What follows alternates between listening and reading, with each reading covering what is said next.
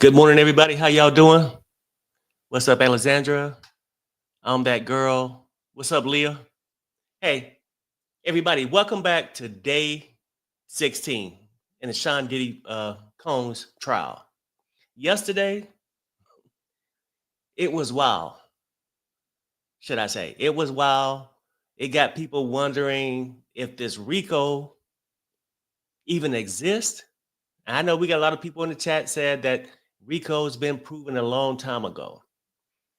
And let's keep it real.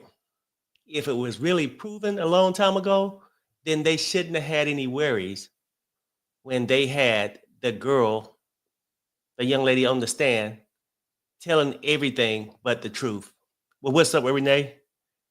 What's up, Lisa? Bay? Who else? Well, I can't catch everybody. But anyway, I feel it's going to pop off today. What do you guys think? Is it going to pop off? What's up, Taz? Sandra? Brown Mama? Hey, waiting on the wife to come. She'll be here in a little bit. You know, we got a chance to sleep in a little extra this morning. So I just been checking out Dennis Byron, like things outside the courthouse. Attorneys are showing up for battle. And let's keep it real. And this is one thing we do have to remember. Sean Combs, whether how we feel about him, is presumed innocent until proven guilty. And I understand a lot of people go to the things that he's gotten away with so much over the years. I would agree. All over those all those years, he got away with stuff, and not many people complained, filed charges. They chose to stick around him. Our disagreement here is a lot of people want to make excuses for them not pressing charges, for keep going back to him. And then let's keep it real. Most people come with, you don't understand, Perry. It was out of fear. A lot of people have left Diddy's company. Nothing happened to him. They wasn't fearful. And the part you overlook, because I think we get a tendency to want to see him pay for the things that we believe he did over the last 10 to 15 years, that we just overlook, make excuses for the people that's on the stand. These people, in my opinion, just my opinion, you guys got y'all's and I got mine, is they was excited to be around Diddy. It was a privilege. And they stuck it out. They got paid. They had a laid back job environment, even though they'll say, I didn't sleep for 5 days. And if you didn't sleep for 5 days, it's probably something that you took yourself and stayed up for the 5 days. Let's keep it real. Like, a lot of people is fascinated with being around celebrities. Is that not a fact? People will date a celebrity. It happened to basketball players, football players all the time. People get with them because of their status. Now, is DV right? Never, never right. A man should never put his hand on a woman, or vice versa. Let's just keep it there. But nobody's condoning any of his bad behavior. But what people have a hard time focusing on, and they'll say, Perry, you don't know the law. Well, just look at the charges. I feel like he was overcharged, my opinion, overcharged for these things. And it's a lot of things he done, but you want to just group it up into this Diddy pie and just find a way to lock him down. And if that's the way you get to do it, that's fine. But I haven't seen anything proven yet. To me, I know we got the chat attorneys in here saying it's been proven, Perry. I don't know what you're talking about, this and that. Well, and you could be possibly right. I'm not going to say you're wrong. I'm not going to say you're wrong. But what I will say is this: we'll find out. If you're so right, it'll be 12 jurors vote him guilty. We'll just see. But I don't see it. So we're going to go through some more testimony today. And I'll post some stuff up later to check the temperature, to see how you feeling later on. But you should be feeling great. For the people who saying RICO is already proven, You could just kick that because you just said yourself, it's already been proven. It's no need to have a debate. So you in good hands with Rico, according to you guys. So that's where we at. And we're gonna get into this thing today. And at the end of the day, we can agree to disagree, but we're family here, right? We're family. We got our own, different opinions. But let's just see. I mean, either I'm not on a trial on the jury, neither are you. So we just be in the jury in the chat or on the panel or whatnot.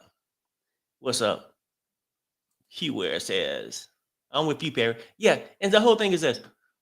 I do. It's not that I don't understand the other side frustration. I do. But then frustration need to be spread it out equally. Frustration with Sean Combs for his behavior, how he treated women. But also that frustration should be aimed at the people who allowed it to happen, who kept going back. I don't want to hear Stockholm syndrome. Unless you got something for their psychiatrist that they've been diagnosed with it, don't play one in the chat. You tell me, don't victim shame, Perry. That's the biggest trend.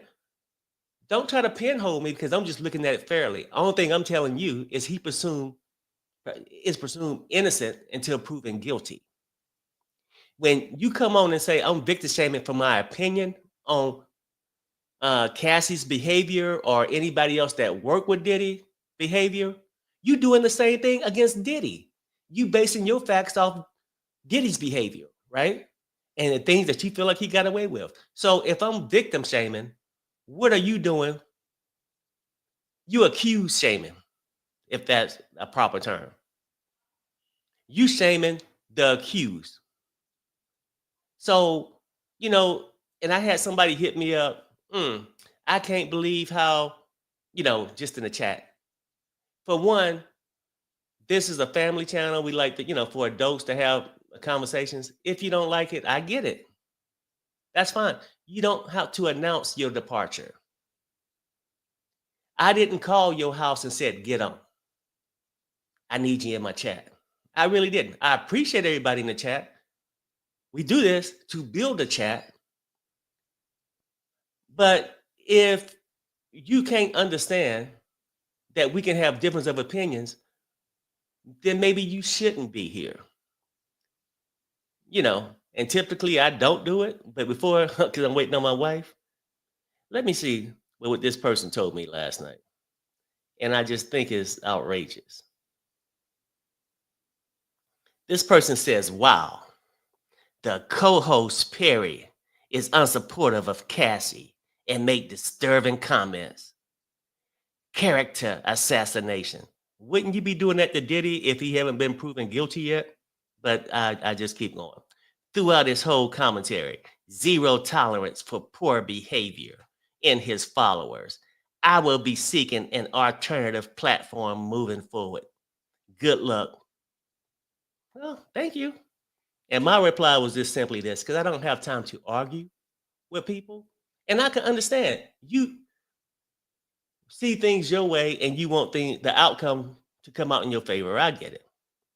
But I'm just simply saying, I'm not for Diddy. I'm not for the people going after Diddy. I'm just watching this trial, trying to watch it honestly, right? I'm trying to watch it honestly. And so I just respond back with this. I'm not for everyone. I'm not. Either is the truth. Some people can't handle the truth or somebody else's true opinion. How can you expect me to respect your true opinion when you want to just downplay mine and act like I'm assassinating somebody's character? I just don't agree with your assessment of somebody's character. That's it. And then I just said politely, thank you for stopping by. And that's just the way it is. That's just the way it is. But let's get into this thing today. I mean, because yesterday, I feel like, and people can look, Perry, you rooting for Diddy? You want this to happen? I'm rooting for fairness. You guys want fairness for the victims, so do I. I also want fairness for the accused that's presumed innocent until they're proven guilty. Is that too much to ask? Is that truly too much to ask? I'm just keeping it real. And I think a lot of people want to keep it real.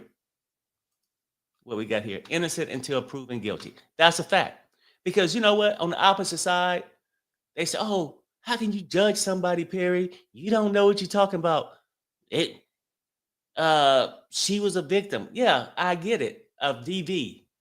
And we go back with the Cassie thing. I go back and say it again so I don't have to say it all day. No man should ever put his hand on a woman. Diddy was being a coward, a controller, a male chauvinist. Maybe, to the point where almost like he don't even respect females as humans. I get it. And that was up to those two and law enforcement or whatever to either charge him with those things back then. It seems that they got this thing in the United States called a settlement. She was going to sue him. They made a settlement. She got 20 million or whatnot. So I'm not saying, well, I guess you can weigh it out. The things she endured, was it worth the 20 million? Yeah. I mean, I don't know. You had to ask her that. That'd be a personal thing. But she got 20 million. They both, as adults, came to an agreement. This is what we're going to do and move on. Now we in a RICO. We going through all these things and people saying, yes, that's the smoking GUN. It's down now. We got him for arson. We got him for bribery. Yes, you guys can see it that way. And I can honestly see how you see it because you can read the things and say, oh, yeah, that would qualify. But me, as a black man, looking at it and saying, hey, I think you're just trying to amplify these charges and amplify these things to get him on something you should have got him on years ago. Kidnapping. Come on, people. Kidnapping is taking somebody against their will. And actually, that's funny how people can look at kidnapping and say, oh, yeah, that's a fine word for it. But what's the definition of a person that keep going back? I was just mistreated so bad. I'm going back next week, y'all. Come on now. What would you call that? And just my opinion, a lot of people stayed because, yeah, they had some bad times, but they must have enjoyed the good ones to go back. And I'm going to say this and I'm going to move on with it with Cassie. I think Cassie stayed with Diddy, endured all that because she knew if she felt, in my opinion, that if I don't do these freak offs or whatever he want me to do, I'll be replaced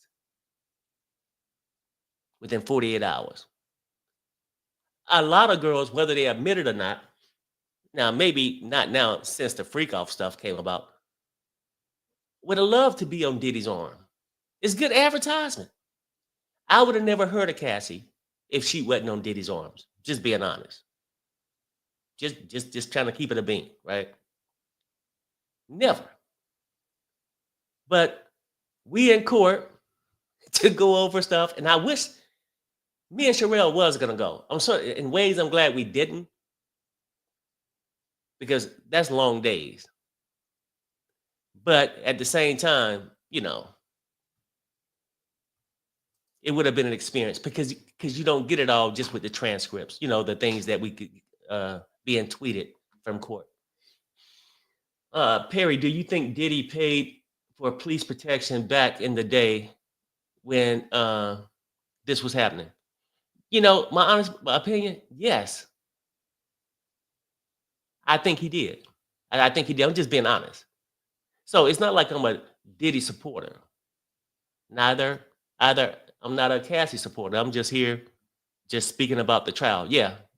Can I prove it? No. But I believe he paid for police protection. Yep. Let me see what else other questions we got. Let me see this. Cassie was the one who surrounded herself drug addict friends. he may have cared about her and wanted her with a different crowd. We keep having to come back to Cassie. She used him too. Thank you. A female saying it. Let's not come with Perry don't understand women. They're young and gullible. Basically, it got to a certain point where females try to convince me so bad that Cassie never could be a user. She was groomed. There's a such thing as fast women, fast teenage boys, just fast. You know, the ones out there living that life. And no, I don't know her. I'm just assuming, giving you, looking at the big picture, saying these things could be possible too. You know, and I'm not saying you guys are 110% wrong about whether it's Stockholm syndrome or whatnot. You know, possible. But it's other possibilities too. Let's not just focus at one possibility and leave it at there, because everybody life experiences is different, how you might see it. And then my heart do go out to all the true victims that went through this. I'm not in any kind of fashion saying you're wrong for your feelings, the things you went through, you should have went through. I'm not saying that. I'm just saying we have imitators in this world. We have a lot of liars. Case in point on the stand yesterday, in my opinion.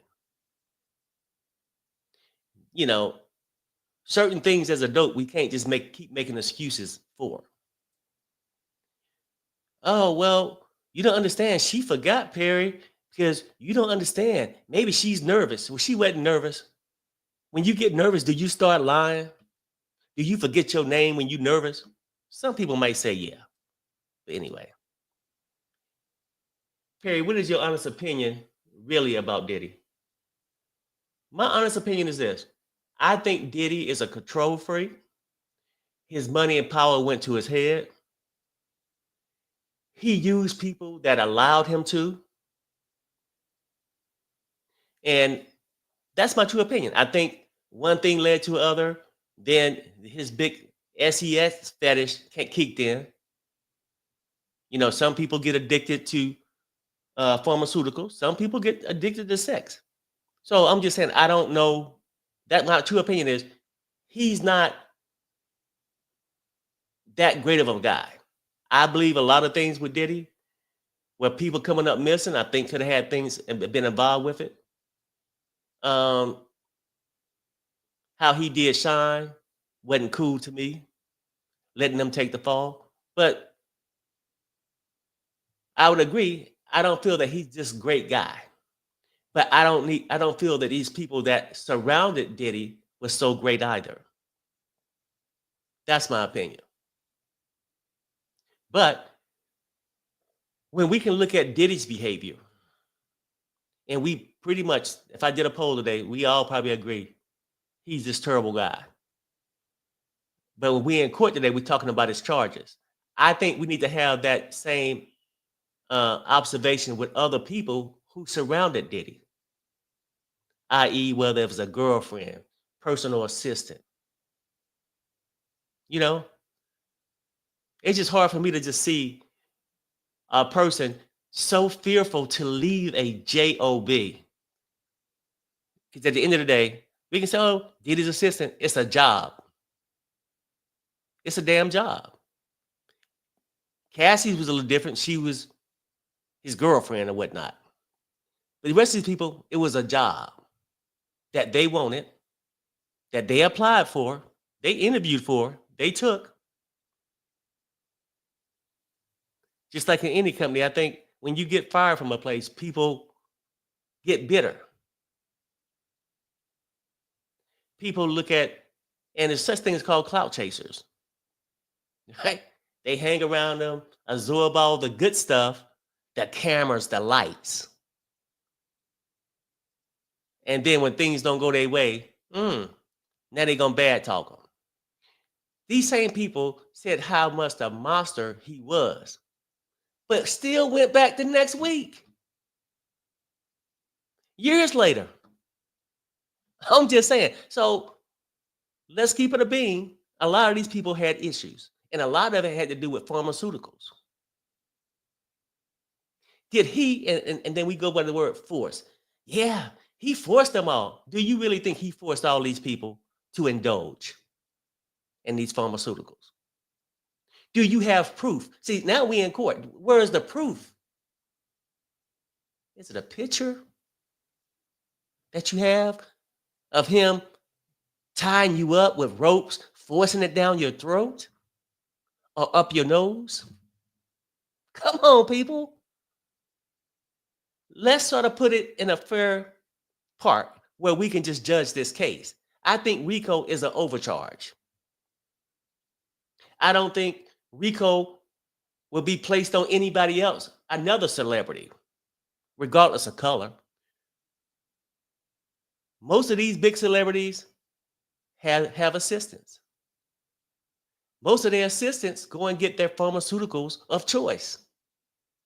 Is anybody calling that trafficking?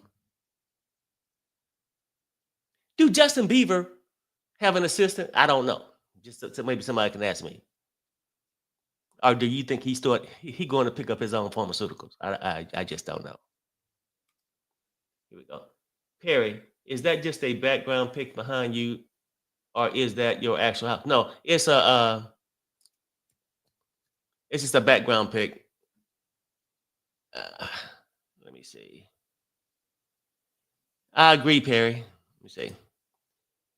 I agree, Perry. And he became addicted as well. See, that's the thing too. And then when people want to say, Perry, you don't understand what it's like being a victim. What if I told you it's possible that Diddy was a victim? Because I don't know. Like, you don't truly know if these other people were victims that you're backing. Well, you really don't know. Unless you was in a room with them. Unless you knew them personally. You just don't know.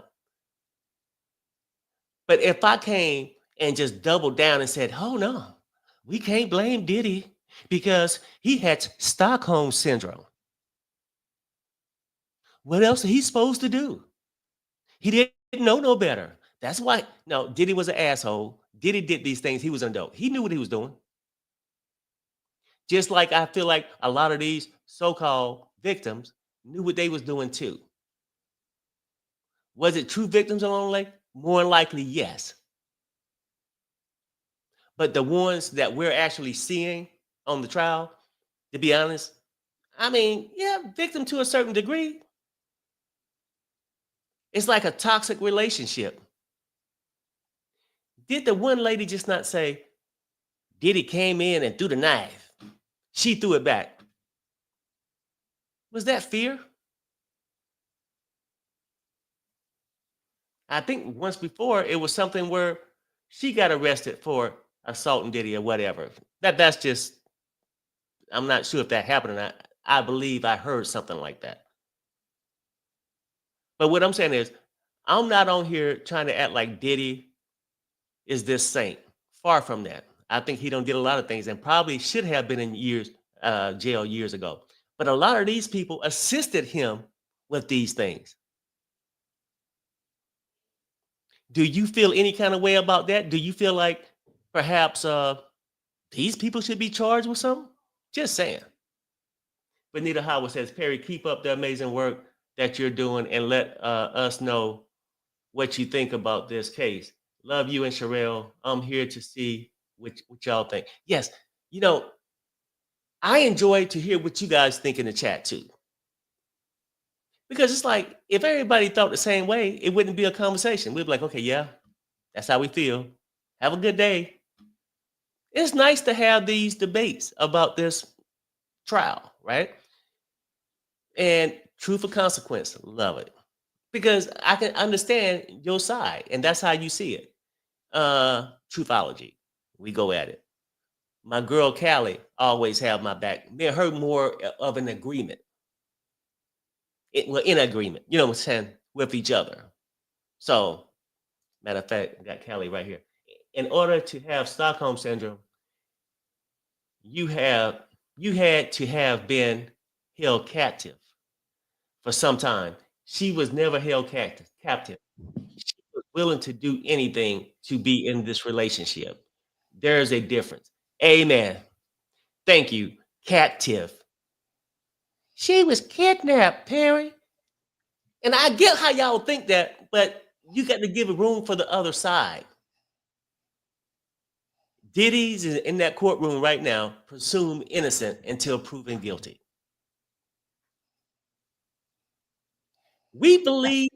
I have believed the testimony of some of these people when they was directed by the prosecution to turn around 15, 20 minutes later to say, I don't know. Okay, we're Oh, my bad, honey. This is Maureen Comey speaking. She says the reporters are not officers of the court and they won't know what has not been reported. Okay, we're having our daily argument over evidence. That's why I want to review them myself. I don't think there is a real constitutional issue here. Okay, so we're going to let them go and argue till they work it out. We're waiting for the jury to come in every morning now. If you guys been watching this with me from the beginning, every morning. And this time, we got 2 minutes before it's supposed to start. Okay, let me try to get my app up too. But good morning. Every morning. Beatrice says, yes, Perry, I like it because you look at both sides. I truly do. Now, I might laugh and joke with you about some things just to break up the day. I'm trying to look at both sides of this thing.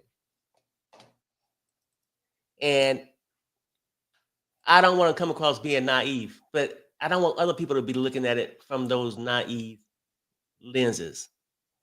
Like, you got good girls growing up and you got some bad ones. And same with guys. Not everybody went to that Catholic church. And hell, these days, I think Diddy supposed to have attended some Catholic private school or something. I don't know. I'm just saying, look at all the possibilities instead of coming 150% at somebody thinking, I mean, no, Perry, that's not the way it is. She was a wholesome girl. Maybe I'm wrong. But the crazy part is maybe you're wrong too. So today, we're going to finish with Bongolan, that's her name, Bryana. She was on the stand yesterday, Cassie's friend. She didn't do too good yesterday. In the beginning, she was great. And then she kind of struggled, which all people would do because, the defense is supposed to poke holes in your story. I think she got really rattled on the stand. And she was dedicated to telling the truth, though. She wanted to tell the truth. And I think it backfired because if she didn't tell the truth, they told her she could have charges pressed against her, and that would be drug charges, and nobody wants to do that. So they really dismantled her story. She was shaken. So she's coming back. Hopefully she, got a chance to analyze how you should answer questions, how you should not. Hopefully the prosecution talked to her about that, but she's not supposed to be on long. We're supposed to have this Jane person who I feel, and we took a test yesterday, you guys feel is Gina Hung. I hope I'm saying it right. Hung. Gina. We all seen her on the Tasha K show. She did not want to testify. It's obviously obvious. They told her, if you don't testify, you could be charged. Yesterday, she was very worried about getting immunity. Before she said anything, she wanted immunity. So Gina probably knows some damaging things, because so far, all the people that have they're all hostile witnesses. They're all a part of Diddy's inner circle. And either they were just bad. I think the worst person was the makeup artist. He was extremely hostile. I think Bryana did the best she could do. and it's just a mess. The whole thing is a mess, but hopefully today Jane will give us some real concrete evidence, not circumstantial. I mean, the only person that's given concrete so far would be the one on Friday for the bribery and stuff like that. So I don't know. This case is drawing more attention. I was watching the news coverage this morning. More people are coming. People are flying over from England, flying over from Australia. This is getting a lot of coverage. Okay, let me read this. Cam says, y'all crazy. You all be wanting to free all the monsters. Why? Because he's black? I don't think that's a factor. I'm not sure if you're black or white. You're presumed innocent until proven guilty. Wait, first of all, let's make this very clear. Okay. Perry is not attached to me. He has his own mind and his own feelings on the case. So don't mix the two. And I let him, well, I don't let him. He speaks because this is his channel. He's been doing this with me for 5 years. And, he's just telling you a point of view that very well could be, I hope not, but could represent someone on the jury. Nothing's ever a shoo-in. Nothing's ever a shoo-in. And then Art Kelly and Diddy need to be locked up together. Yeah, I get your opinion. And I ain't really got a problem that if they can prove he did something. I feel like I told you earlier in my opening statements when we was talking about it, I feel he did a lot of things. But Cam, do you feel the same way about the people who allowed it, who assisted him? Can you answer that? How do you feel about that? Do you think we have an update? Okay. It's from the judge says the type of information that Ms. Comey wants to redact. Is it just a matter of timing? Should we adjourn for the day? Oh my God. To permit redaction?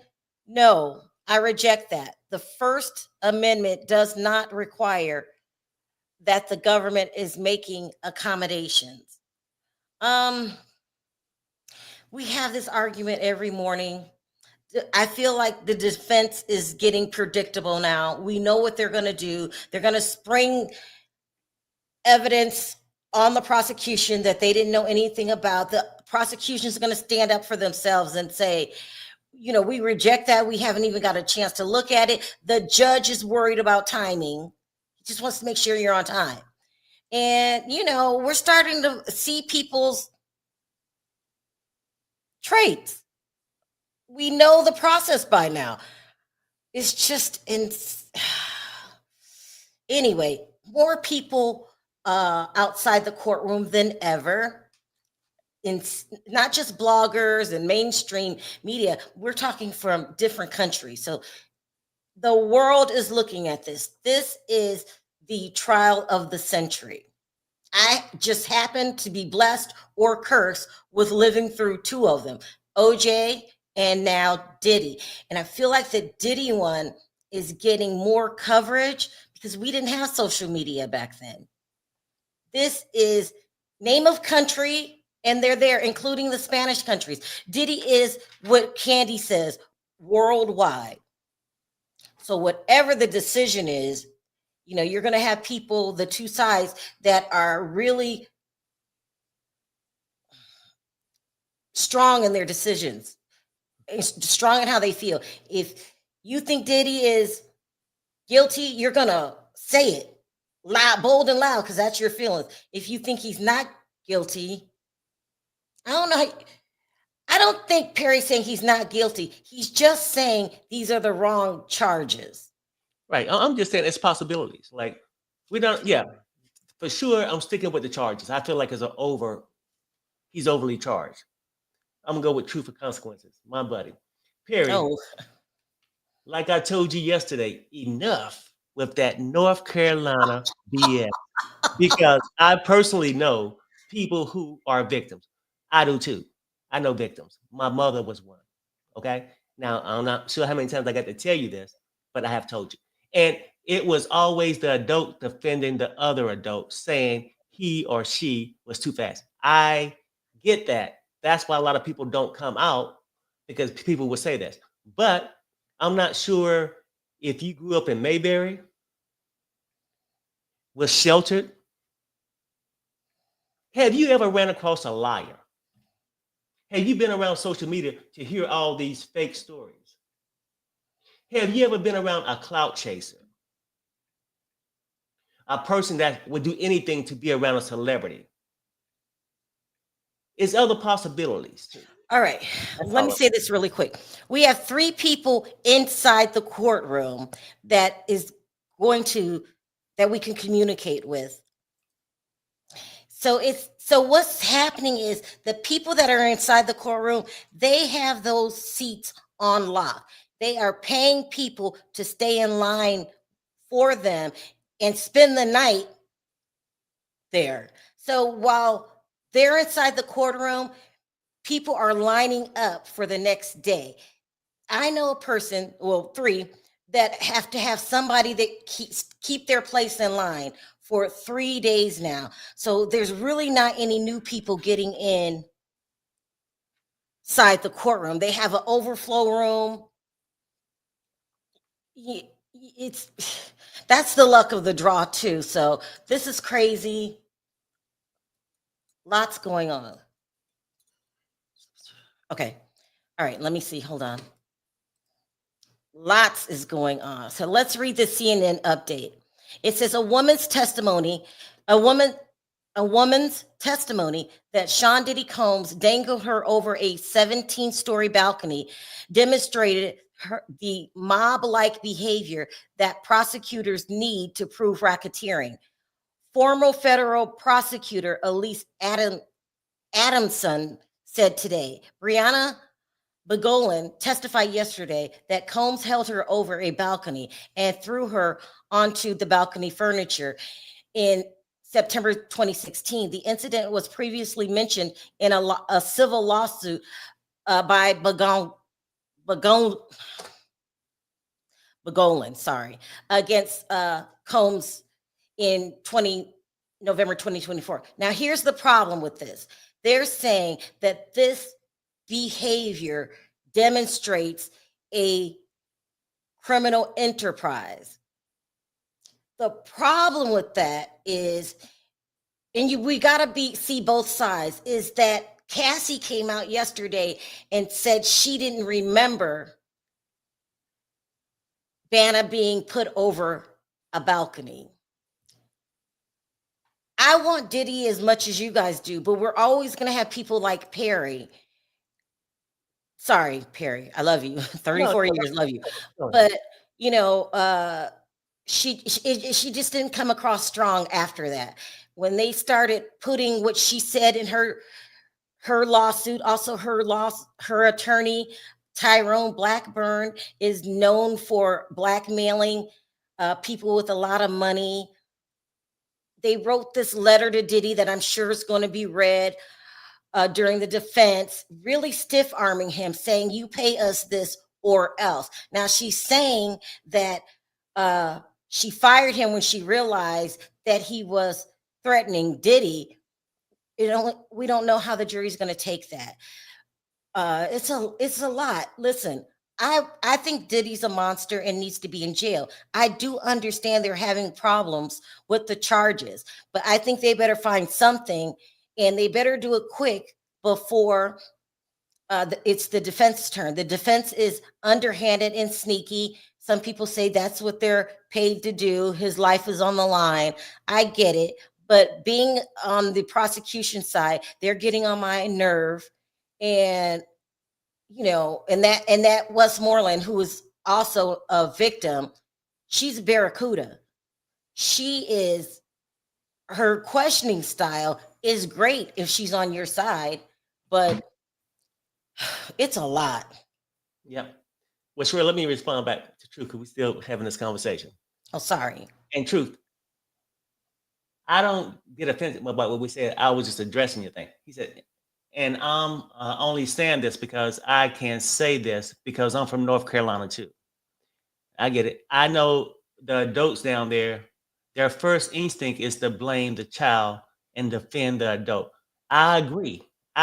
Back when I grew up, that's the way it was. But from my opinion today, North Carolina was 40 years for me since I've been gone. Go ahead. Okay. Shapiro says it should not be admitted. They're still arguing over evidence. It is a backwards looking statement. Attorney, the screenshot was captured in September 2016, shortly after the incident. Shapiro, it doesn't say how Miss Ventura heard about it. Could have been from someone else. And these bickering sessions that they have going on a daily basis. It's on a daily basis because of the defense. They know what they're doing. They're playing head games. What they're doing is trying to introduce new evidence every day to the prosecution. Prosecution needs to put their foot down. I mean, the judge has the final say, and they are giving really harsh pushback, but the judge keeps allowing it. The judge isn't saying anything. You have a list of rules, Mr. Subranian, Judge, Your Honor, that you're supposed to follow. And one of them is they're supposed to turn in the evidence before the day of showing the evidence. But the judge keeps letting them do this time and time again. I don't get it with him. The judge is very familiar with the hip hop culture, the way he dresses outside of court. He wears Converse shoes. He does a lot of walking. He's only 40. I would hate if he had a bias, but I don't know. Go ahead, Perry. He's pissing me off. Yeah, but no, I was gonna go back to truth and consequence. I get it, but things change. I don't travel the world since then. I left North Carolina over 40 years ago. My opinion ain't based off what they said. It's based off I have ran across the liars, clout chasers, and a lot of people who hang around these celebrities just for the fame of it all. So in a sense, I guess the people they're using celebrities. So I guess the celebrities could be victims also. But anyway, Judge Wood says this. Getting out of hand. All these people are still friends, communicating, doing the trial. They orchestrated this. The women friends are committing RICO.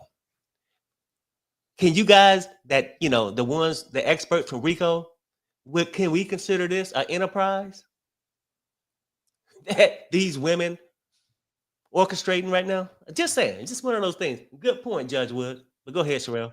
Oh, that's a very good point. She admitted on the stand, Bongolan, that she has talked to the makeup artist after his testimony. She's spoken to Cassie after her testimony. That's usually a no-no. Doesn't look good. I don't know why she even said that.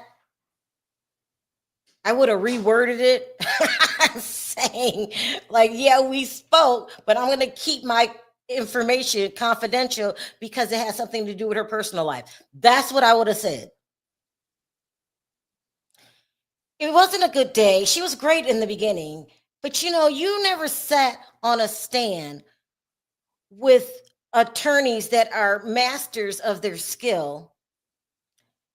That Westmoreland, I call her Grizzly because she's like a grizzly bear. You don't know how you would have testified either, Perry, if you were on the stand with her. They were tripping up her words.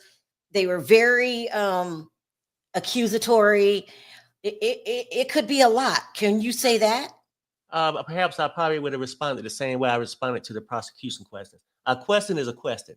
If you say 2 + 2 with the prosecution is 4, it should be your same answer when the defense. No. It's not that simple. You watch Perry Mason.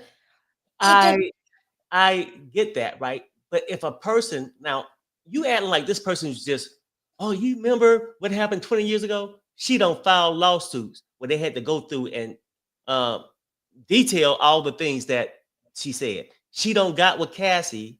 They don't rehearsed a couple things.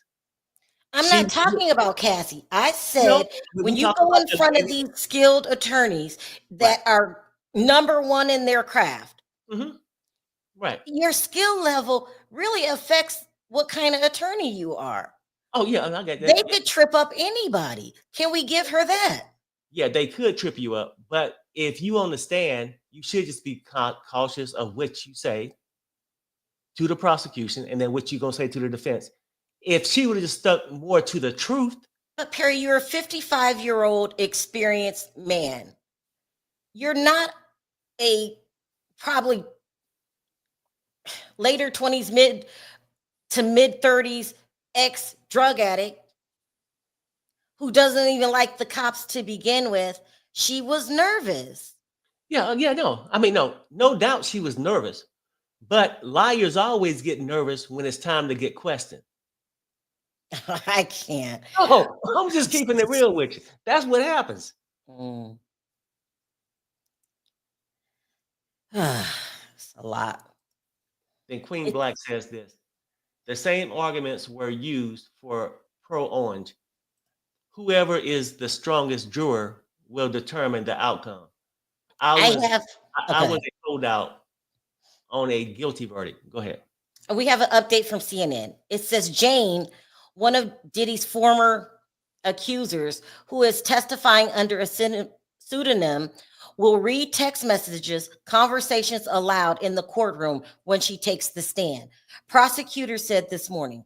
The discussion arose as a group of media outlets argued for access to the exhibits admitted into evidence. Okay, usually they will give you access to the evidence after the trial. The media is asking for it during the trial. And I guess they know that they're not going to get that. But hey, let's just, take a shot. What could happen? The worst they could say is no. He's going to say no. And it says, the judge has said no exhibits will be shown to the public in the courtroom, and the prosecution will eventually release the exhibits to the press.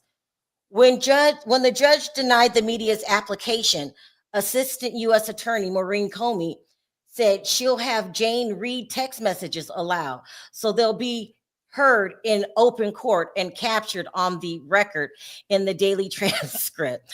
When to expect Jane to take the stand? The defense cross-examinations of Bongolan, a longtime friend of Cassie, is expected to continue this morning. Prosecutors have said they'll call Enrique Santos next. We already had him. Who was that? That's the security guard. No. That's Oh, no. no. Enrique Santos works for Diddy. He is very good friends with KK. He's So very important. now they starting to get back into that. That's the direction they need to go to Let me finish this last paragraph. Prosecutors have said that they'll call Enrique Santos next. His time on the stand is expected to be short, and afterward, Jane's closely watched testimony is expected to begin. So she's supposed to be called last today. What were you saying, Perry, about Santos? Yeah, I was gonna say to me, Rico, you need to get to this enterprise. I think if anybody can probably get there, it's people like KK, maybe this guy, the guys who, not the bedroom action stuff, because it's not a crime. We're way past that now. I think the prosecution is well aware that they've got to prove that Diddy is in charge of a criminal organization. So that's what they got to do to make the bribery stick, even the arson. I'm going to go with the arson at this point too, because somebody did it. And if we're just introducing circumstantial evidence, then put the arson in there. So Baby Nice says this: the whole story about him dangling a grown woman like a toddler over a 17th floor building is not believable to me. And I would think now maybe dangling somebody. And this is my thing. If she would have said Diddy and his bodyguards, do you know how much it is holding pretty much dead weight, 115 pounds over a rail? So part of me with that, I don't believe. I believed it back in the day because I thought she meant his bodyguards or a group of guys held her over. Let me remind you of this, Perry. They said if she's caught lying, they will press charges on her. She said that over and over in yesterday's testimony. He didn't dangle her over. He lifted her up and her legs were on the other side Okay. Like Well, like I'm sitting right now, mhm, that's dangerous as hell. I get it. But then I know. So the thing is, a person when they know they got this immunity thing, if they lie, but she got a lawsuit. In order to get to win the money, you got to stick to that lie. But when you go to the cross examination, now the nervous part is, are they going to call you out on your lie? Because it's inconsistent statements. One was they was at a hotel, then they Oh was at yeah. Cassie's balcony. So I'm just saying, like, it's a gray area there. Most liars do get nervous when they get hooked up to a polygraph machine. Harry, I'm just keeping listen, it. no, I'm really serious right now. It's so easy to get tripped up over your words if a skilled professional is in you badgering the witness. She was badgering the witness, is what she was doing. She got tripped up over her words. It happened to me in court before. It just happens. I You're feel like nervous. I feel like she wasn't badgering her. I feel like she was getting to the truth. See, that's why I think different things. Was she badgered when the prosecution talked to her? Your One, story is your story, and I get people can cross up your story and try to rephrase it to be something different. I get it. But you don't see the inconsistencies in this person's story. well, What did the listen, defense I was supposed on to the stand before for my sister's paternity lawsuit, or what's it called? Not paternity, but when they wanted custody lawsuit. You know, I'm on my sister's side, but when I got on the stand, I just got nervous and made it seem like the father was the better parent. It just came out all wrong. I was crying afterwards, telling my sister I'm sorry, and she was like, I understand. It gets confusing. So Mhm. that very well could have happened. Come on, you got to give her that. That could happen. Sherelle, I'm just not gonna Oh my comment God. because I'm not gonna give her that. I'm gonna give her what her testimony was given, and it wasn't truthful to me. Okay, Judge Wood is doing a great job. He's trying to fix our broken relationship in the chat for the people who agree and don't agree. He's saying this: guilty, but wrong charges. Right? My mom was DV'd as well. So a lot of people overlook that fact. They act like, oh, Perry just no. I don't just know somebody. It was my damn mama. So stop that. But the whole thing is, do I think Diddy was guilty of a lot of things? Yes, I said that when I came on the panel this morning. So the argument is, you just hell bent on want to force these charges on a man. These, like Cassie said, if Cassie would have called the attorneys, maybe he'd be doing some time for some of the abuse he did to her. Just saying. It's all about accountability. And some might be needed when a person gonna file a $10 million lawsuit on somebody and then come back and not know what you filed in the $10 million lawsuit for. At least get your shit together.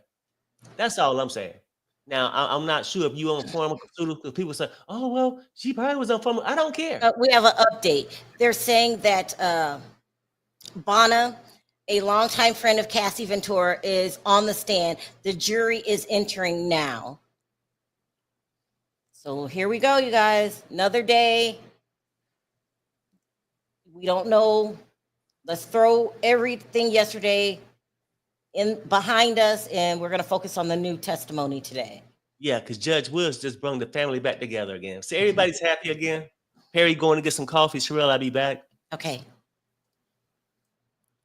I mean, when I tell you guys, everybody is covering this case. It's the case of the century. And, you know, I want Diddy in jail so bad that I'm being extra sensitive also. So, because he gets away with too much. Too much. I'm not going to lie. Kim, which is not supposed to be a part of my decision, but is, Shine, which is not supposed to be a part of my decision, but is hitting the UCLA football coach in the head with a dumbbell. Like, he's just, but will the Rico stick? Well, we're getting there. We're getting very close because we do have the arson, because this is supposed to be not an evidence-based case. It's circumstantial. And so if it's circumstantial, nobody else was angry. He was the only one acting a fool. He blew up Kid Cudi's car, period.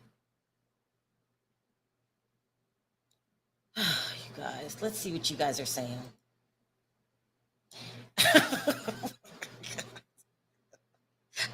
Elaine says Michael Jackson dangled baby blanket over the balcony. Diddy couldn't dangle a grown woman over a balcony. Come on, people. He didn't dangle her. She said he came up from behind her and put her on the rail and her feet were dangling. But I remember when Michael Jackson did that, who I love. Here we go. Judge says, bring in Miss Bongolan. Then jury rise. Judge says, jurors, we have a lunch coming in for you. We're going to take a short break. Miss Westmoreland, question mark.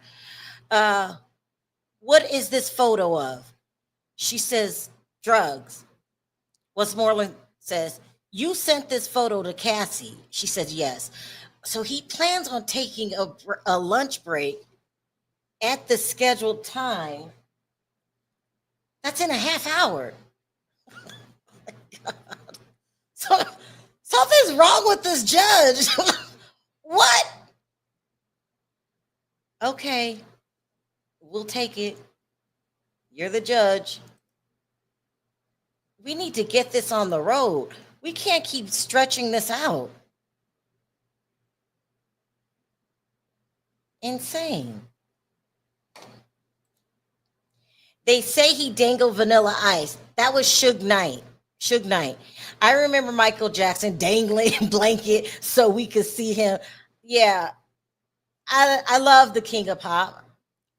He will always be the King of Pop in my head. But you know, sometimes he just did some crazy stuff.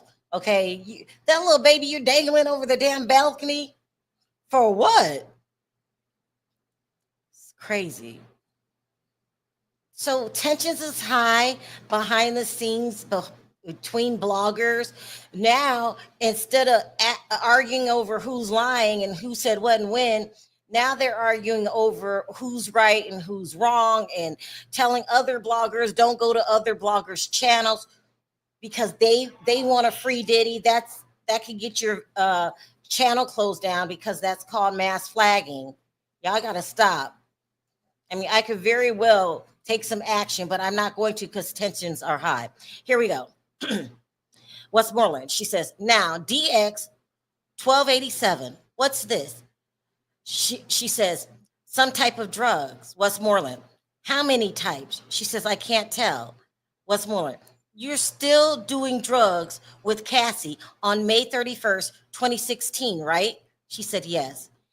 In this drug fuel binge that they went on the day before she decided to quit.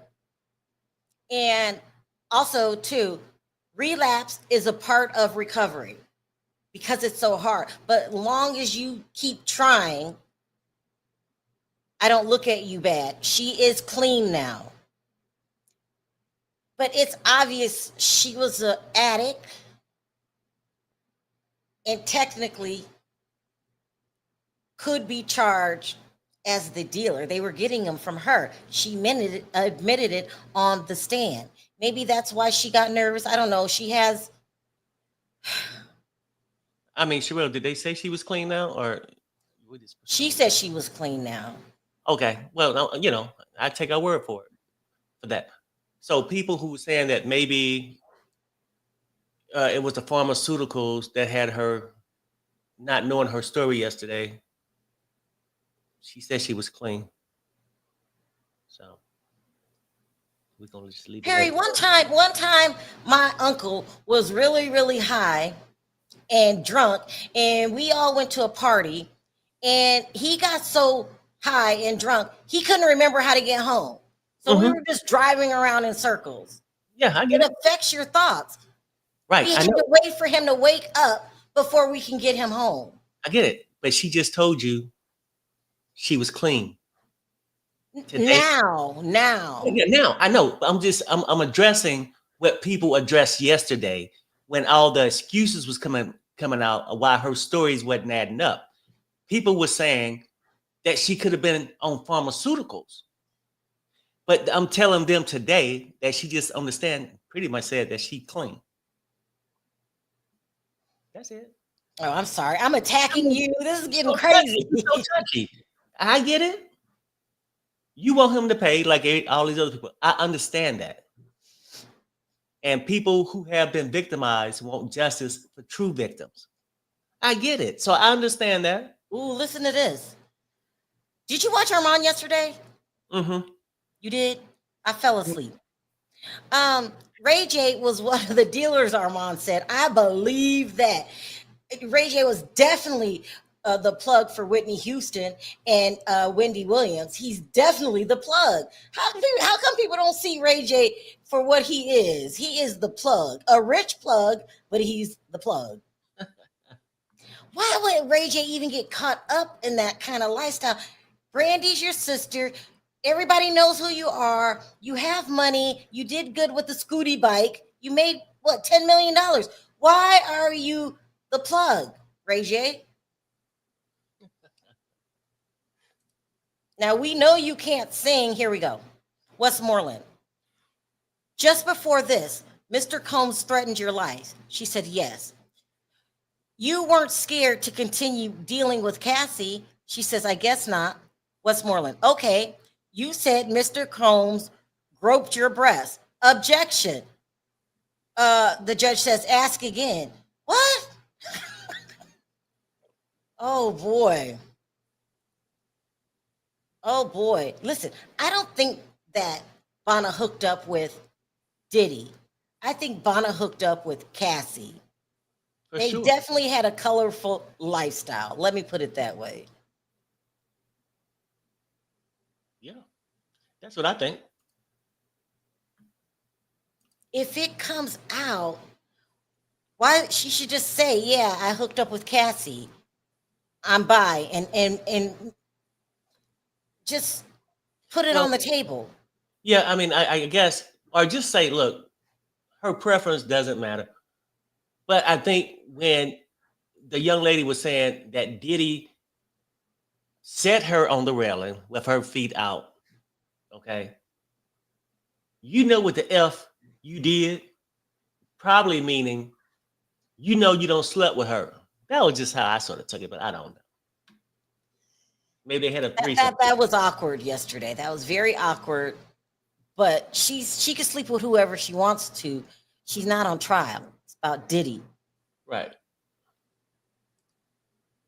It felt like here we go. Westmoreland. Mr. Tyrone said Mr. Combs groped your breast. True? She says some of the things he wrote were not true. Attorney, you fired him and hired new civil lawyers, and they drafted a lawsuit. You reviewed it, right? She says, to the best of my ability. We talked about Tyrone Blackburn yesterday. He is bad news in the law community. If you ever, pay him to represent you, you can guarantee there's an 80% chance you're going to lose. He has a bad reputation in different states. He went down to Atlanta. Now he's up in New York. He's terrible. He's terrible. He accused TD Jakes of grooming his client when your client was a registered ex-offender. Tyrone Blackburn has no morals. He's like, listen, if TD Jakes is guilty, yes, then he needs to pay for his crimes. But it looks like he's not. It looks like you are lying on him. It's a mess. Yeah, he's like a shakedown attorney. He really is. Get rich quick. You know what I'm saying? Instead of doing the time and actually fighting, it's just trying to find a way to manipulate to use your attorney privilege to force somebody to settle. Do That's you realize if this case was an open case, because some of the documents are sealed, if this was, let's name all the celebrities at the parties, let's name all the real plugs, everybody would be going to jail. right. But here's the thing that I'm having problems with. The Mm-hmm. people that actually took the stand, the escorts, Mm-hmm. did they intentionally leave Diddy out? Because they just talked about being with Cassie. Or maybe that was to show how he pressured her into doing these freak offs. That's probably what it was. Well, I mean, I don't know. I mean, like that. Obviously, they didn't say it. They said everything else. What they was forced to do, what they had to do, changing positions, what Cassie wanted, what she didn't. Nobody mentioned Diddy. But the whole thing is, when we talk about these celebrities, right? These white parties and whatnot, that's still irrelevant to these charges. This RICO is based about the enterprise, Mm-hmm. right?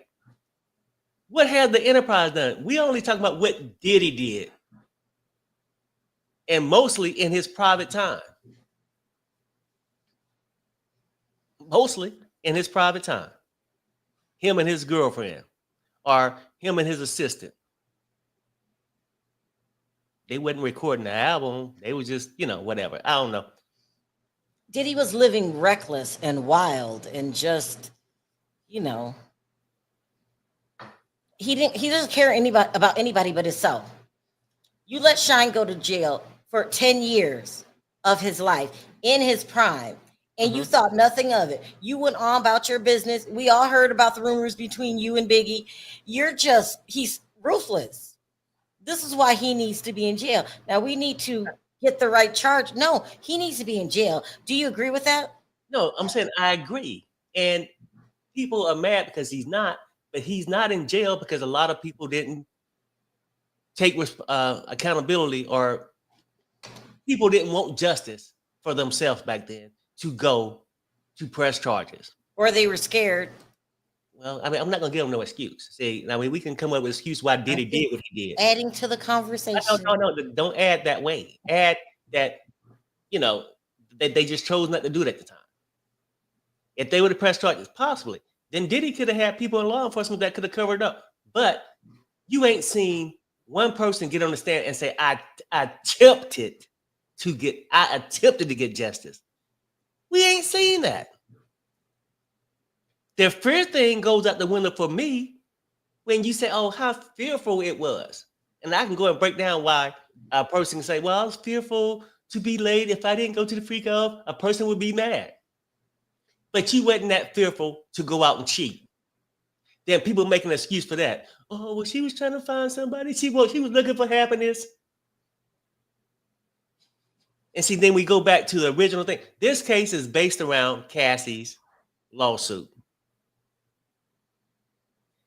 The feds thought it was so incredible. This is so juicy and full of crimes. We're going to do a RICO, y'all. We're going to raid the mansion in Florida, LA, and New York. By boat, air, and sea. Let's read questions. Someone says they're all sleeping together, y'all. Diddy supposedly got here, etc. And so does R. Kelly. Yeah, I don't even know how you can have X that many times. It's just insane. They're humping everything that moves. And I think also that could be drug related because they're talking about Molly and ecstasy. And from what I learned about those, it makes you, a nympho. That's what it makes you. Did you just take my question down? I ain't see nothing. I just see exactly, Perry. That's why the testimony is about SEX life and abuse and nothing else. Oh, go ahead. I don't know. You took it down. It was something about TD Jakes. Hold on. But I thought you had addressed it. This. Uh, TD Jakes, no, TD definitely has stories in Atlanta for decades. God will deal with him. Y'all think that TD Jakes is guilty? I mean, he acts like he is. What were you doing at the freak offs? But I'm very careful to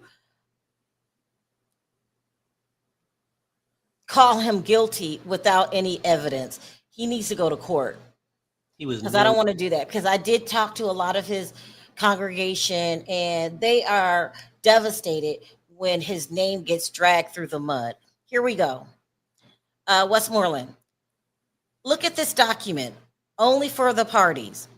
Ma'am, isn't it true that your lawyer, Mr. Tyrone, alleged for the first time XA, and although he knew it was untrue, you began repeating it? She says, can you rephrase that? She's trying to tie you in, honey, with Tyrone. That's what's going to happen when you get a con artist attorney that's that damn money hungry. This is crazy. I'm sure she didn't know about Tyrone. Tyrone's the kind of person that will approach you. He could approach Bonna and said, listen, I heard, because we just said yesterday, everybody heard about the dangling over the balcony. He could have approached Bonna and said, this isn't right. You need to. And more likely it happened that way. Girl, you the one he hung? Girl, we can get millions. Yeah. Yeah. It's always a we with somebody Mhm. else's so-called problem. We can make a settlement fast. Yeah. But to the people in the chat that are Team Cassie, I know how you guys are feeling. We're anxious. Sometimes I have a deep feeling in the pit of my stomach. Like, because if he gets away again for the 10th time, I don't know what I would do. I guess we would have to accept it, but Diddy's gonna do it again. I don't think he's gonna have any freak offs, but he's going to do somebody else wrong. That's in his nature. That's how I feel. Now, is he a different Diddy off drugs? I don't really care or give a damn. Here we go. Westmoreland. Mr. Tyrone alleged that Mr. Combs SA'd you, right? She said, I can't speak for him. There you go. Good job. Westmoreland. You speak for him. You kept repeating all the lies about the grabbing your breasts. She says, can you restate it? This is what Bonna said. And Westmoreland says, okay. She see those claws coming out? She's calling her a liar on the stand. No. She wants clarification. It's a difference. Did he or did he not? Wow. I think that Bonna's doing a good thing by saying, can you restate that? I'm not sure. She's doing her job. She's making sure she doesn't lie. And she said restate it because she don't know how to give me a moment. Let me figure out how I can be right where I don't get perjury and not. I get it. But at the end of the day, if you can tell me either if it's in your claim and you don't claim it, because if it was an issue with, well, according to him, well, wouldn't you have said, no, that didn't happen to me? Or it did happen to me? Come on now. Let's stop playing games with Perry. Let's stop. Because we're a happy family right now. Everybody gets along in the chat. I don't know how I married you. What was I thinking? Insane. Something's wrong with me. Here we go. Westmoreland. You continued accusing Mr. Combs of SA. Even though you knew it was not true. Bonna says it's really hard to commit to the whole sentence. Westmoreland. You knew SA was the only way you could sue. She says, I don't recall. Oh. You didn't know? You can't recall? Oh, so no, okay. Now let me calm down. See, that's what I'm saying. But maybe she just said that because she's nervous. Okay? She's just I nervous. feel no way. Here we got a CNN update. It says defense attorney Nicole Westmoreland showed Bryana texts with photos of drugs that Bongolan sent to Cassie in the month after she alleges Diddy threatened her at a photo shoot in April 2016. Bonna testified that the image she sent Ventura appeared to be drugs, but said she wasn't sure what type. uh, Bonna confirmed that she and Cassie continued their friendship as usual at the time, despite the alleged threats from Combs.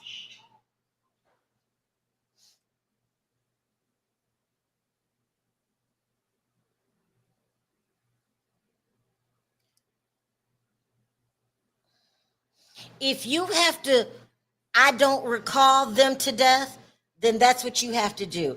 And I think she should continue to do that instead of giving botched answers. Just say you don't recall. And then if she can't recall 3 more times, they need to go ahead and take the cuffs off Diddy, open up them damn doors, and let him walk. we have an update. Westmoreland says, you say you were screaming. Are you aware of anyone else calling the police? She says, I don't think so. Westmoreland, you didn't go to an urgent care? Question mark. I didn't. You didn't tell the chiropractor what happened? She said, no. This is badgering in the first degree. Who did you tell? Hi, Deb. Burn. I told Blackburn. Deb says Diddy will definitely have more free calls if he gets away with it. Now he knows he can get away with it. He needs to be locked up. He needs to be locked up. Deb, what charges can we get him on? He is terrible. He's a horrible human being. And the inner circle, they all were addicts. You know what's funny about this? Everybody want to see Diddy locked up, but the so-called victims. You notice that? Yeah. I mean, how ironic is that? Seriously. Isn't it ironic? Do you think? Come on, Wow. people. What the hell? What the hell is going on? Because they're addicts, this does affect their testimony. I believe them when they don't remember shit. Come on, how many high people have you been around? Drunk people, high people. When you're under the influence, you just do crazy stuff. And Is she sober today? Is she sober today? Today she is, but back then. Was she sober when the update. Westmoreland, why not? She said, I was scared.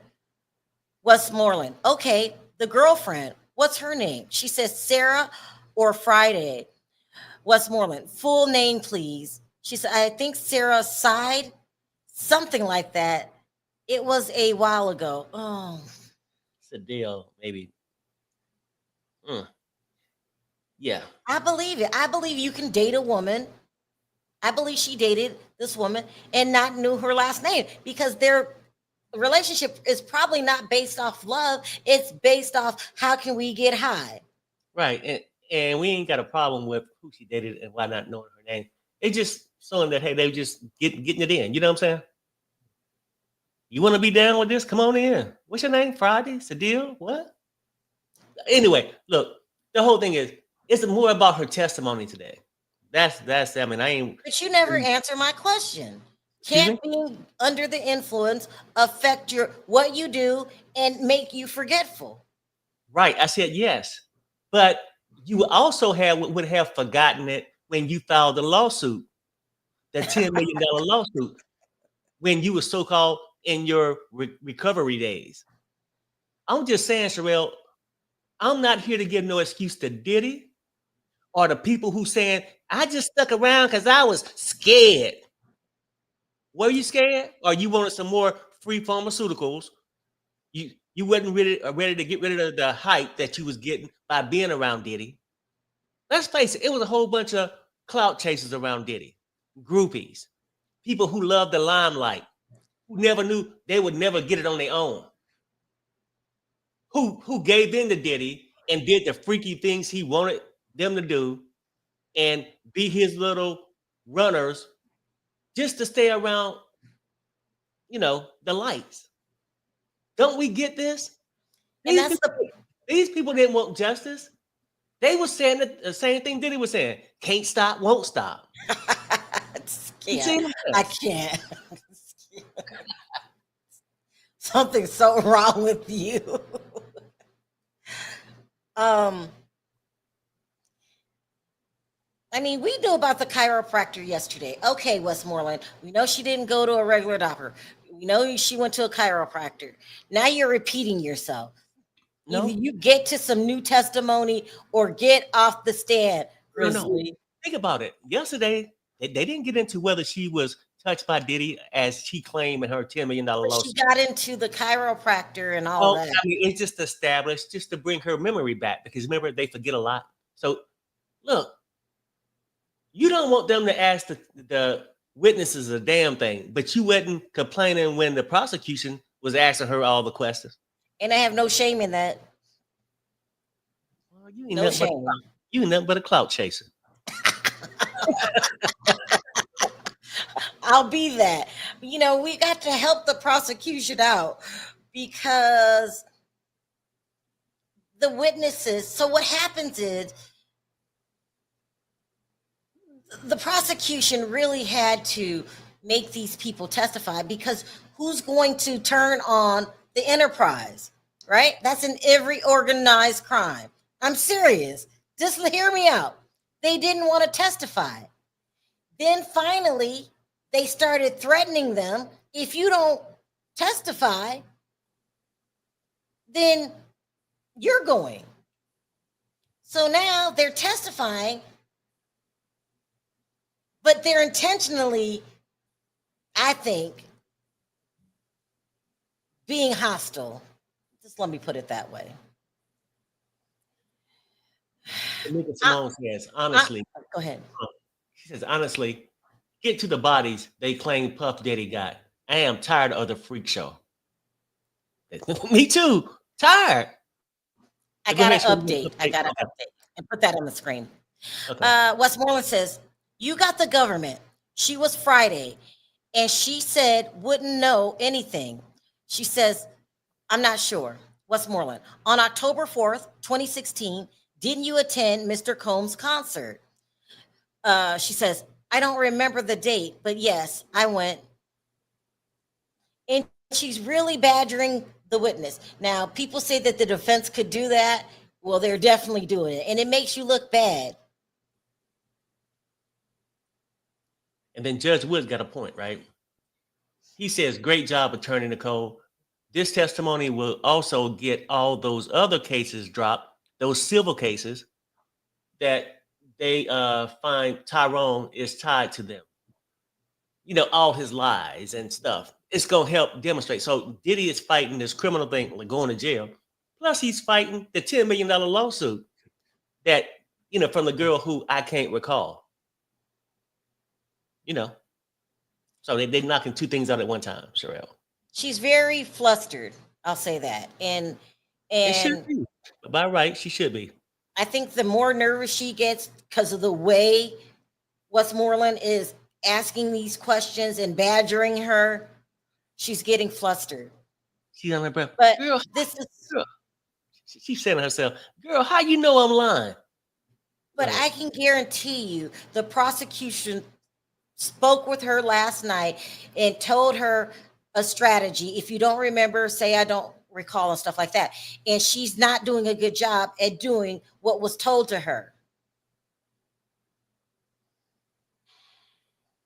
And we have to remember, she's not on trial. Is she making it obvious that there's a criminal enterprise? She's too flustered. She's on the stand trying to put this man away for life. Which is more serious? Is she on trial? Is she not on trial? Or your ass is on the stand trying to put this man away for life?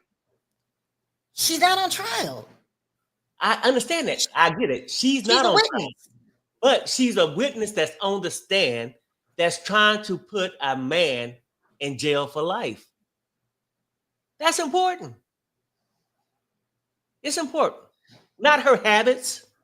I mean, you so much worried about her sobriety. I didn't say I was worried. I said she's clean. She said Well, it. no, I'm saying, but she's on the stand. We know she's not on trial. She got a case. She's trying to sue for 10 million. So in a sense, she is on trial, trying to get away with stuff now to establish so for her civil lawsuit. Yeah. Boy, when y'all go in denial, y'all in denial. I'm not in denial. I'm just trying to find something to get him on. And I told you that. And I have no shame in that. He needs to go to jail. Do we have enough right now? No. And Mo B It's said this, yeah, she's on trial because if she lies, she commits perjury. Well, that is sort of a form of a little bit of trial there. I'm worried that they're not going to connect the dots. And that's what I'm worried about. They're not going to be able to trace it to being a criminal enterprise.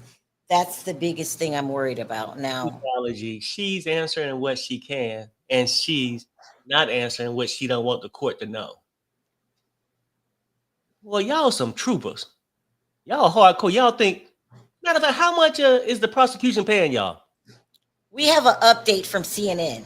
It says defense attorney Nicole Westmoreland asked Bryana Bongolan if her longtime friend Cassie Ventura witnessed the moment Sean Diddy Combs allegedly dangled her over a balcony, which has been central to Bongolan's testimony in Combs' federal criminal trial. Bongolan said she heard Ventura's voice during the incident, but said she couldn't speak for her. Westmoreland suggested Bongolan had told prosecutors several times that Ventura saw the incident. She said, I spoke to them, but again, I don't recall.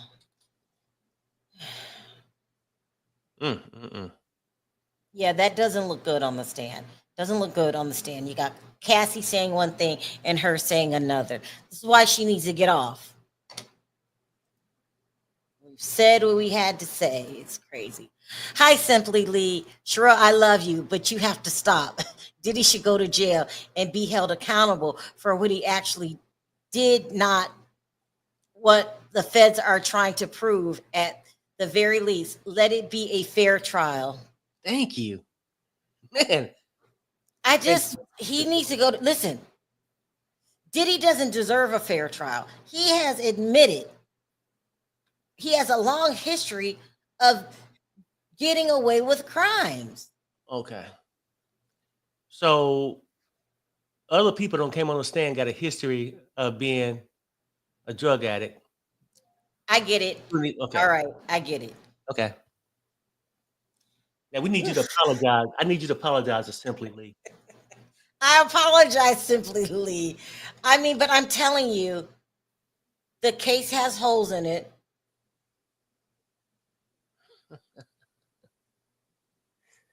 Yeah. No, that's the whole thing. Simply Lee. That's where they get me and you wrong up, and know a lot of people in the chat. It's not that we don't want Diddy to pay for his things, but if you think about it, like I said earlier, the so-called victims didn't want him to pay for it. And they got us, well, got people in the chat all backing them, but they ain't even back their damn self. And the only thing they're trying to do now is get justice for their pockets. That's it. I know a lot of people don't want to hear it, but that's a fact. That's the way I see it. And not all these people were innocent. Not even the little queen, the name I would not mention. Not even her. But you do agree that Diddy was putting his hands on her. That wasn't right. No, I don't condone that. Diddy did a lot of things. He screwed people out of record deals. The little queen wasn't the only one. He did a lot of other females. Please don't call her little queen, Perry. No. I mean, because I can't say her name, and that's y'all queen. So I'm giving you her respect. Now she's dating a janitor or married to him, whatever. Look, let's just keep it real. This is where we at. We want Diddy to have paid for those things, but we can't want more than what they wanted. The true victims, right? Right? I withdraw. Yeah.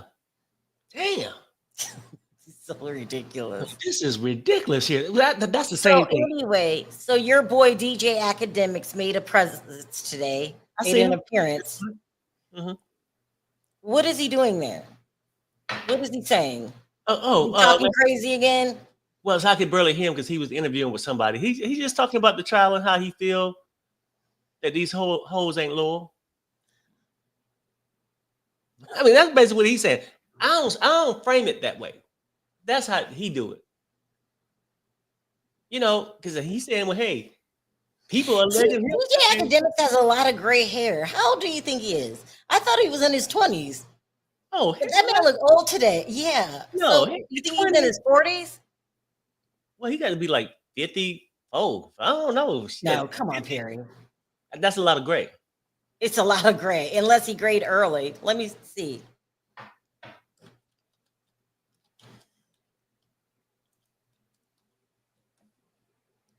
He's 34. He has a lot of gray for 34. I made something up. I said 50 something. Wayne says, this is a Frico, not a Rico. If you think about it, right? No, seriously.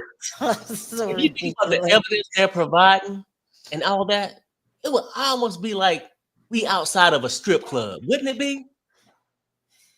Even from the witnesses. Look at One stop. Oh, he's 34. He looks very old for 34. Now, I'll give him credit. He works very hard, but he looks old. He's worried about his case. DJ Academics has his own case. I better stop talking shit about him. Before you have your own case. I know. I know. That's so funny. Who wants to hear from him as an essay case itself? He has an essay case. Perry loves DJ Academics. Perry loves Dennis Byron. And he listens to them like Bible, like every day. Oh, and Armand. Do you watch Armand every day? Yeah, pretty much, but maybe not the whole show, because I'd be tired. So what's Armand's stance? He was inside the courtroom. What is he saying? Oh, no, I don't know. He was just trying to catch up. He talked about a little about his birthday. He did that stuff. So I sort of fell asleep. I can't remember how he felt about this, but I'm sure he felt like the person was just, making up stories on the stand. Anybody in the chat, what is Armand saying? Does he believe the prosecution, or is he believing the defense? Or is he neutral? I mean, it's really hard to be neutral on this one. I don't give a damn who you is. I mean, even if I was a Diddy hater and I was hell-bent on getting them, I would have to be honest and say, this witness is lying. He's neutral? Okay. You got to be neutral. Perry's just all in. I mean, neutral if you're just giving a story, but I'm sure he got an opinion. Maybe he's just not sharing his opinion. I'm about giving you my opinion. Oh, she says that he's neutral, but he did feel like the defense was setting the girl up. Hey, LeVar, I haven't seen you in a while. You think Armand is annoying? I think he's doing the best job, him and Lauren, of reporting the stories from what was told inside the room, because it's a lot of stuff. Wiggins thinks both sides are putting great cases. Well, they're doing the best. He's staying neutral, but leans towards CV. What's CV? Cassie Ventura. Cassie Ventura? Mm-hmm. He has biases. I'm trying to be neutral too. Then I just lose it. And then I just go in on the defense. Regarding Mia and yesterday's witness, he said he didn't believe anything they said. He really felt like Mia was lying about SA. Oh, boy. Oh. And Mia was the one the other day, the personal assistant. We got an update. Yeah. The judge says, just ask Miss Westmoreland. Westmoreland says, may we read the text? The judge says, proceed. Westmoreland says, you read Bryana and I'll read Cass. Bongolan says, I don't know what I wrote. Westmoreland, as Miss Ventura. She's reading what Ventura said. Coolio, what time? Bongolan says, love you. Thank you for yesterday. She gonna make her read the text messages. Come on, Grizzly. Calm down over there. Why can't you read them? Because because she haven't her acknowledge it. That way she can dispute it and just say, well, hey, I said this, I don't know. Look, Thank you. to bring her memory back that she lost. You know what I'm saying? It's getting hot today. How hot is it supposed to be today, Perry?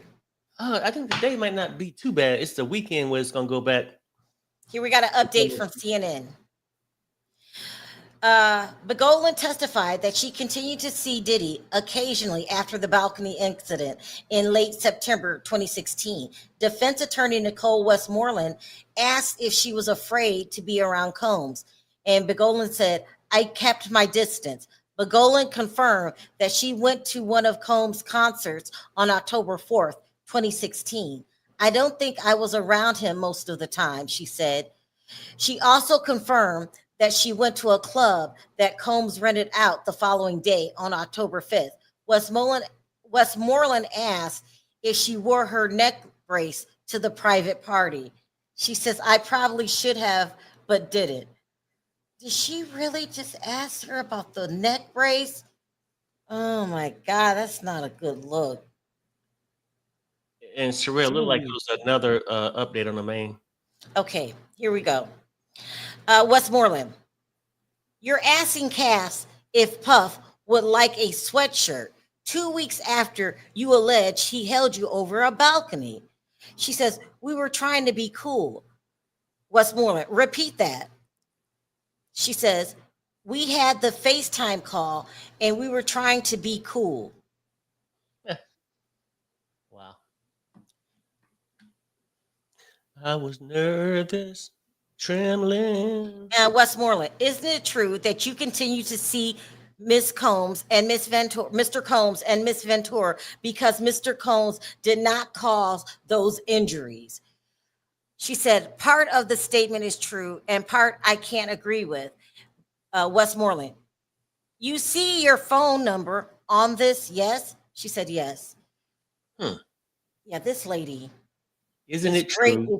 If she's on your side, she's terrible. Isn't it true you continue to see Mr. Combs and Miss Ventura because Mr. Combs did not cause you those injuries? Part of that statement is true, and part of it I can't agree with. I'm positive the prosecutor sat them down after yesterday, devised a new game plan, and she's veering off of the game plan, whatever it was. No prosecutor sends you into the lion's den without a plan. She gets nervous and she just... Yeah, I can't deny the nervousness, but we got an update. Okay. Westmoreland says, this text is from October 15th, 2016, from Mr. Combs to you. She said, yes. Attorney says, if you're going to do K with her, at least have her back. Do you remember receiving this? She says, yes. So Combs says to Bana, if you're going to do K, we're going to assume that's ketamine, with her, at least have her back. I don't know what they're talking about. It's showing that their relationship ain't even like that, and just saying, hey, just have her back. He's showing, the defense is showing too that Diddy cared about his queen. Diddy cares about no one. Well, I mean, no one, not even his children. I mean, that's what he got to put out there, though. If he cared about his children, he wouldn't have unalived their mother. Well, I think a lot of people did these things for the wrong reasons.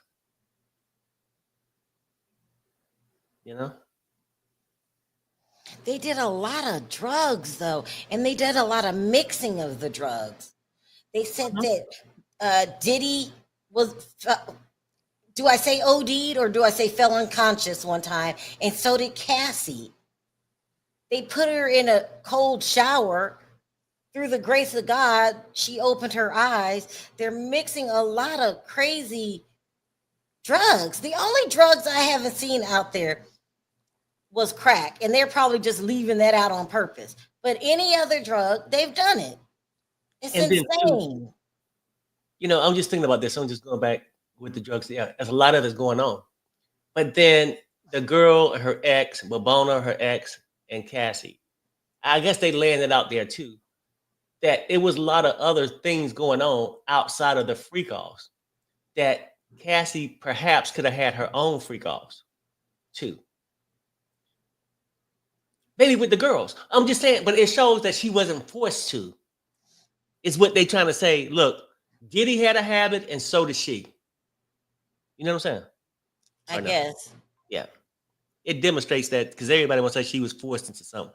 And really, even with that, a lot of people talk about force, but haven't really showed me any besides him beating her. But that could happen without, that people was forced into all these things without really, but outside of that testimony, they'll say they was forced today. But but But think about it, you guys. we should. They were living the life of an addict. Mhm. We've all seen documentaries of addicts. We've all known addicts. I don't care how good you say your life is. I'm just, open enough to admit mine in my family. But addicts, their life is insane. And not only are they living the life of an addict, Diddy's living the life of an addict with all the money that he has access to. It's a bad combination. So when they do a ketamine binge, it's probably 10 times worse as your average broke person because he can get as many as he wants. That's crazy. The whole thing is just plays like a movie. It's insane. Angela says allegedly, Sherelle, it also shows that she stayed around Diddy. This witness is lying.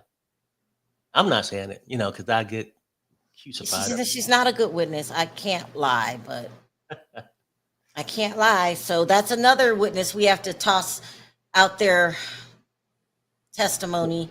I love you. Everything will be okay. This man, if he walks, just like Deb says, Prep yourself for it, though. That's what I'm saying. Because if y'all getting upset now, when the verdict come in, bam, and he walk out, y'all gonna be crushed. You prep yourself. I'm not prepping for shit. Let me go get me something to drink. Can you keep your eye on the thing? I'll try to come back as quick as I can. Okay, all right. Yeah, just prep yourself. Just check yourself. Do it good. Look, people, are we having a good time today in the trial? Are we getting along like a real true family? Are we all together, even with the disagreements? Because we love each other in here. We are family over here. Now, we got a lot of family members in denial, but we love you the same. Love you, Perry. Thanks, Kai. Look, people. We having a good time. We got a trial going on. We got, what's that? I think DMC. Hold on, where my girl go? Again, everyone around him was a victim of his in some way. They all feared him. That, to be honest with you, that's why I disagree with. A lot of them used him too to be around his celebrity status. Let's keep it real. They got free things, they got trips. Now, did he use them? Yes. But they was using him too. Even down to the queen, in my opinion. They used each other. And he got more from her because she was fearful that she would be replaced and somebody else would be on his arm within 48 hours. So, yeah,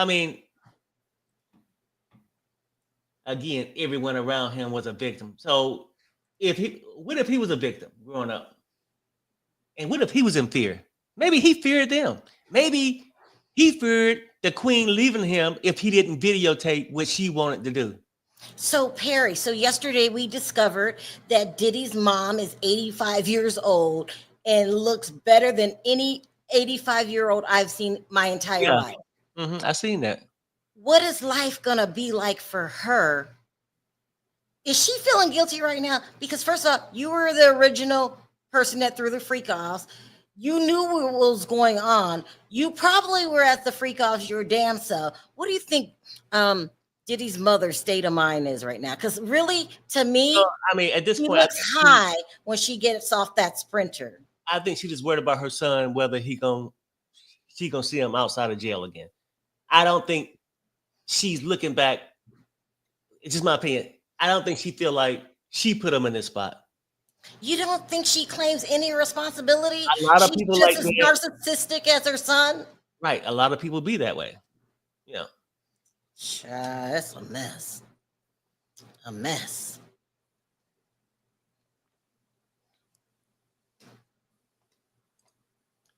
Yeah, he had the control and power, but it's hard to have the control and power if people don't show up and be willing to give you that control and to give you that power over them.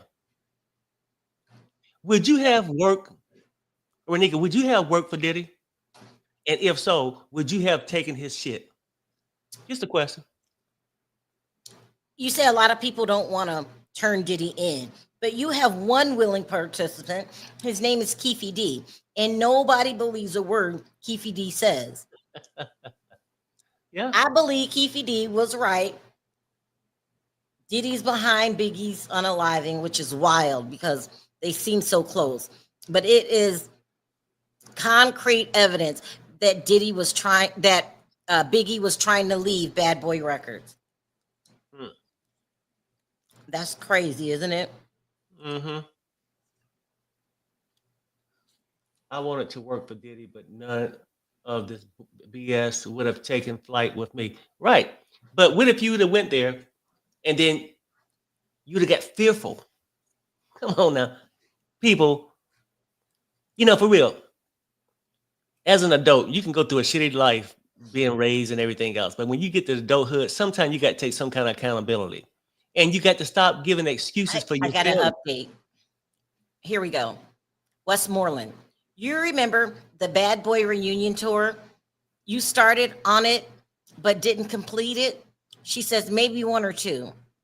Westmoreland, September 25th, 2016.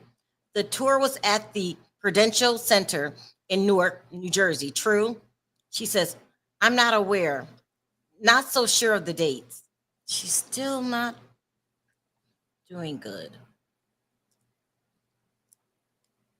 I mean, that's more understandable, I guess. But you got another one. I think she's back. I think it's back again. I got another update. Here we go. Westmoreland. He was on the stage with Little Kim. She says, I don't know.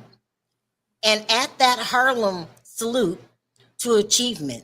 Objection, sidebar. Oh my gosh. Jeez, just when I'm getting into it, they do this every day. They go to prosecution, stalling for time. Look, people, I'm telling you, it goes both ways. But at the end of the day, we have an update. We have an update from CNN. Okay.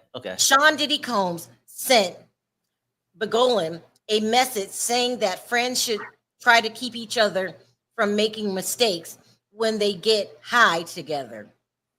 If you're gonna do K with her, at least have her back, Combs wrote, according to the message read aloud in court. Defense attorney Nicole Westmoreland asked Bryana if she believed Combs wanted her to stop using so many drugs with Cassie. And she said, I can't speak for him. Because they're saying he sent Cassie to rehab, you said twice, Perry? I'm not sure of the time, but he have sent her. You know what I'm saying? I can't remember how many times. I don't want to. He needed to go his damn self. I heard that he did. Yeah, I heard he went to. Okay, so we're on a sidebar, you guys. Yeah. But I mean, I think you went and got something to drink and stuff. But the family's back together.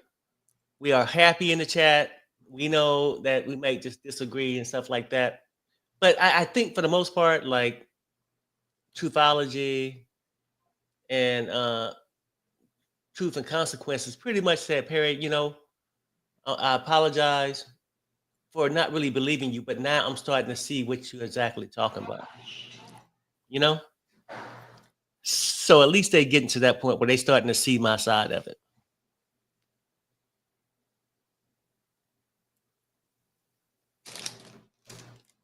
What you gonna look for an update, honey? I thought I heard someone come in the house. Oh. Oh, yeah, it's probably your son. Oh, that's right. He's not home. Still early, yeah. Okay. Let me check for updates. No update there. CNN, no updates, because we are on another well-deserved sidebar because the prosecution needs to make sure that they are heard. Okay, people? This is really wild. Just really wild, the whole thing. Now, when do you think the prosecution is going to wrap it up? Well, I don't know, but I don't think I thought you heard something. Oh, well, no, I heard probably about a week. Well, no, they were saying everything might be done with a week and a half to 2 weeks. That's what I heard. So, I mean, the way the prosecution going today, maybe talk to Jane Doe. Who is Jane Doe? Is that KK? Whatever. I think they should be done soon. Because after this witness here, ain't nothing moved the needle. Actually, it moved it the opposite way. This one victim to me, I mean, this one witness right now, just uprooted the whole thing. I mean, Diddy might have to send her a bonus check when it's over. Now, you guys, if you heard who Jane is, feel free to put it in the chat. We're just not going to say it out loud or put it on the screen. Because I have a feeling that Jane is Gina. But I don't want to get in trouble, but I need to hear the rumors, just like you guys did.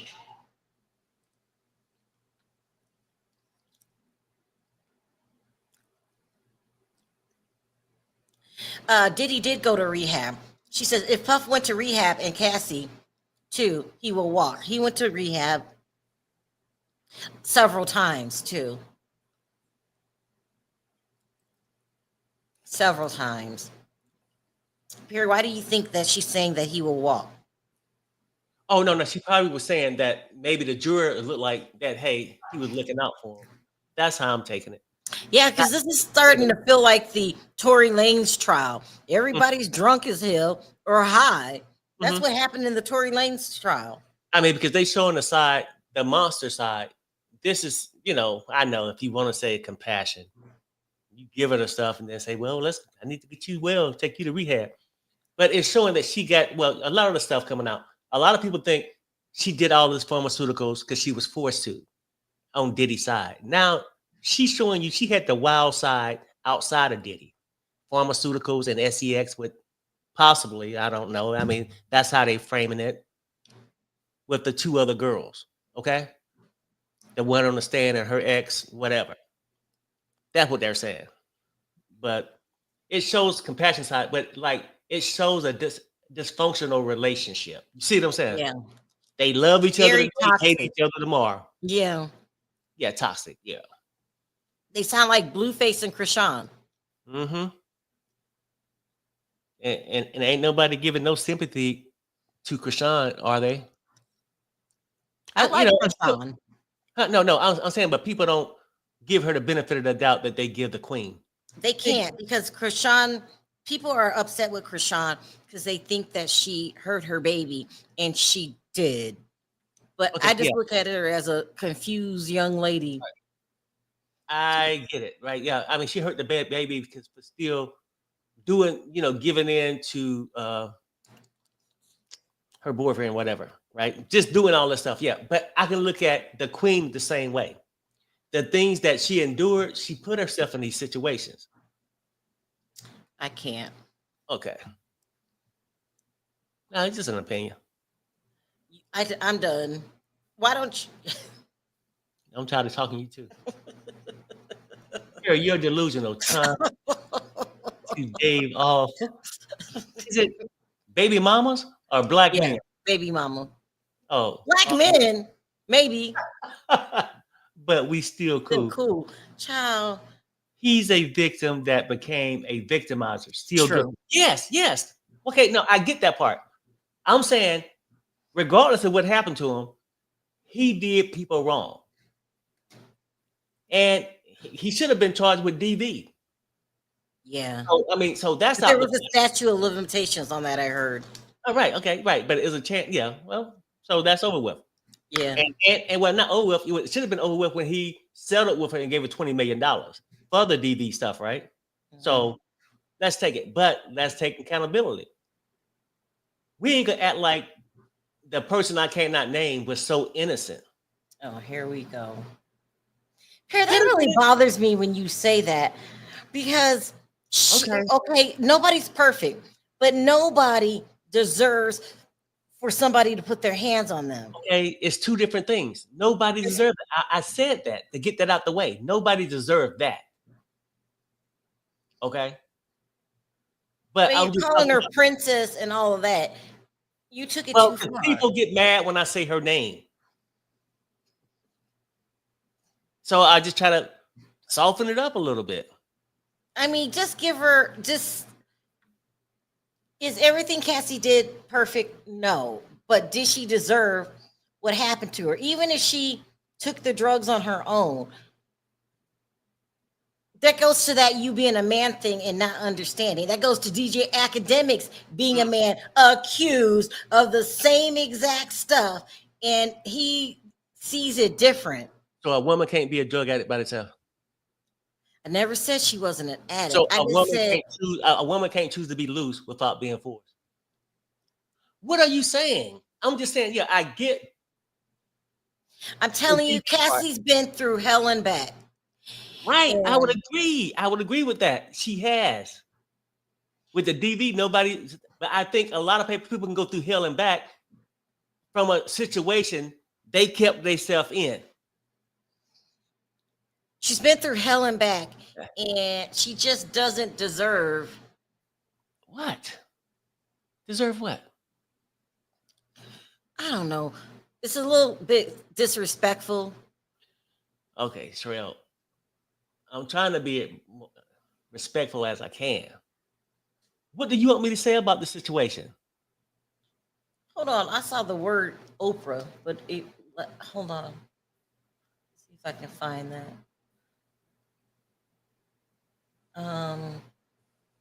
Maybe I didn't.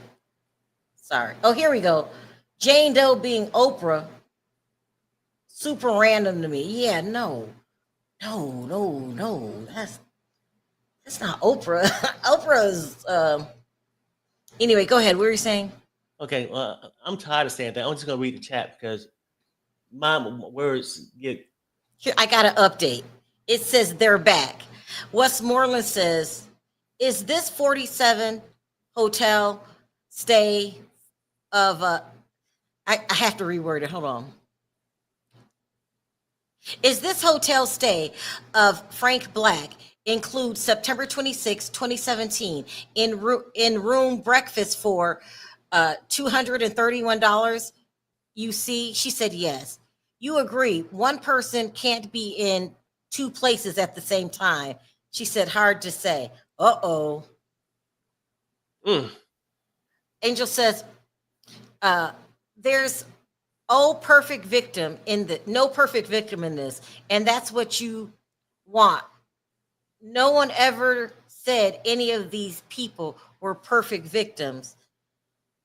I know, but I don't know. It just bothers me when he calls Cassie the princess. We got another. Okay.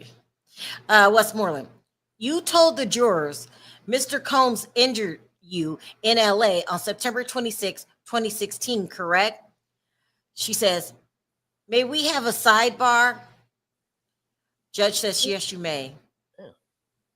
Again, we just came from one. I know. I know. Like, how many timeouts is the prosecution going to take before lunch? You're a mess. I don't get it, man. The sidebar is a strategic plan of the prosecution, and it's necessary because we're not going to let them just run amok. Sidebar, like two of them go to the sidebar and the other two back at the thing, winking at the witness. And you got to do better than this. The sidebar is insane. Oh my gosh. So what time is it already? 9:30? It's lunchtime according to them. I mean, if he gonna stay with the lunchtime schedule, and I think I heard you talking about it this morning when I was getting coffee. Maybe he do it because people normally eat lunch between a certain time just to keep that routine going. Or maybe he's team prosecution. I mean, defense. Yeah. More likely, that judge is biased. More likely, team prosecution. You're right. No, I said no. Trill, I get what defense. you said. No, he's not. He's being fair to both sides. Seriously. Do a poll. Is the judge fair? Because oh my God, only thing he's worried about, he's letting everybody bring evidence the day of. Let me help you out, Perry. I'll do the poll since you don't seem to want to do it. I was going to do it. You got it? I got it. Okay, well. You got one up that says, did you hit the, okay. Everybody, please hit the like button. Please hit the like button.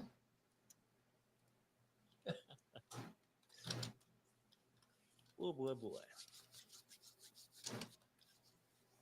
And answer this question as honest as you can.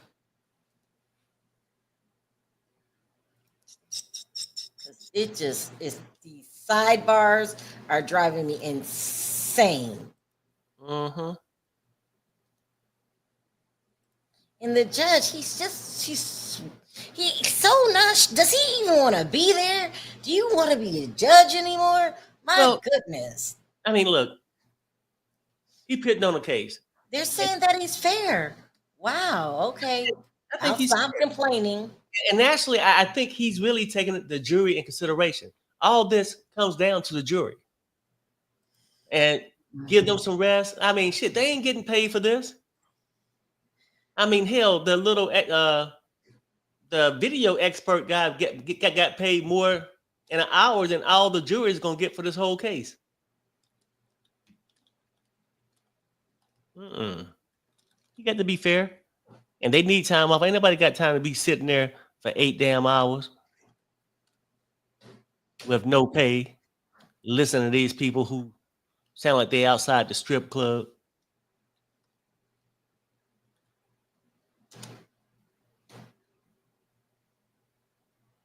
What, Perry? What are you rambling about? No, I'm just saying that, the jury need to be going home. A lot of traffic in New York. They ain't got time to be wasting. They didn't commit a crime. They just trying to help, vote on it, or, jury. I just put up a poll. Is Bongolan a good witness for the prosecution? Just wanted to know what they thought. Let's see what they say. I did it yesterday. We did the poll yesterday. What was it? I think it was like 63% saying no, she didn't help the case. 35, the people that was in denial sort of thought that she was helping the case. Some people even thought. I cannot. No, for real. People get so delusional sometimes. They thought her testimony was so great that it was the smoking GUN for the RICO. Get the what? What the hell? Oh God! You know what? That's why I love our family. We got here. No! Well, then the opinion changed. Today they say she's not a good witness for the prosecutor. Well, no, it was 65% said it was just a 35% was hanging on. Is it 35% still hanging on today? It's 23. Oh yeah, they starting to realize Perry ain't lying to them. Perry ain't lying to y'all. Oh wow, Perry ain't lying. No updates on CNN and no updates on the main. Wow. But see, that's why I love our special family, because we can have these things and we still gonna meet up for Thanksgiving dinner. You know what I'm saying? Like, we get the crazy aunts in the chat that's always had a little too much to drink, and start thinking since they first boyfriend left them or something that men ain't shit. You know how they get that? People just going in denial. And then we got the uncles that just come out there and just tell him, maybe he been drinking, but sometimes when he get drunk, he just speak the truth. That's what our family's like. And I can't wait to Thanksgiving. But we got the 4th of July coming up, so we might have that barbecue too. So, damn, this year going by fast when I think about it. Yeah. In about, what, a month? Yeah. Yeah. Here we go. We finally got an update. It says they're back. Westmoreland. Mr. Combs did not cause you the injuries in the photo you provided to metadata saying September 26, 2016. She says, I can't agree with that. So she posted a picture of some of her injuries and she said that Diddy did it. And it's coming out that she already had them prior to that date, or no, she just said he didn't cause these injuries that you posted. And then Bongolan says, I can't agree with that. So she's saying he did cause the injuries. Right. The reason the injury fight, though, is they're going to bring up or try and insinuate, why didn't you just go to the doctor versus a chiropractor? But here's the thing. There's really no more need for Bongolan's testimony, because when Cassie came out and disputed the claim that she was put over the balcony, there's not too much more you should say. I would just leave it at that. But she can't just leave on her own. She got to be dismissed by the defense. Yeah. And it seems how the prosecution had her up there to spill their side of the story. They gonna pull out the true side of the story. And that's what they're in the process of doing now. Because I can imagine in a few minutes, they're going to either have some photos before said incident happened, that the injury was already there, or much later, or after that date, some photos of her not having injuries, and then later on, showing these pictures. I'm thinking it's going to be something like that. Someone said everyone knows you only go to the chiropractor for a money grab. Mm-hmm. Let me tell you guys something. My back. Why you do me like that? Go ahead. Okay, my husband is really crazy. So, can I tell about when you wanted to get me? I ain't got no shame in my game. I got my money. So Perry is so disturbed, right? He used to work at this company called. They used to deliver. I can't remember what was the name of it. Airborne Express. It was like he worked for this job called Airborne Express. It was almost like UPS. They changed the name, DL something. Anyway, and he said he wanted money. Right? So Perry said, I'm going to drive around town and try to get in a car accident. I do him like I did now. What? Perry said, I'm going to drive around town. Yeah, DHL, that's it. And get into a car accident. And then I'm going to sue them. And then I'm going to buy me a new car, right? It worked. Check the screen, Perry, because this is crazy. And so he would do things like, one time we were in the car and he was driving. Then he'd slam on his brakes. I said, you don't do that shit with me in the car. What are you doing? He slammed on the brakes. This is true. I swear to God, I'm not making it up. So he drove around for a whole. You get double the money if it's 2 claims in the car. He would make sudden turns. It was insane. I was like, Ma, something's really, really wrong with Marv. That's his real name. Something's wrong with him. He's driving around trying to get in a car accident. And for a whole year, he would drive in the rain.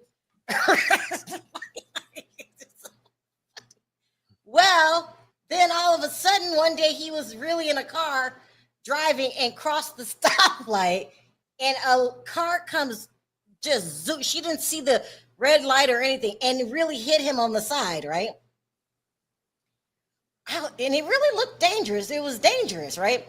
Yeah. So I get a call. Your husband's been hit. He's on his way to the hospital. Hey, Terry, you're going to hell. You are going to hell. I didn't lie like that. I was hit. That's the crazy thing about it. They put him on the stretcher. I'm not joking. He's asking for a neck brace on the stretcher before he gets to the hospital. Yeah.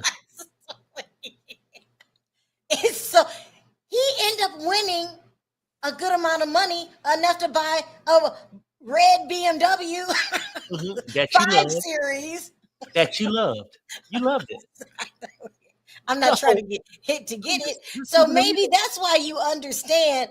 No, well, no, for real. Diddy so well, because you're a con artist yourself, sir. You got to do what you got to do. And in the military, hell, we ain't making that much money, people. Let's keep it real. And even after that, you got to get established. You ain't making that much. I got bills too. Something is so wrong. Here, we got an update from CNN. Oh, it's pretty long. All right. Defense attorney Nicole Westmoreland suggested the alleged balcony incident couldn't have happened when Bryana said it did, because Sean Diddy Combs was traveling on the East Coast to perform in the Bad Boy Family reunion tour, and Cassie Ventura was with him. Combs performed in Newark, New Jersey on September 25th, 2016. Westmoreland said, and Combs and Cassie went to an event in New York on September 26th. In her testimony, Bryana linked the alleged balcony altercation to a photo of a bruise on her leg that she said was taken hours after the incident. According to metadata data, Miss Bono's phone, the phone was taken on the morning. The photo was taken on the morning of September 26th.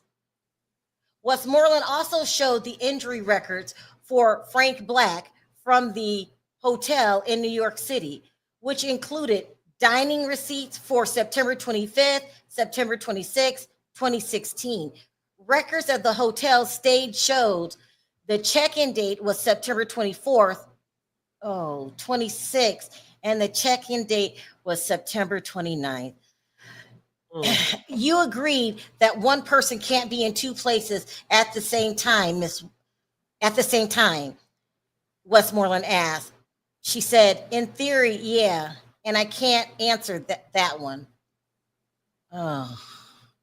Sorrel, did you see the update on the main? No, I can't do too much more of this. She needs to get off the stand. Yep, immediately. Okay, here we go.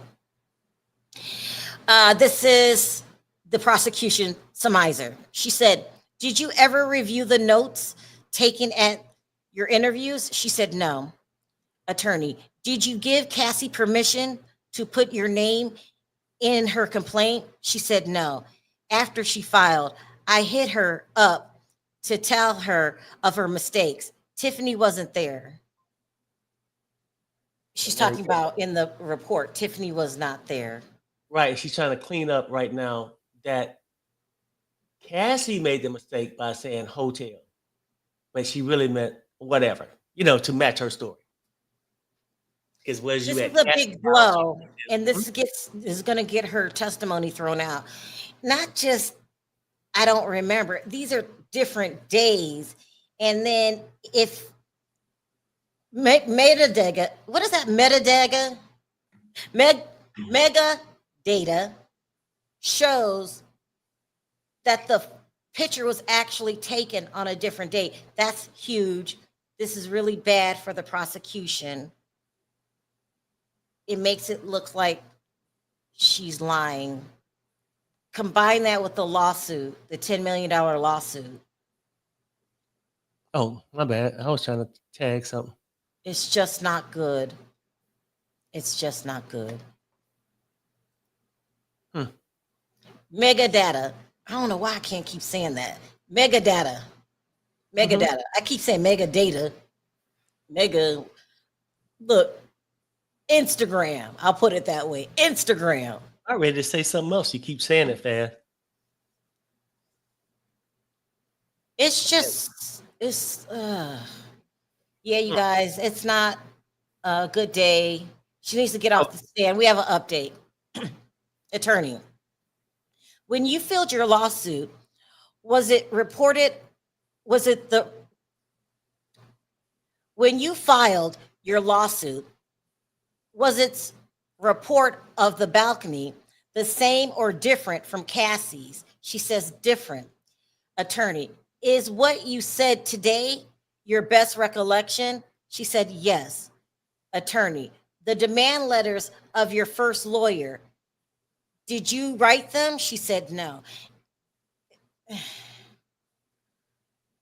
It's not good. It's not good. She's trying to put the letters on Blackburn. Blackburn. Here's the problem with that. I don't know of any attorney that's written up a letter and sent the letter without their client's permission. She doesn't quite say that. She says she didn't know about it. Mhm. So either you're lying or your attorney is lying. And then she says, but I fired him. The letter was still sent and it came from your side. So it Mhm. looks like you're asking for money. Well, $10 million. Anything, anyway, what else looks bad? The balcony story. It doesn't matter how she was put over the balcony. That's dangerous. But Cassie doesn't remember and you were there.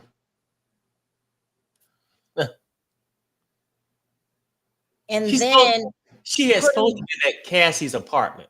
Cassie was there, supposedly. That's what I heard the original thing but was. the worst would be taking pictures, old pictures, because they have proof. They got the records from Instagram. And you said that was the injury that came from Diddy. Hmm. Somebody told me to give her credit. What are we giving her credit for? I'm team Cassie. I'm team putting Diddy in jail. Here we got an update.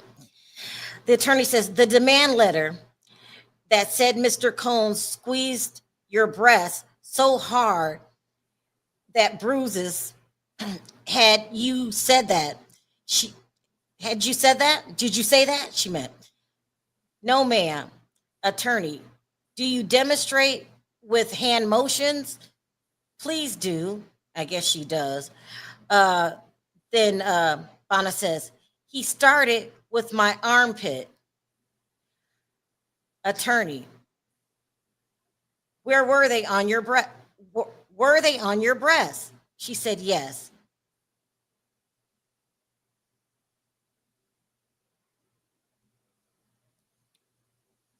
Mhm. This looks like, Exactly what it is. this is not good. It looked like somebody trying to get justice for their pocket, right? I mean, I'm not dumb when I'm saying that I'm pulling the for the prosecution. I'm just saying of his past crimes and stuff like that. He's gotten away with so much. I don't want him to get away with this, but there are certain things I can't deny. This is not a good testimony. It's too many holes in this story, and at times she appears to be a flat out liar. Honestly, when I heard the prosecutors were all women, oh, okay, yeah, women, I thought we were going to get away with it. Maybe very skilled in some ways. They're dropping the ball. I mean, it is what it is. Yeah. It is what it is. Jesus. Hey, Scheming and scamming and scamming and scheming, huh? But if you had, I mean, like serious business, if you had one question for the witness, what would it be? Let me read this update and I'll tell you. Attorney says, do you yourself know the exact date of the balcony incident? She said, no. She said, why not? She said, it was a while ago. Attorney, any doubt Mr. Combs held you off the balcony? She said, no doubt. Attorney, nothing further. The judge says, cross question mark. Westmoreland said yes, because you know she ain't playing with her. Here's the thing. You might not know the date if a police officer, if somebody asked you. But when you go to court and you fill out paperwork and you are suing somebody, you need to know the date.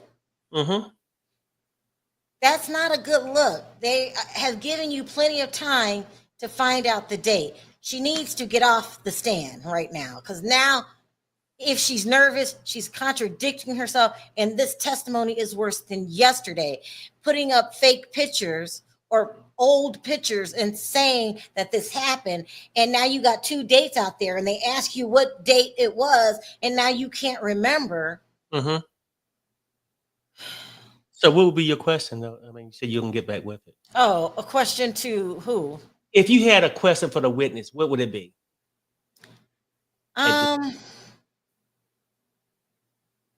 I see where you're going, Perry. You cannot put a person up there that gives contradicting stories. This is the prosecution's fault. Okay, and this would be my question. Why the fuck you lying? Why you always lying? Stop, turn it off. Stop. You're a mess. She's really rattled. Once she got rattled, everything went downhill from there. I get what she's saying about Tyrone Blackburn. He probably didn't tell her, but it looks like you're lying about it, even though you could be telling the truth. It's just not. But I think the biggest blow in this testimony here was the dates of the pictures. Maybe you didn't know about Tyrone. Maybe Cassie really didn't see you off the balcony. All that can be disputed. What can't be disputed is, number one, you didn't know the date of when you were dangled off of a balcony, when that's very important. Two, you got two different dates of when you took the picture and when you posted the picture. Yep, let me check for a refresh because she's about ready to be on her in a minute. I got an update from CNN. It says Bryana Bongolan testified that she and Cassie Ventura had only one conversation about Ventura's lawsuit before it was filed in November 2023.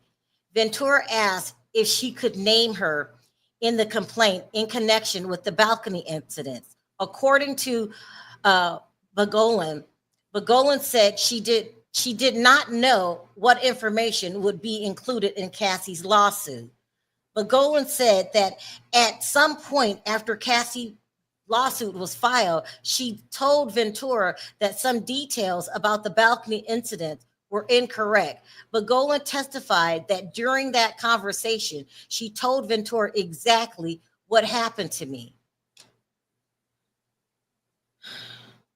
Y'all have two different statements. You said you were dangled off of the balcony. Right. And Cassie doesn't remember it at all. Now, were y'all high and drugged out? Yes.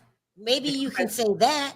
It could have been hallucinating and thought she was being dangled off. Look, but you get an update on the main. And start with the one that says 2 minutes. 1 minute. Does it say Westmoreland? You saw this as a chance to No, but you're missing one though. So it might say 2 minutes, yeah. 2 minutes? I don't see 2 minutes. I'm delayed.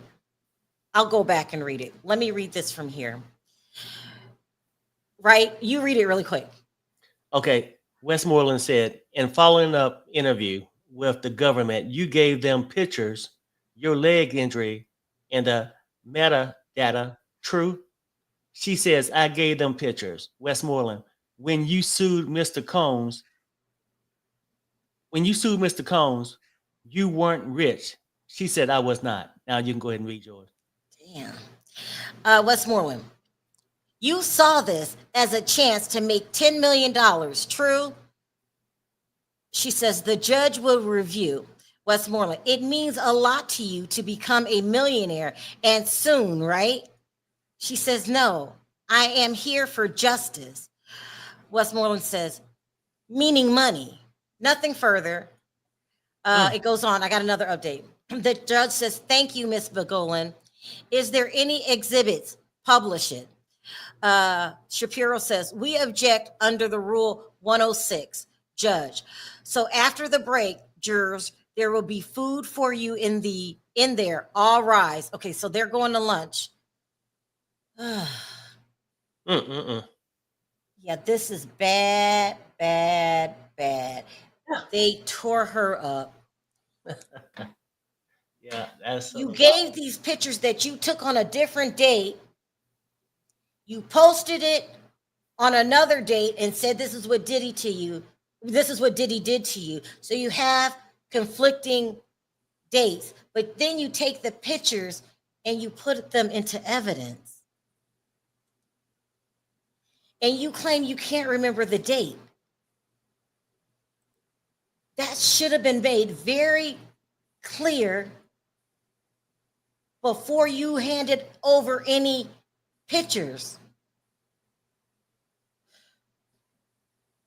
Yeah, Mike said it's God's plans, not yours. Diddy may have mercy. Let me try to go to the thing I usually play at lunch. Wow. Well, I mean, today's going to be exciting. So now you better ready to get the new witness. Is it going to be the Jane Doe, or is it going to be somebody else? You mentioned somebody else too. Oh yeah, it was somebody else. Hold on, I'm on a whole different page. I got you. Well, I mean, today is a great day. Perry got well, no, I'm just saying no, because I do care about you, Sherelle. And Perry, like if you don't leave me alone, let's see what they're talking about. I want y'all to win. I cannot. I cannot, people. Let's see what's going on here. Oh, I mean, somebody said, wait, did the prosecution redirect? How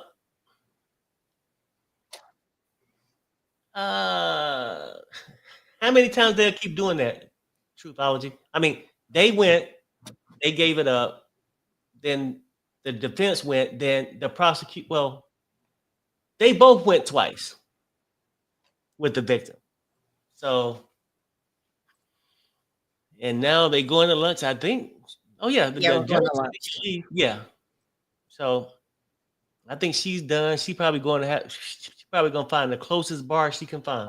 Question to you. This is from Aaliyah Washington. Hey Jesse, question: what is happening with the key witness Jane? Any updates? Also, who are the next witnesses that are confirmed? That's kind of low. Can you hear it?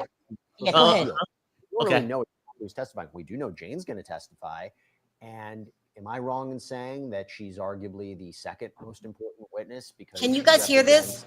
An independent charge of sex trafficking and helps to make up the racketeering case. I mean, what are you anticipating from Jane's testimony? I think that is. I think she quite possibly is the second most important, because the question here is, okay, thank you. Did this behavior beyond Cassie, or was this just a very bad, very toxic relationship, and there was some in it, and Sean Combs had people in his company cover for that, which doesn't really sound like a RICO violation, even if it sounds bad. So the other victims loom large in this trial to establish it was more widespread than that.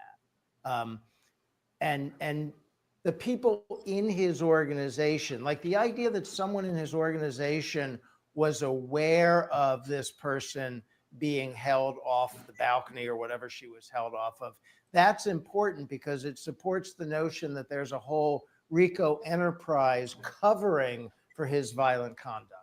I'm going to throw one more question to you. This is from Iron Galaxy Gamer.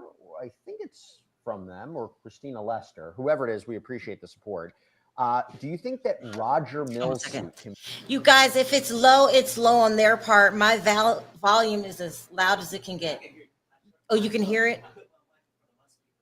Okay, thanks. be used as evidence, as he said he was jumped by Diddy's entourage? Now, if you don't know who Roger Mills is, I had to look it up myself. So this was back in March of 2001.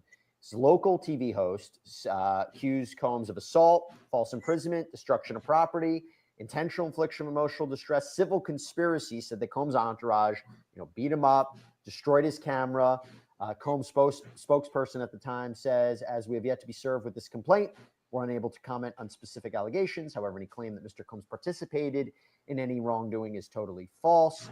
And ultimately, I think it went to a trial and a jury found in favor of Combs in 2004. I don't think that's making its way here. No, I think it's too attenuated. It's an earlier time period, and I mean, I don't want to diminish it, but it's kind of a simple assault and battery case, which is different from the kind of domestic violence, sex trafficking, and prostitution that really forms the basis of the RICO predicates here.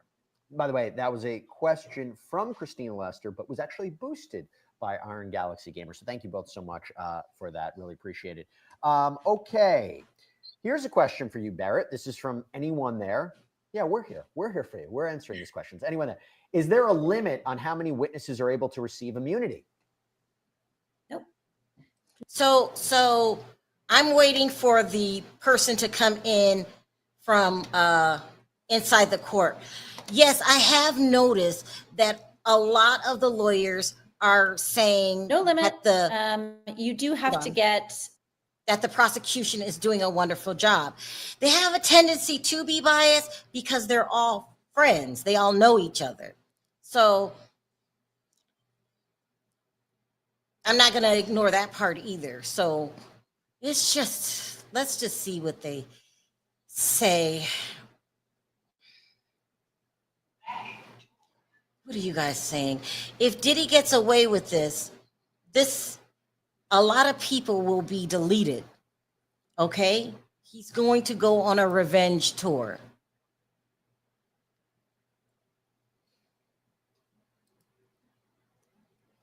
It's a lot. This is not an easy case. It's a difficult case.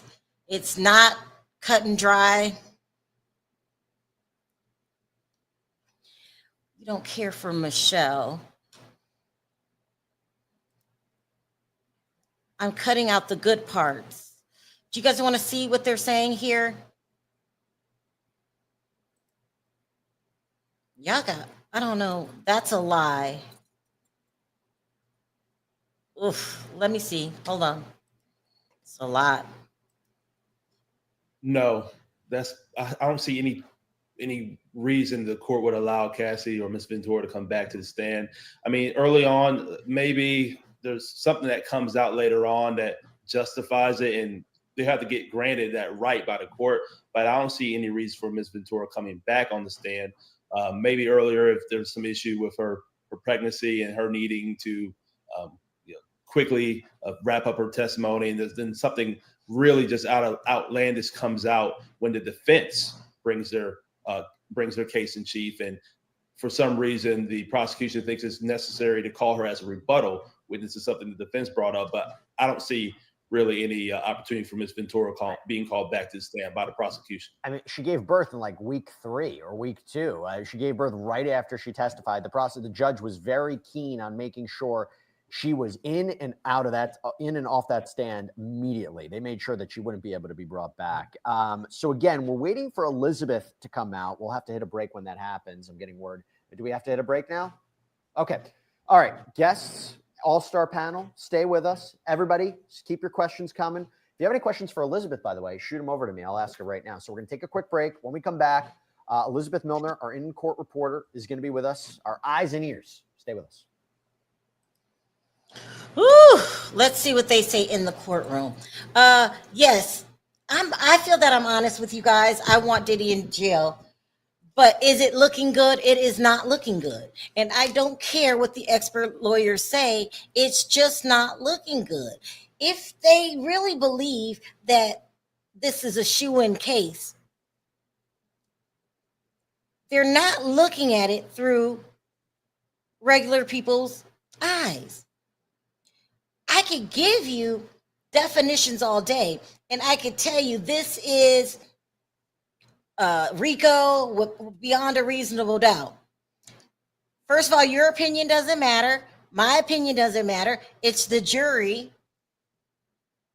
And they don't know a bunch of lawyer talk. They want it in simple form, as simple as it can get.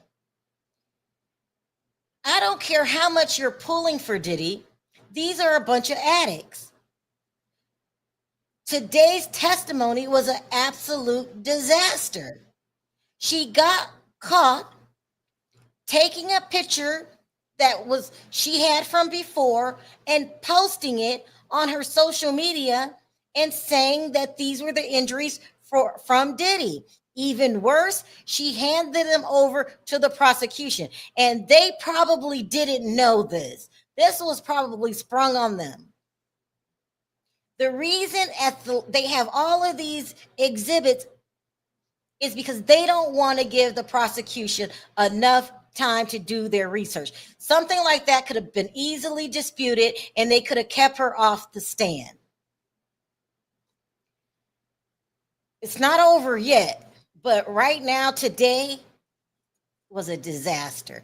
And then not only the photos were taken on different days, and then you don't go to the doctor, you go to a chiropractor instead. Makes no sense. Then you continue to go around him. It was something else. I done lost my train of thought because I'm just that pissed. This is the most damaging thing, is you said he dangled you over a banister. Cassie, who was a witness there, your friend, you said you guys been friends for a while now, said that didn't happen.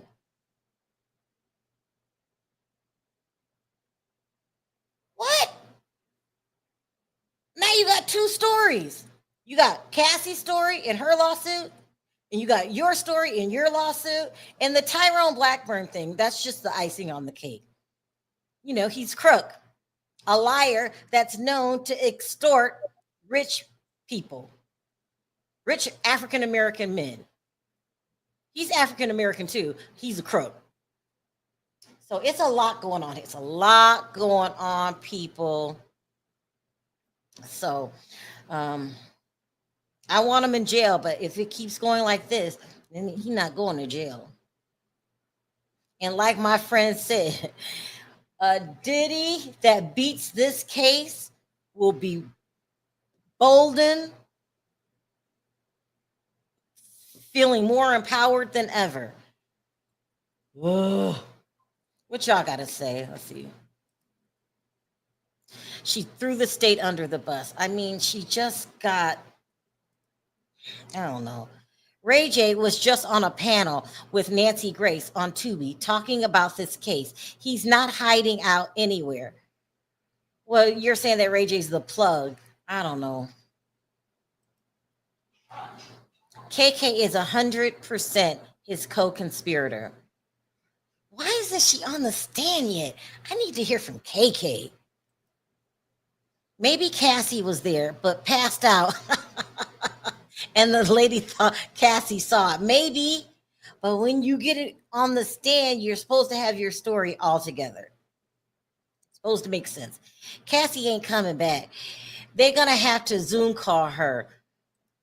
Well, if you come back now, you'll be forced to explain your bestie's story. Who's lying and who's telling the truth.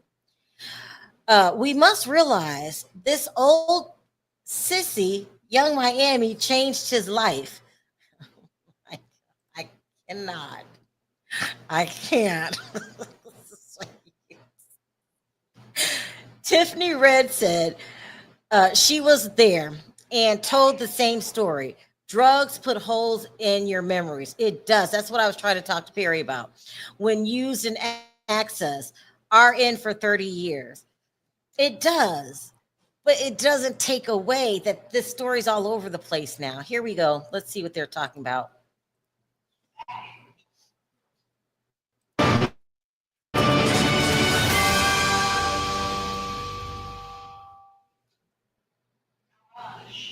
Okay, welcome back, everybody. So as I promised, we're going to have Elizabeth Milner on now, our in-court reporter for all aspects of the Diddy trial. She's there. She's been there every single day, including the testimony today of Bryana Bongolan, the cross-examination, I should say. Elizabeth, it's good to see you.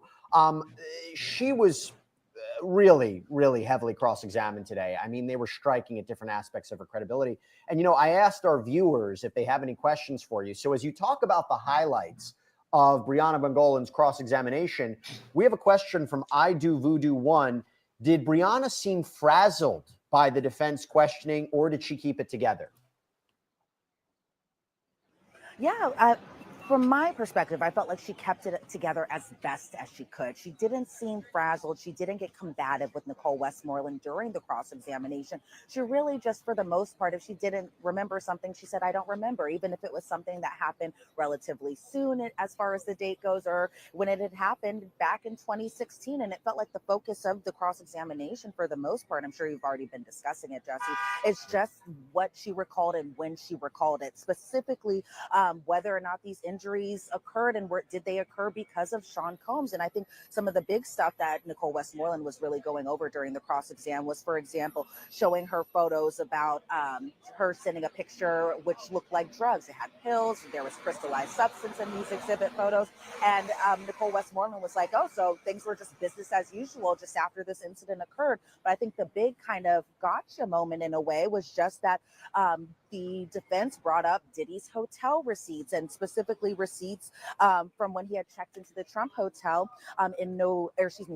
September 24th through September 29th of 2016, because Bryana, while on the stand, or Bana, while she was on the stand, was saying that she believed that this date, or the date of the incident, had occurred in late September, specifically September 25th or September 26th. But as the defense pointed out towards the end of their cross-examination, Sean Combs and even Cassie in some aspects were over here in New York and even in New Jersey. So they brought up the Trump Hotel, it was like a check-in document or a receipt, but the receipt was for Frank Black. And you saw the arrival date from September 24th of 2016 to November 29th of 2016. And then the various charges to that respective room as far as breakfast bills, which went from $344 to $1031. $107.84. So it really felt like they were showing just kind of that final receipt of being like, okay, you said that this happened on this date, but it shows that according to this receipt that Frank Black, aka Puffy, aka Diddy, aka Sean Combs, and even Cassandra Ventura, aka Cassie, were here in this area, here in New York, here over in Jersey doing events. And so they try to kind of bring it back under the redirect, but I kind of feel like and kind of have a sense that the damage might have already been done. You know, we have a question here from Danny, and this is one of the reasons I love having you on, Elizabeth, is there's only so much we can get from the transcript and the reporting. Danny asks, is it true that during some of Bryana's testimony, she was laughing on the stand? No, not at all. Okay. Like not from everything that I've been hearing did I hear any type of laughter. So no, that is not true, unfortunately. All right. Or not unfortunately, but it's not true. What about this? This is a question from Candela. How are the jurors coming along? Are they as invested as the first testimonies, or does the repetitive nature of hearing these allegations seemingly getting to them? They must be tired, I would assume. Yeah. Well, you know, from what I could see of them, I did see one juror kind of in the front row, kind of doing that tennis match look where she was looking at Nicole Westmoreland, and just kind of her direct line of questioning, because she is super direct when she asks the question. So did you say that this happened? True, yes or no? So I saw this juror look at Nicole Westmoreland and look at Bana for a reaction. I saw, from what I could see over in the gallery, some jurors still jotting down notes. But I also, to that point, wondered, are they kind of tired of the repetitiveness? Because it wasn't until the end of her cross-examination that we really kind of got to the point of where they were trying to go with this. So I was wondering, Nicole Westmoreland said it would take maybe 30 to 45 minutes for her to finish her cross-examination. But I was wondering, did we need the first 15 or 20 minutes of that cross-exam today? But we did, and we got through it, and now Bana is off the witness stand. I have maybe the most important comment yet. This is from Enlin DK for you, Elizabeth. Elizabeth, what's the skincare? Because damn. The people love you, Elizabeth. Everybody loves you. I know you needed that. There you go. They love you. They love you. Thank So you. let me ask you that. So seriously, what is the skincare? No, I will ask that a separate time. All right, I have to ask you an important question here. That's a good question, but more on point. We've been asked a lot whether or not Sean Combs is participating in his defense. If you see him talking to his attorneys, passing notes, telling them what to ask, are you seeing any of that?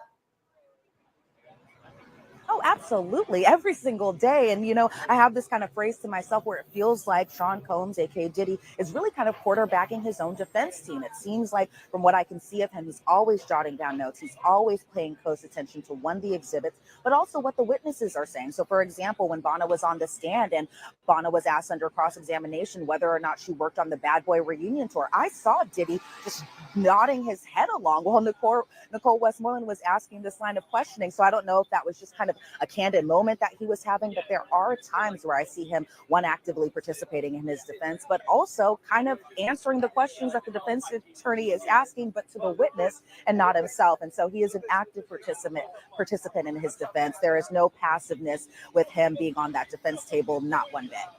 Got another question for you. This is from ATX Stanley. First of all, you go, nice haircut, Jesse. Well, thank you. Nobody asked about my skincare, but thank you. I appreciate it. In the courtroom, Elizabeth, has Diddy's family continued to show up daily, or has his courtroom support varied as time has progressed? Yeah, that's a great question. And it kind of has varied. You know, there were times, especially at the beginning of the trial, where all of his children, with the exception of baby Love, were inside that courtroom. Then that kind of dwindled a little bit. We haven't seen his daughter since week 1 of trial. As far as his son goes, that's kind of dwindled here and there too. For example, last week we saw Quincy, Justin, and Christian Combs all inside that courtroom. But as far as today goes, it's a different kind of lineup. Justin Combs is inside that courtroom. His mother, Janice Combs, has been inside that courtroom for most of the duration of trial so far. Haven't seen his sister Keisha since last week, but his kind of one of his biggest supporters, Char Lucci, who's also a producer, but one of Diddy's very close friends from childhood, he's been inside that courtroom every single day of trial. And he was also one who had often attended the pre-trial hearings. I think notably kind of a person who I think is pretty interesting that's been showing up to court this week in particular has been Dana Tran. And that is the mother of Diddy's youngest daughter. And that is baby Love, who is, I think, maybe 2 or 3 years old, but she's been appearing in court today. So as far as everyone together, it's like Diddy's PR, his mom, Janice, Dana Tran, Char Lucci, and Justin Combs, all there to kind of support Diddy over on the defense side. Elizabeth, something just happened in court a few minutes ago, and I want your perspective if you've seen this. So Judge Arun Subramanian said to Mark Agnifilo, one of Sean Combs' defense counsel's defense attorneys, Mr. Agnifilo, your client was looking at jurors and nodding vigorously. This can't continue, or I will give a limiting instruction you won't like, or other measures, including barring your client from the courtroom. Do you understand? And Agnifilo responds, yes. Did you see this?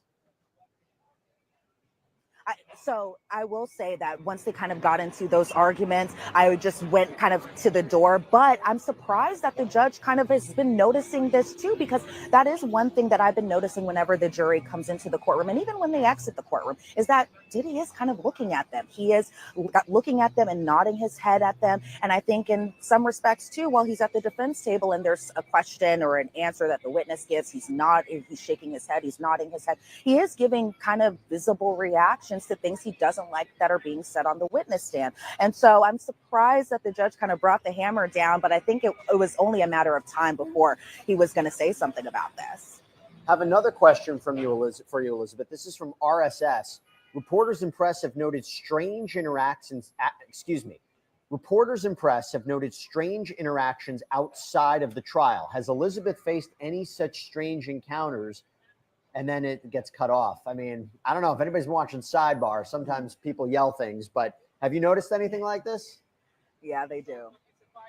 Yeah, there's been a lot of just interest, and I think just the volume of people here who are here every single day. There are some interesting encounters that you have. For example, today, one of the people who sits in line overnight was allegedly hit in the head with a hammer by none other than the MTA lady. And so there are some people who just try to either cut the line to get into the courtroom. There have been kind of, I wouldn't say verbal spats, because then that would imply that it was super aggressive, but there's been kind of just a little bit of, I would say, kind of a little bit of aggressiveness as far as just some people who either will cut in line, or some people who just want so much access to the trial that it kind of is upsetting people who have been standing in line for hours on end.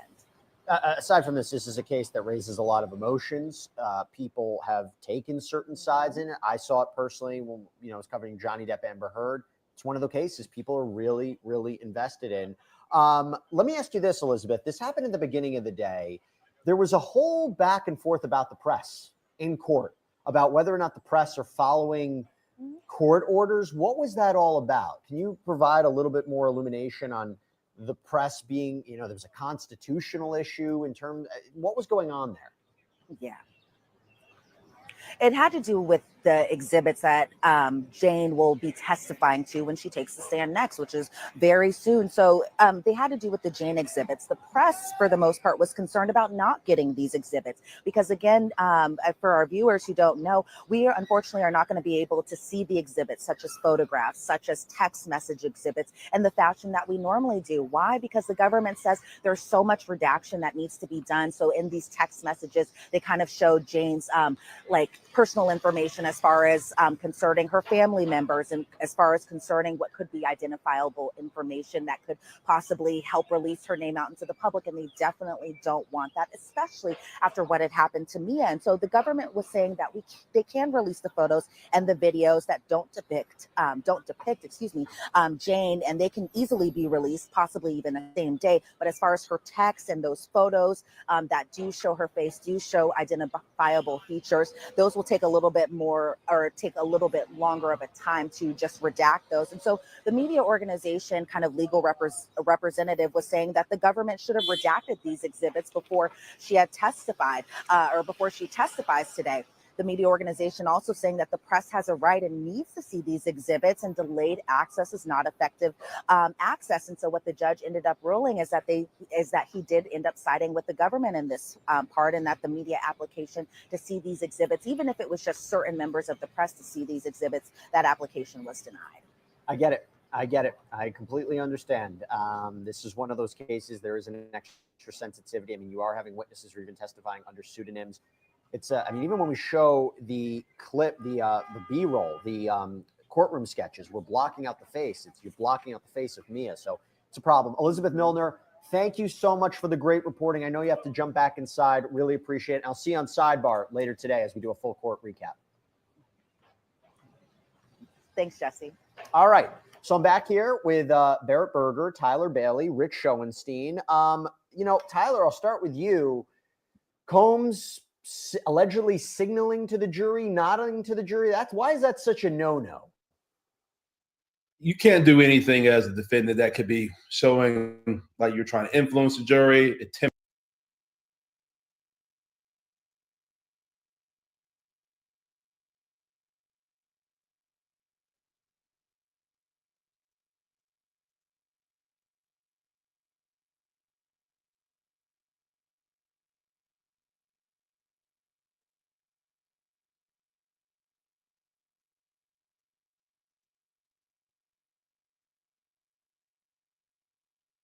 intimidate these witnesses, nodding his head as if, okay, we'll see about that. Because he's in jail, but he still has connections. I mean, he's a known figure. If he is this big, powerful person that the government is making him out to be, him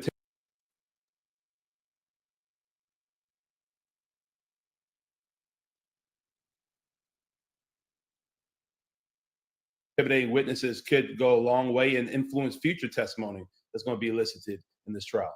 So we're going to take your questions, your continued questions for the next, 25 minutes or so. So get them in. We'll try to answer as best as we can. Sorry, Perry just told me on mute. I was saying there's a lot of blogger mess going on where they're hitting each other in the head with hammers.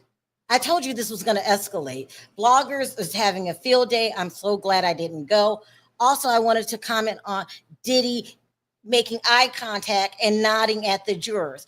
This also feels like people have been paid off.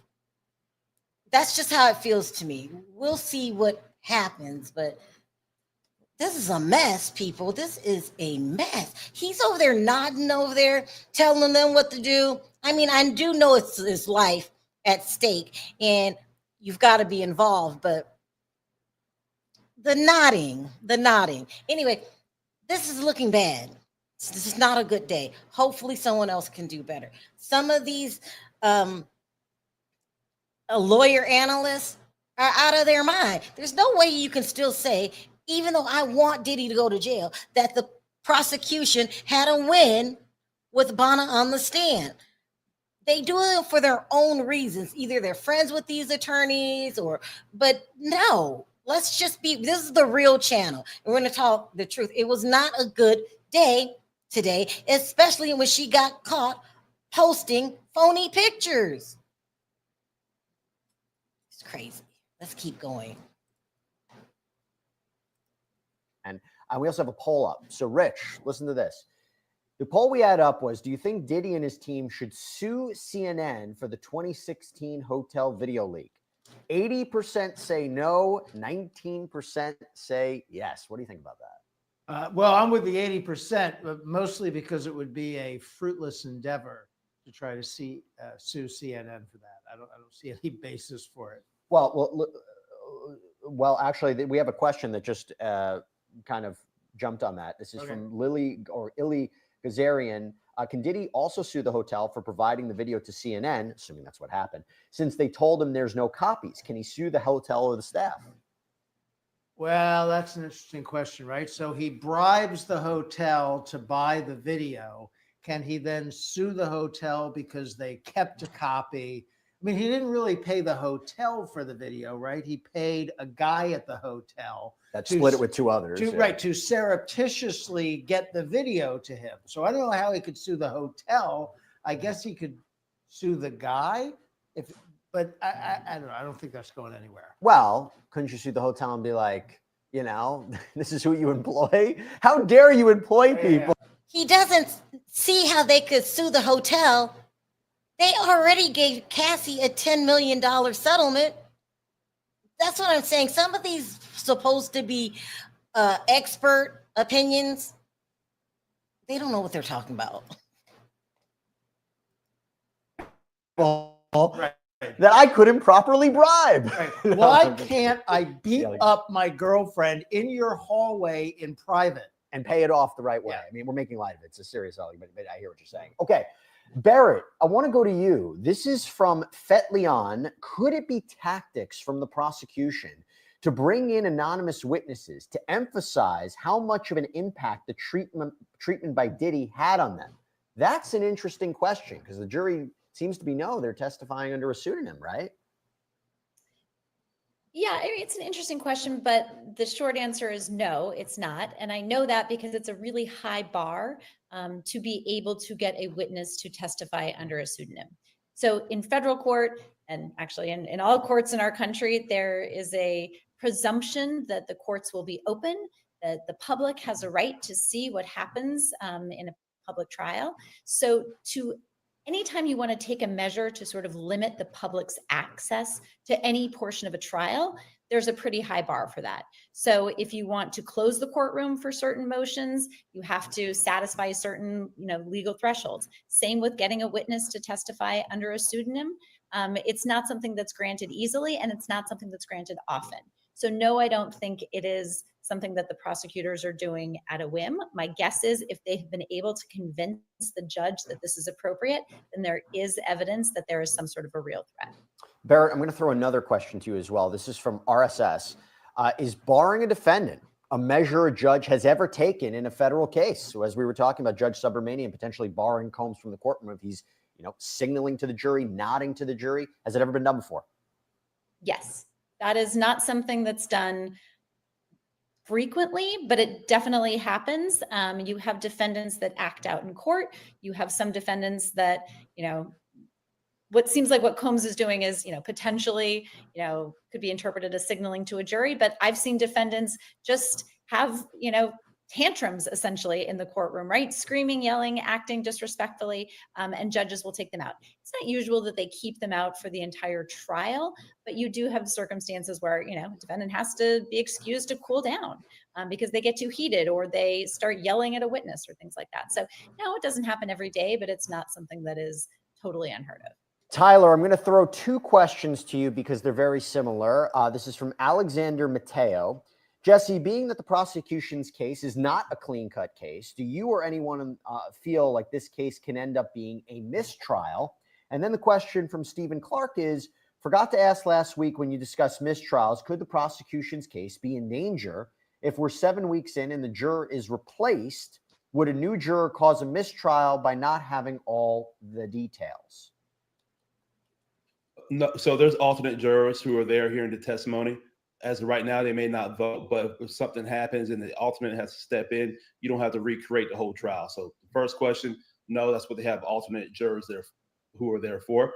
But also, it's been 7 weeks, or it's a 7-week trial, and there's always a risk of a mistrial. But I still don't believe the government's case is terrible. I think they've been putting compelling witnesses on the stand. I think the defense is doing what they can to score points on cross-examination when they have a case to do so. But we're still early enough that the defense has not put up their case in chief.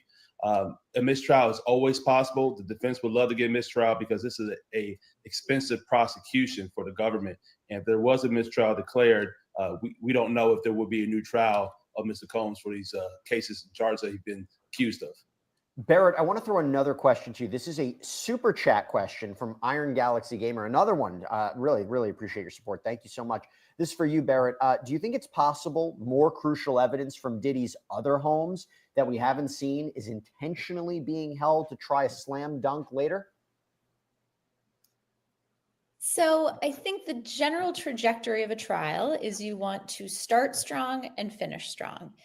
Prosecutors tend to call their most compelling witnesses or put their strongest evidence forth right in the beginning of the trial and then right at the end, right? That's sort of the primacy of when jurors are able to retain this information. You kind of bury some of the slower stuff in the middle. So is it possible that there is, amazing evidence that going to be put into the case at the end? Absolutely, that happens. It would be surprising to me if there's, huge things that we haven't learned about, only because there have been a lot of motion practice in this case. So much of what has come out in the trial has already been a little bit previewed for the public. But yeah, it's possible. Rich, I'm going to go to you for this question because I have to tell you, I think one of the reasons people are fascinated by this case, given the fact that we're talking about Sean Combs, but the question becomes, what's going to happen in this trial? Who's going to testify? How much of the allegations from all of the civil complaints going to come in? How big is this case going to get, particularly since we don't know really the witness list? This is from Sally McWatty.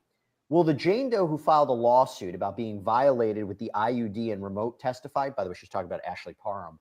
Wouldn't her testimony go a long way in proving RICO, as she says, KK, Christina Coram, Sean Combs' purported former chief of staff, as she says, KK was present. I reckon it would. Goes to a larger question. I mean, whether or not Ashley Parham would testify, whether or not other alleged victims in all these civil suits would testify. What do you think? Well, I think the government, again, wants other victims because you don't want this just to be a situation that was between Combs and Cassie. That seems more like a domestic dispute. You want to show a broader pattern of violence. So the government wanted to bring in multiple victims. Now, I thought they were bringing in 3 victims. I don't know if they can add on more at this point. And they have to. Well, wait a second. They can call alleged victims like Jane Doe and Cassie, but Bryana Bongolan, Capricorn Clark, you could say they're almost victims too. Yeah, they are victims, but not to the same extent, not necessarily of the same nature. But I do think it would help. And I do think, one of the parts of that question was the fact that it was known to KK, right? Tying it back to his people, his business, the alleged RICO enterprise, that's really important. He's a violent guy who gets in these scrapes, and that's one thing. But the fact that he has his whole business covering for him, That's more what the case is about. Got a super chat question for you, Tyler. This is from Christina Lester. Thank you so much, Christina. Could it be a case of too many cooks in the kitchen with such a deep bench of attorneys, meaning defense attorneys, or is it simply the strongest defense? Because, yeah, Sean Combs has quite a few defense attorneys. You need a lot of defense attorneys in a case like this. You have different victims who are testifying, different personalities of defense lawyers. You got a lot of documents to crawl through, text messages, a lot of just information that's out there. So you need more than one person running the show. And there probably are a team of lawyers that we don't even see who are helping out in this case at these lawyers' offices, going through some discovery and other information. And you don't want, sometimes you don't want a male defense lawyer cross-examining a woman who's a victim. So he needs a big defense lawyer, defense team, but I'm pretty sure there's one person who is the head honcho running the defense. Barrett from Shanessa's room. If for some reason Diddy is acquitted, but is later found out to have intimidated or tampered with the jury, what would be the repercussions? Could he be retried? So he can certainly be tried on obstruction charges if there's evidence that comes up that he tampered with evidence or with a juror or with a witness. He can absolutely face very serious federal charges for those. He will not be retried on these current charges, but he could face obstruction or witness intimidation charges. I have a question here for you, Rich. This is from Top Gunna Boy. Mark Agnifalo's Puffy's lawyer said he can't stop him from taking the stand. Does he still stand by that statement? Well, I think he stands by that statement because that statement is accurate. It is, at the end of the day, the decision of the client, of the defendant, whether. I'm going to say this, you guys, just from the comment that they are making about the witnesses. It does feel like he's tampering. Either he cut a deal, something. He didn't reach out to some of those jurors. I'm just thinking that, because who does that in court? O.J. Simpson didn't even do that. It's insane. Just talking. Here again goes to the idea of how specific they were and what allegations they wanted to include in this criminal case and how far back. Erica Charlotte says, Jesse, why can't the prosecution use Puff's attack on Steve Stout as evidence of his racketeering? And we remember this was all the way back in the day. The allegation was this record producer, Steve Stout, had claimed that Combs, his bodyguards, beat him up with a champagne bottle, a telephone, a chair. He could have faced years in prison if he was convicted of this. But actually, Stout had asked the Manhattan DA's office to drop the charges. Combs had publicly apologized. So why not include something like that? Why not include older allegations if they exist of Sean Combs? So there's nothing to prevent the prosecution from including older allegations in a RICO charge. That's one of the great parts about using the RICO statute, is you're able to include acts that might otherwise be time barred. So there's nothing based on the statute that would preclude them. My guess is, it's one of two things. One, they didn't have the evidence. Maybe that's because witnesses didn't want to testify, or they didn't have physical evidence to back up some of these allegations. So they didn't think they could actually prove these allegations beyond a reasonable doubt, or they didn't feel like it fit within the means and methods of the enterprise as they've alleged it in the indictment. So, right. This was an indictment that's really more focused on sort of the sex trafficking, violence against women aspect of what Combs was doing. So maybe they thought it was just too far afield from the allegations that they had brought. These are great questions. I love all of these questions. Having said that, this next question, Tyler, is a really good one. This is from ATX Stanley, okay? What is the defense's case in chief going to be about? Just a bunch of character witnesses? And who would even testify? What a great question that is. That's a real great question. And I've been thinking about that this whole trial, because they've already, in their opening, have pretty much admitted that Mr. Combs is a bad guy, that he's done things that no human being should do and treat women, and he's owned up to that. So here, unless they're able to possibly attack certain things like the arson that he's been accused of committing, the circumstantial evidence that's out there on him. I think the defense's case in chief could focus on that. And also the defense does not have to put up a single witness or any evidence in the case in chief. They could always decline to present a case, but we'll see. I think the best bet will be using that time to attack weakness in any circumstantial evidence that the government's relying on. They got a poll up here, Rich. Do you think Diddy's confidence is affected by his family's absence in court? 53% say no, 46% say yes. This isn't a question that just came in too. This is from Robert Clinton. Does the video from the hotel incident make it impossible for the defense to make the jury believe that the witnesses' testimonies are fabricated enough for reasonable doubt? So you could watch the video and believe those events took place and still not believe some portions of the witness's testimony. And that single act of violence is not enough to establish RICO. It's not enough to establish trafficking. It's not enough to establish prostitution. That is, as the defense is saying, a horrific act of violence that is not really charged individually in the case. It is only a component of the other charges. So there is, in theory, plenty of room for the jury to still disbelieve witnesses and or to find reasonable doubt as to the charges in this prosecution. Barrett, a question just came in that we get a lot, and I don't have the exact answer, so I'm happy to have you with your expertise answer this one. Finally, it's not enough to prove RICO. It's just not. And we've got to get there. Hopefully we can, but they just don't have enough right now. Let's keep going. Prison. So the MDC is essentially a holding facility for people that are awaiting trial. There's some people, if they have a very short sentence, that will ultimately serve their sentence out there.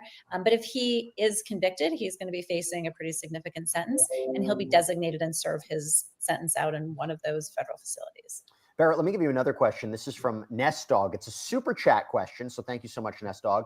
If Christina Coram was named a co-conspirator, can the Fed still have her flip and have her testify against Diddy?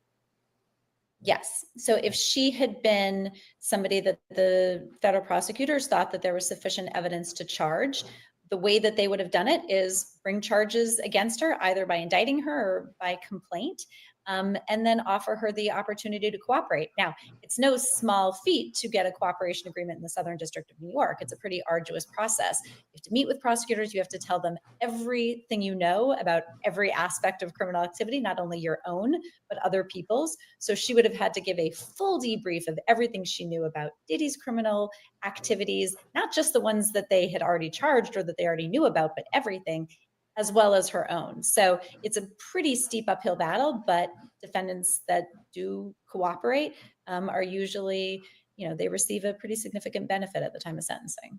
Tyler Bailey got another question that keeps coming up. This one from Allison Jones. If guilty and imprisoned for decades, what's going to happen to his assets? Well, he'll probably lose a lot of his assets. They're going to be due to asset forfeiture laws. But of course, he'll still retain some. You'll have his music royalties that are always going to be there.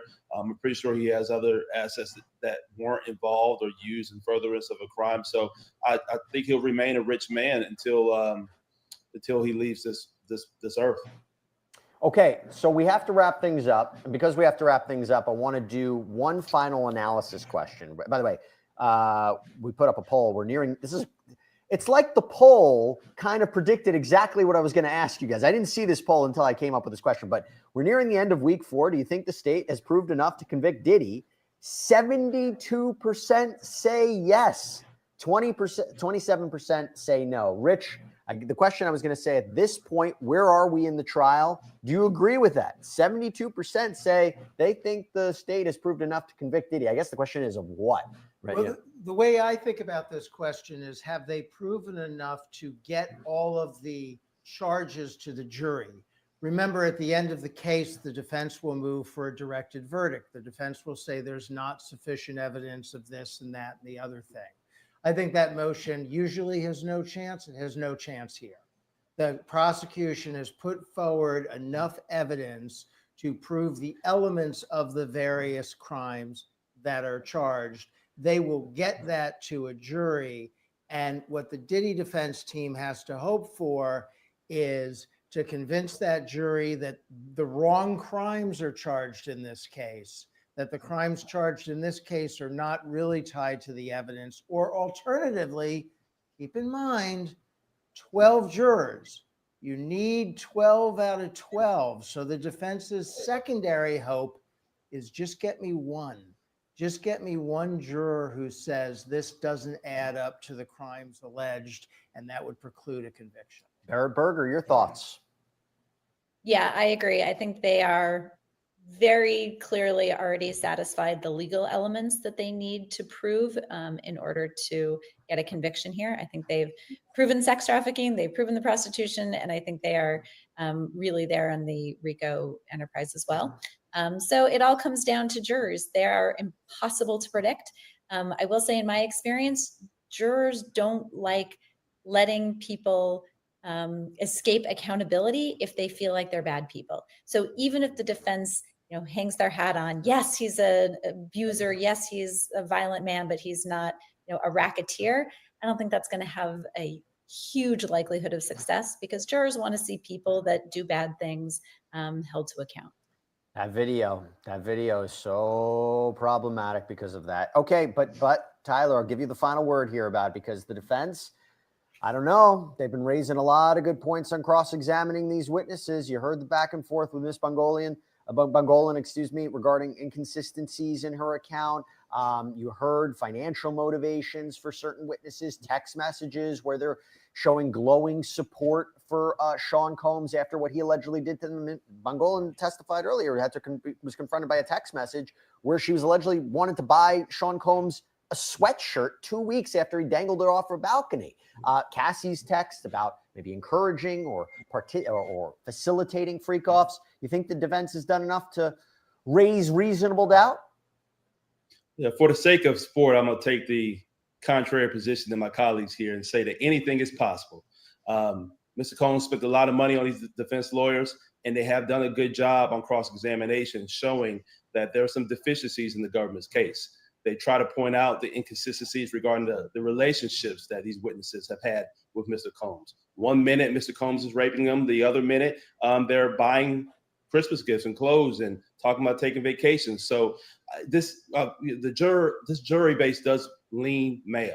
That's not saying that it leans towards acquitting Mr. Combs, but if they seem to believe that this is a case where the government is overcharging, they have a RICO case with one man at the top, and there's no other people who are charged, and the defense has done a good enough job in showing reasonable doubt, maybe he gets acquitted. But truthfully, I see no way he's getting acquitted. So for the sake of sports, he's going down. All right. Well, you all agree. Barrett Berger, Tyler Bailey, Rich Schoenstein, thank you all so much for coming on. All-star panel. Really, really appreciate your insight and staying with me. I mean, I go back and forth. Just, if you guys have been with me this whole time, at the beginning, there was a lady who came in the chat, and I was saying, I don't know if this is a RICO charge. And she says, stop saying that. Words have power. If you keep saying you don't see it, then it's going to come to fruition. I think differently. I'm like, you can't go into denial if you don't see a RICO here. And a lot of people do that. They think if we say it, it's going to happen. It's going to happen. It's so many signs that it's not going to happen. The chargers seem to be overcharging. He's making eye contact with the witnesses. You got people not showing up. I wouldn't be surprised if he's working this hard right now in front of us. They're slipping notes to his attorneys, and he's running things. I wouldn't put it past Combs to have some kind of paying people off. I'm just going to say it. I mean, he did it in the Shine Barrow case. He's done it in all the cases. Why think he won't do it now? I just find it extremely bizarre that you are winking, smiling, nodding your head at the damn jury. Have you guys ever heard of such a thing? I don't know. I'm not confident. Y'all can be confident. I'm not confident. I think he needs to go to jail. He needs to pay for what he did. There's some very bizarre things happening here. Very bizarre. If all these witnesses went through what they say, they should have filed charges right after it happened. They did file because they still wanted the limelight with Diddy. Just saying. I mean, I don't know. This man is winking at the jury. It's got me shooketh. I am shooketh right now. Like, what?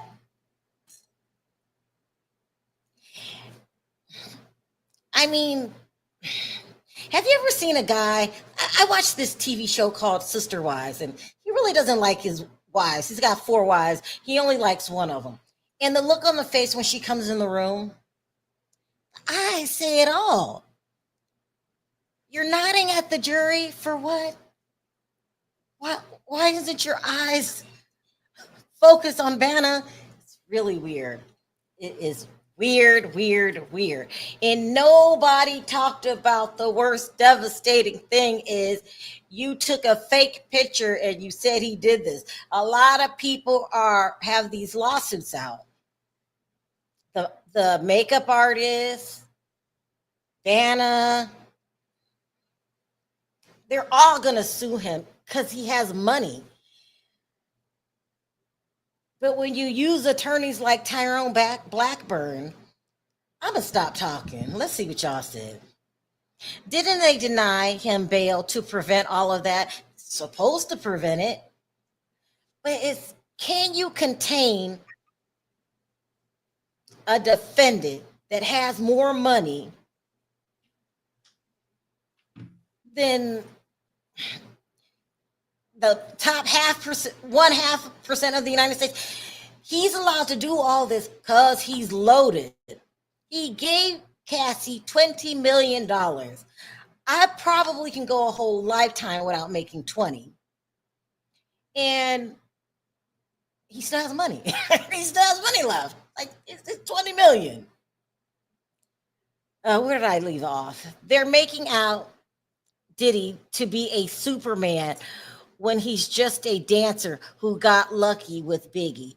He has money. It changes people's lives.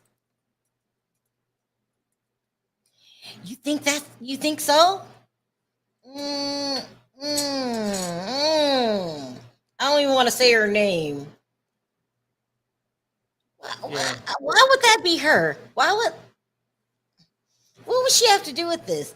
She's got her own empire, by the way. She's fabulous is what she does.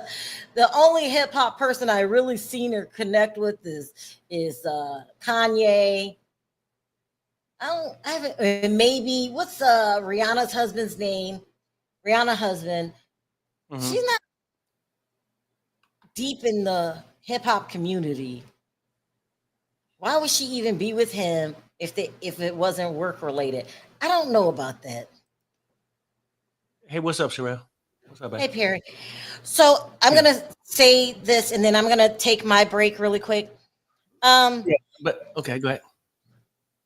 You were listening. What were your thoughts? Well, no, I mean, like, I think it's hard for the people who want to see Diddy, punished for the things he's done. Very hard. Okay?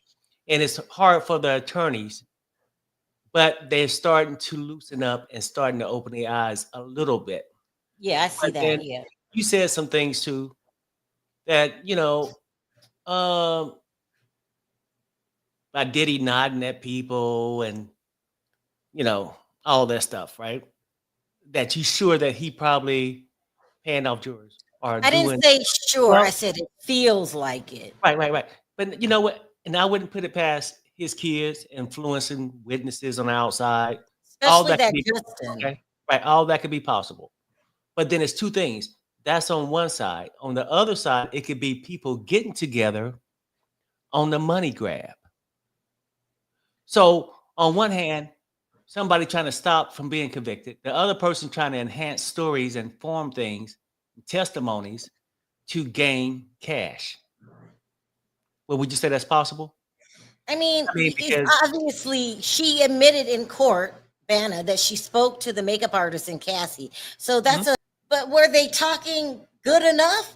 Their stories were all over the place. right, They right, had right. I mean, stories. sometimes a lie never stands if you got somebody to question the lie. Perry, will you be up front? I don't have time for this today. No. I'm saying, What are you like, talking what about? is you playing online?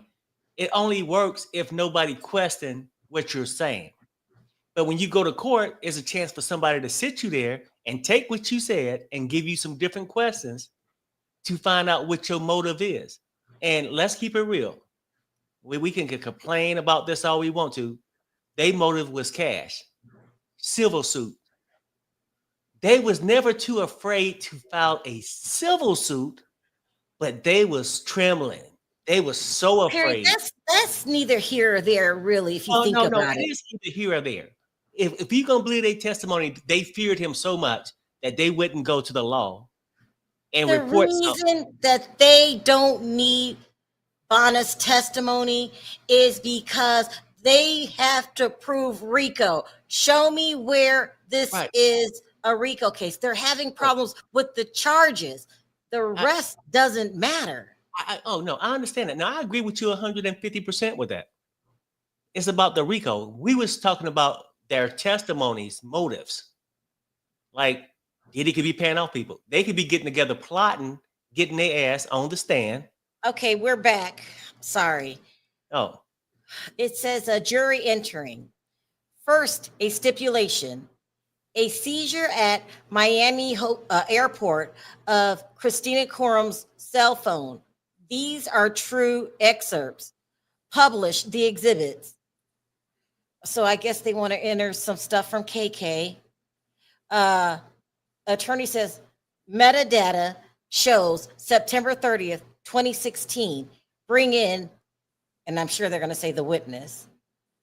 Okay, so let's see who's on the stand now. Hold on, let me shoot over to CNN real quick. and no, to answer this question real fast too. Truth or consequences? Yes, Perry. Him nodding at the jury is appropriate. Period. I would agree. Yes. No, I agree. I'm saying we're not this. Yeah, I agree with that. And also, It's so weird. It's like he's the godfather and he's got all these people under his wing, but we can't prove anything that's going to stick besides the bribery. But first they got to figure out and let everyone know, how's this a criminal entity where they are profiting off of this? yeah, I mean, I haven't seen him receiving anything, just giving. Perry, Now, I guess he did receive the tape that was stolen from the hotel by other people, so he was in possession of stolen goods. I see that. It said that Enrique Santos, this is KK's right-hand man. They do everything together.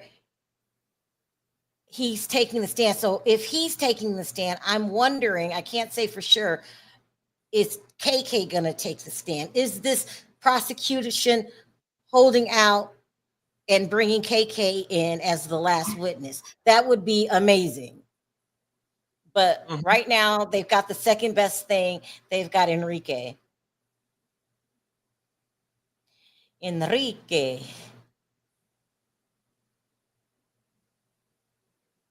It's just so frustrating. It's just frustrating. That's all.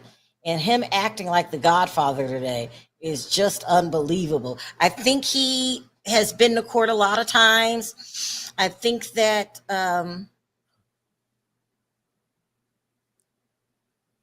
he's gotten away with a lot. Right. No, I agree. So he knows how to operate and he knows how to move. So we'll see what happens. He got away with a lot. And Nelson says this. First off, Auntie Sherelle looks great. Is that And Nelson? this is why I said that we need to see the case through. All that soprano energy is gonna F him up. LOL. Okay, thank you, nephew. Soprano energy. And see, that's the part with Diddy behavior. Now that things got a little brighter, when he's seeing things going his way, he reverting back to being controlling and all that. Like, Godfather. Yeah. I see this, but my thing is, that's why I think for people who was truly looking for justice, should have act like they truly were, instead of a bag. Because that's why we're here today. That's why we're here today. People are looking for cash now, not justice, because half of them were just as guilty for a lot of things that went on. It don't exclude Diddy, but it includes them also. So that's the thing. That's why so many immunities been passed out. It's crazy. Like, do you remember in high school you had like a hall monitor? I did in my high school. She had a whistle, right? And when the bell rang, she'd blow the whistle and start telling you, go to the principal's office. That was Diddy. He should have had a damn whistle. It's insane. He's looking at the jury. He could be like, we got this. Yeah, y'all doing good. See what I'm talking? I mean, oh my gosh. And the judge said nothing. They're just getting cocky, like, y'all hear her line? You see, they framing me. Yeah. Just to get that thing, like, this is what they're doing. But that could backfire him on too. Even he had to be real careful. Well, one, he could be barred. I guess they say they possibly could. But just sit there and let your money do the talking for you, paying all these high expensive lawyers. I think the prosecution came with some things that was good if you was charging them for something else, but I don't think it's too great for the RICO. And I know people, they'll go back to the thing. It's been proven a long time ago. Go ahead. Can I take a bathroom break? I'll be right back. Oh, Keep your eye on the screen. Oh, yeah. So that's the thing. I think you get people still standing fast on, I think they already proved it. Maybe because that's how bad you wanted them to have proved it. I don't see it. Maybe this new witness can bring something else up, but nothing ties it to an enterprise.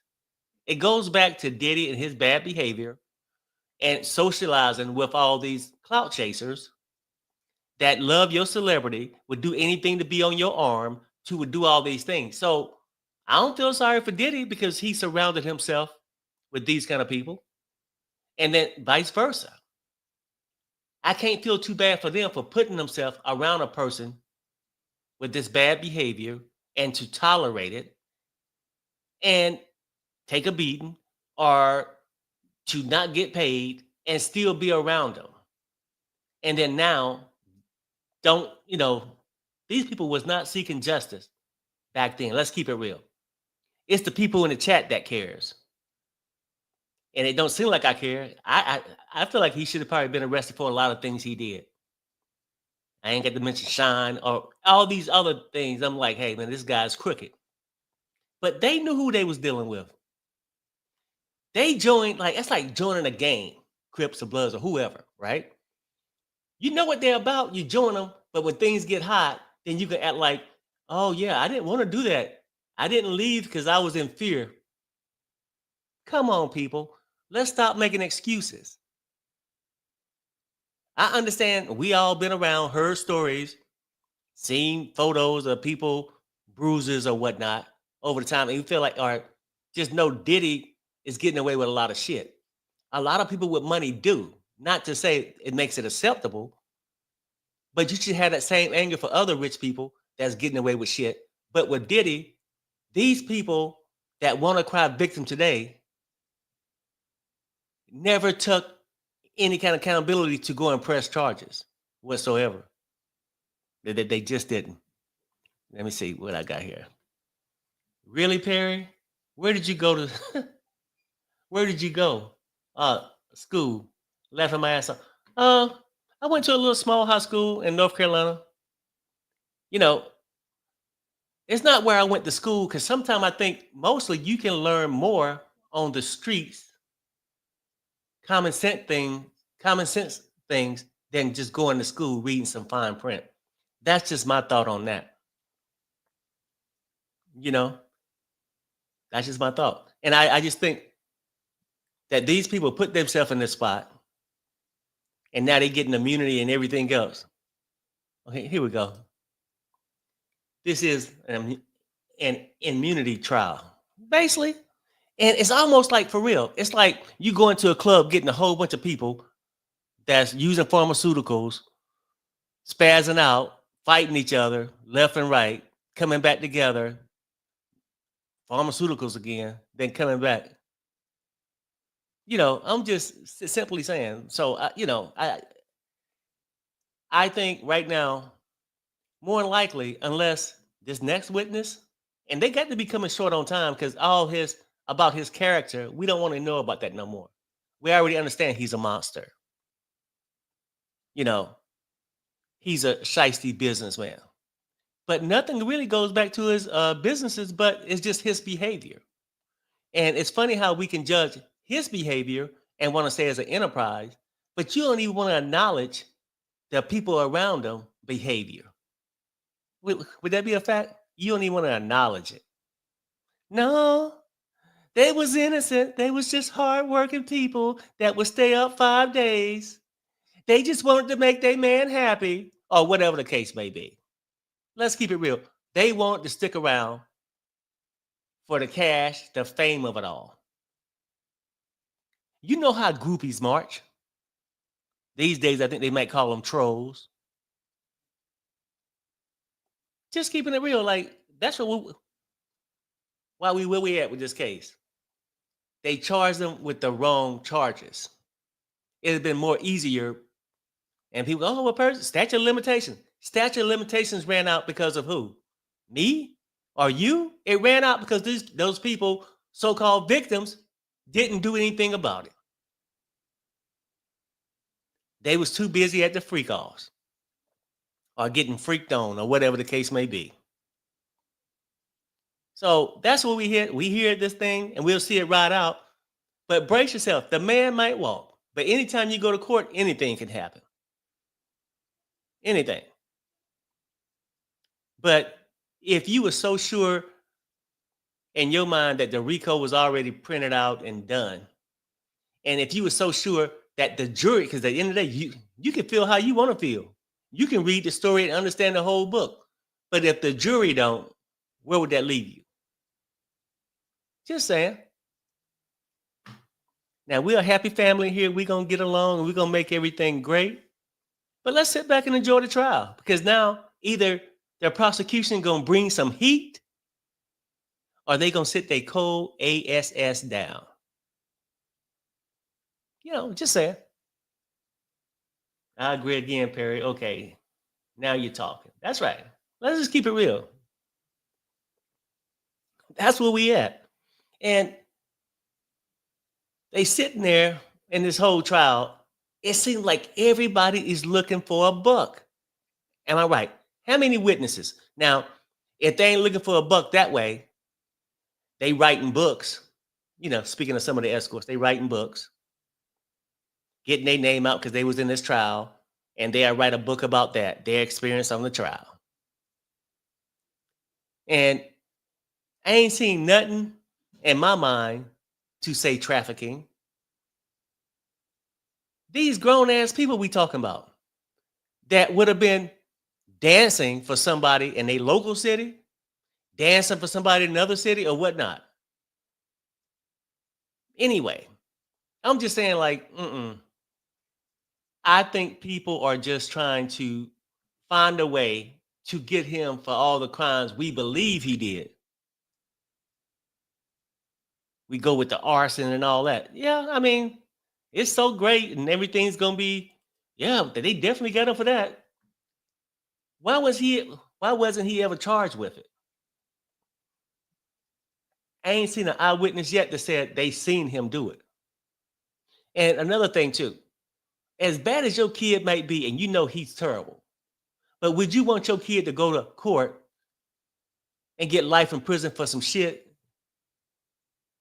he probably didn't do or they couldn't prove? And when people just took his past and said, hey, this kid been bad since the age of 5. Give him life. Would you want that to be that way? Maybe that should be something I put in a poll.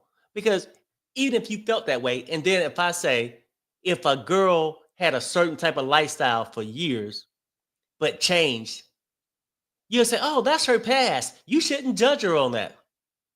So, in essence, are we judging him for his past that these so-called victims never went to the authorities about and trying to punish him now? Just a question.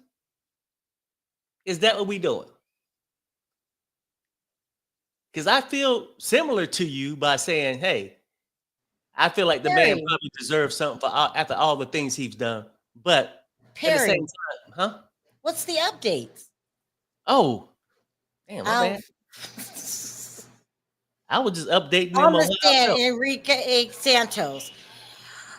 Enrique says, I have worked at the SDNY prosecutor office for 17 years.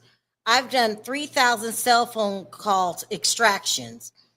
Attorney, these 3 iPhones, whose were they? He says Cassie Ventura. One had a changed IME number.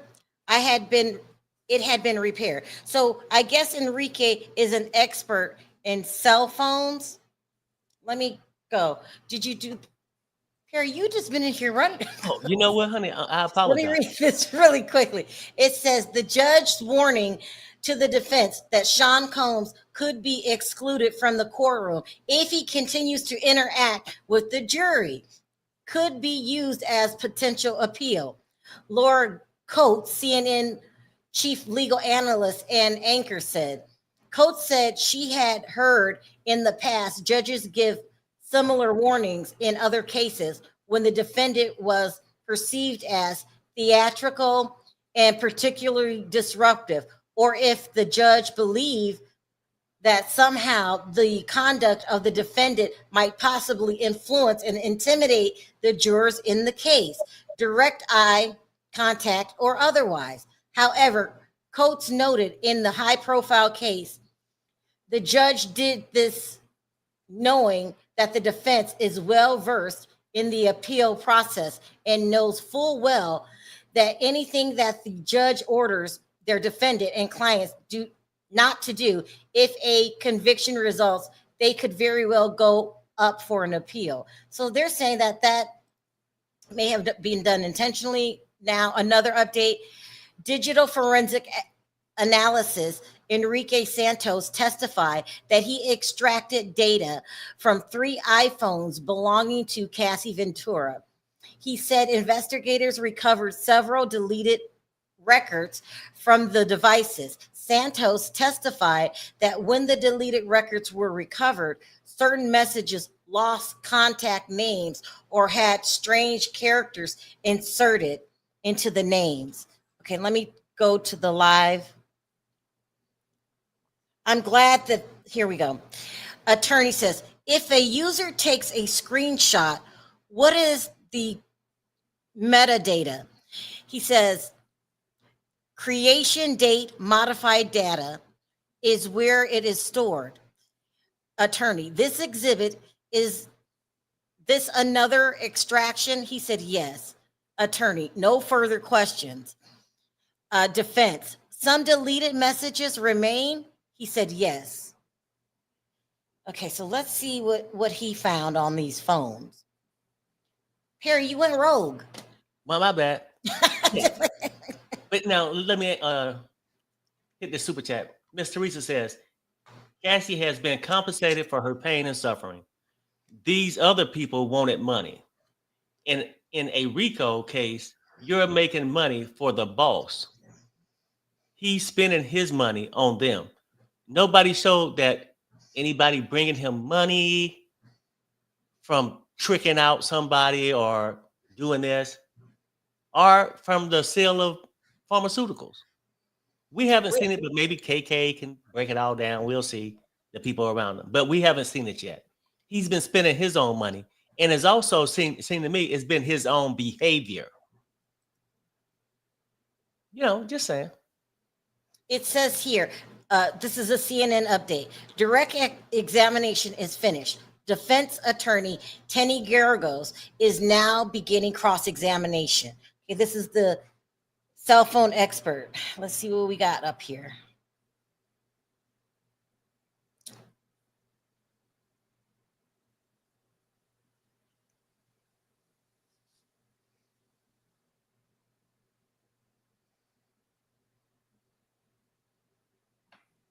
Okay.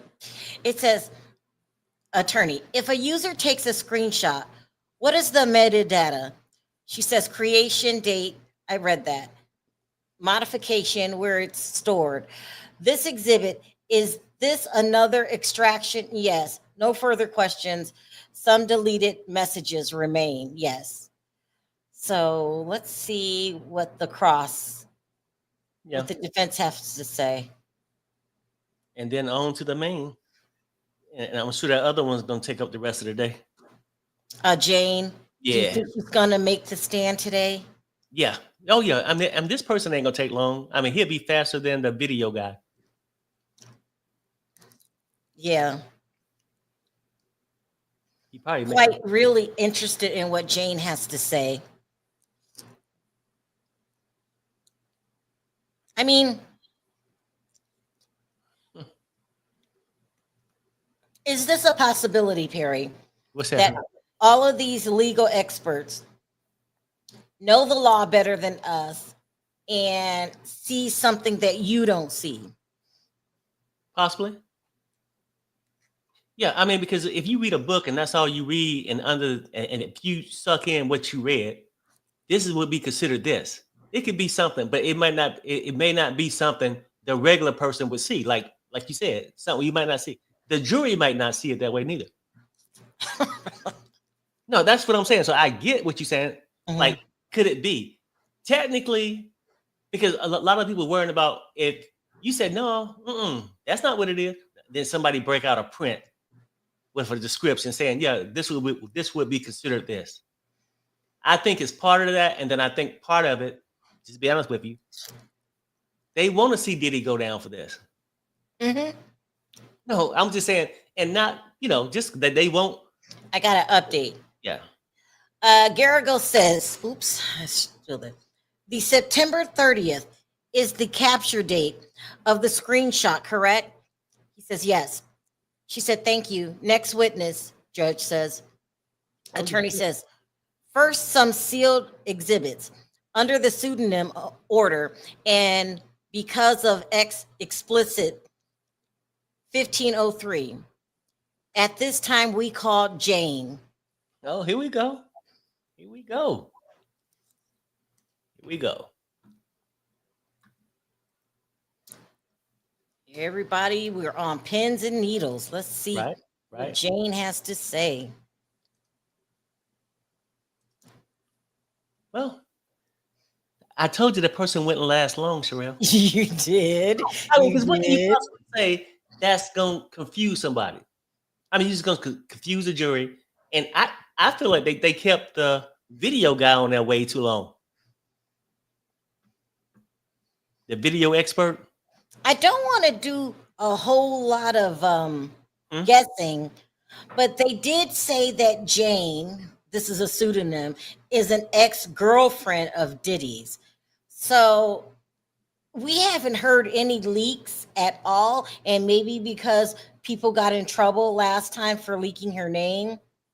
So But yeah, I'm sure it's got to come out eventually. You've always got these eager journalists in the courtroom.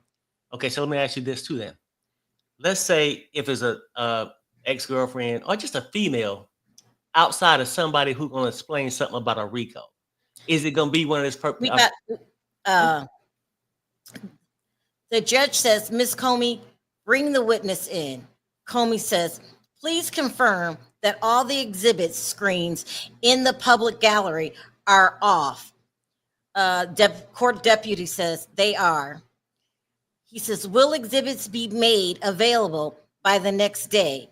Filing still not docket. Okay, so as we heard during the break, the media filed a request. They want copies or be able to see the exhibits. Some of them are sealed and they're not even put on a screen for the media. Now, they knew damn well that they weren't going to get copies, but they threw a Hail Mary. And so now, here we go. This is an update from the CNN. And they said, Jane, a single mother, began dating Diddy in 2020. Assistant U.S. Attorney Emily Johnson said in the opening statements. Comey promised that if they did freak offs, they would spend quality time together. But it was a lie, Johnson said. Instead, he allegedly forced her to take drugs and stay awake for days at a time. Remember, the singer Cassie Ventura Combs, former longtime girlfriend, testified Combs physically and SA'd her and used violence and blackmail to make her participate in drug-filled X-parties known as freak-offs for over a decade. About a year ago, Combs and Jane had a physical fight at her home. She tried to run out the door, but he grabbed her in a chokehold, lifted her by her neck, and kicked her to the ground, Johnson said. Later that night, he forced her into a freak-off. In contrast, the defense said its opening statement, Jane was a willing participant in these encounters. They also argued that the fight last year featured mutual violence. Jane's allegations are key to the racketeering charge, one count of trafficking and one count of transportation to engage in prostitution. So let me go back to the main screen. I don't see nothing yet. Yeah, we don't see anything. This should be Yeah. very, very interesting testimony. And they're using this witness right here to prove racketeering. And one count of trafficking. And one count of transportation to engage in prostitution. Oh, this is interesting. Okay. CNN update. The prosecution called the witness testifying under the pseudonym Jane to the stand. The judge read the jury an instruction about witness testifying under pseudonyms. He reminded the panel that they will learn Jane's true identity, but it won't be said publicly in court. So you got an update on the main one.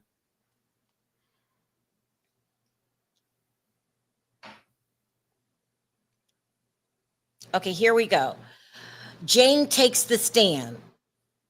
Okay, attorney, where did you grow up? She says, California. Your level of college, junior college, then modeling. Attorney, with whom did you have a relationship with between 2021 and 2024? She says, Sean Combs. So now we know she's from California. I Yeah. need to know who this is. Wow. Yeah, no, it was interesting how they introduced it and saying, it's going to help with all these things. That's what they want to prove. Right. But it says that she was told, she ain't testified to it yet. I don't know where that stuff came from. But that basically that she was told if they want to be closer, that they could be closer. She had to do the freak offs. If they did the freak offs. Mm-hmm. And I wonder, was this how often in a relationship? Because I go back to this thing. When I'm saying, I think people make these choices on their own. Now, I ain't saying whatever he gonna do to her, nothing like that later, because we just getting into it. But I just want to establish this. If somebody tell you this up front, before you, feeling fearful, would you even consider it? Anybody in the chat that always Consider what? Being in order to be closer to somebody, have these freak offs. I mean, some women feel pressured that if they don't, they're gonna lose the man. They feel pressure. At what point was this discussed in the thing? Is what I'm trying to say. Is she gonna say later? I mean, well, I don't know. I'm sure she's gonna say the same thing the rest of them said. I was too afraid to leave.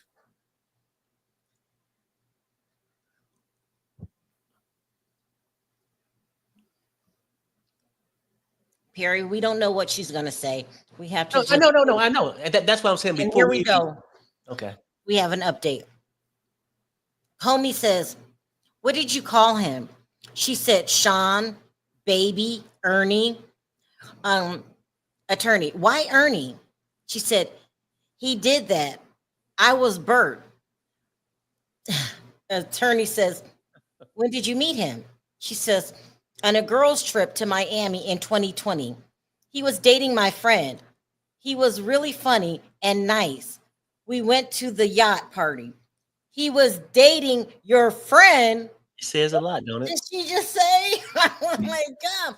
We have a CNN update. Assistant U.S. Attorney Maureen Comey asked Jane who she was in a relationship with from 2021 to 2024. Sean Combs, she responded. She said she called him Sean Baby Ernie Snookums. We didn't hear that part. She said they called each other Bert and Ernie, like the characters on Sesame Street. Is anyone gonna acknowledge that she took him from her friend? Like it was just saying hello. Like it wasn't nothing. It was like something just in my mind. When somebody could say something casual like, "Oh yeah, I met him when he was dating my friend, Ernie." Yeah, No. it's a little odd. I'm just saying we getting into it. So, like I said, I ain't gonna judge because people go, no, see, there you go again, Perry. You ain't believing the women. Yeah, I believe she would date her friend's man. That's part I believe at this point. But anyway, that's not part of the case, Perry.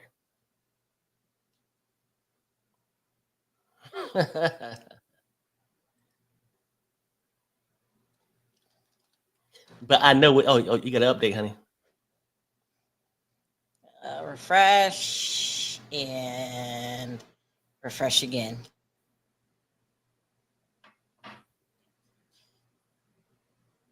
Here we go. Jane, he gave me his cell phone number. Attorney, did you see drugs? She said yes. That first night, one of my friends said he wanted drugs, I guess. Attorney, I don't want you to guess. Where did you go? She said, the studio in 2-Star. A man pulled out pink powder. Okay. Mm-hmm.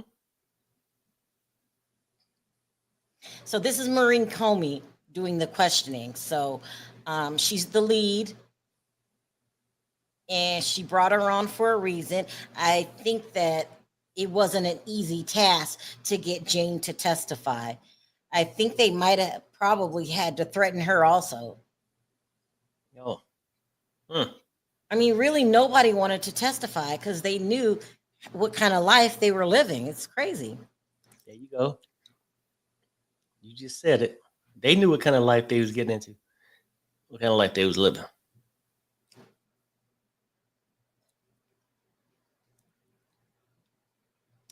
All of a sudden, and not before this case, I never ever heard of pink powder. Me neither. Or ketamine. I heard of ketamine with Matthew Perry. I think the first time I heard of something pink was after the raid, and they were saying something when they was trying to get on a plane or something. Remember, they was going on a little vacation. Yeah, when they arrested Brandon, the plug. Yeah. Pink. Damn. They don't got creative. Why is it pink? How did it get pink? Here we have an update. Jane says, my girlfriend was upset. She thought I was getting with Sean, so we left abruptly.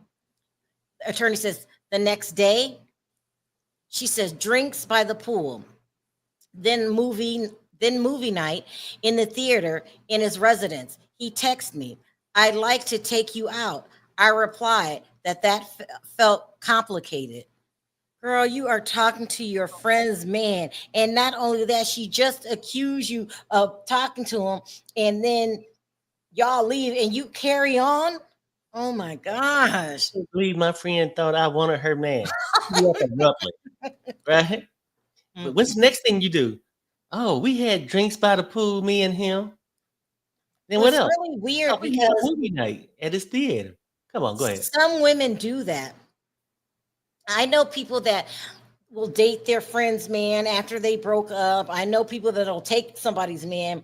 I'm like, my friend's man is off limit. I don't care if she dated him in high school and it's been 30 years later. I don't do that. It's just a violation there for me. That's just gross. Girl, I just took him. You wasn't even treating him right. Here we go. Update.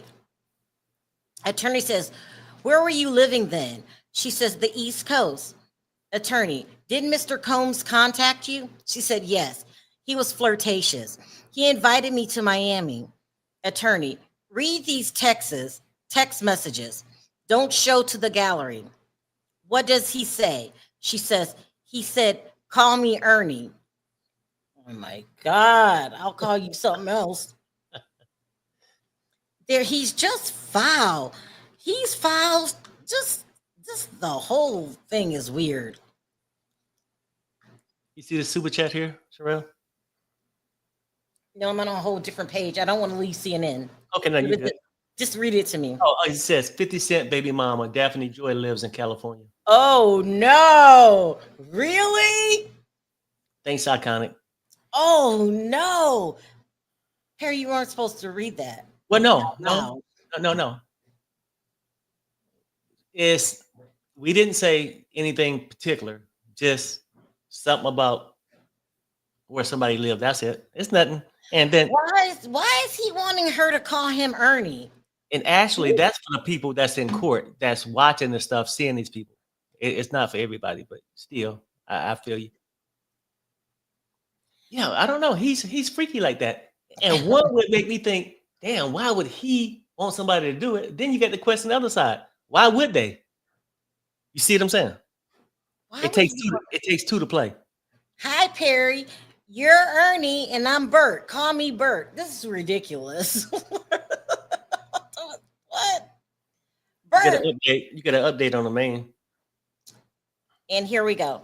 Attorney says, who was pursuing who? She said, he was pursuing me, but I was being considerate of my friend.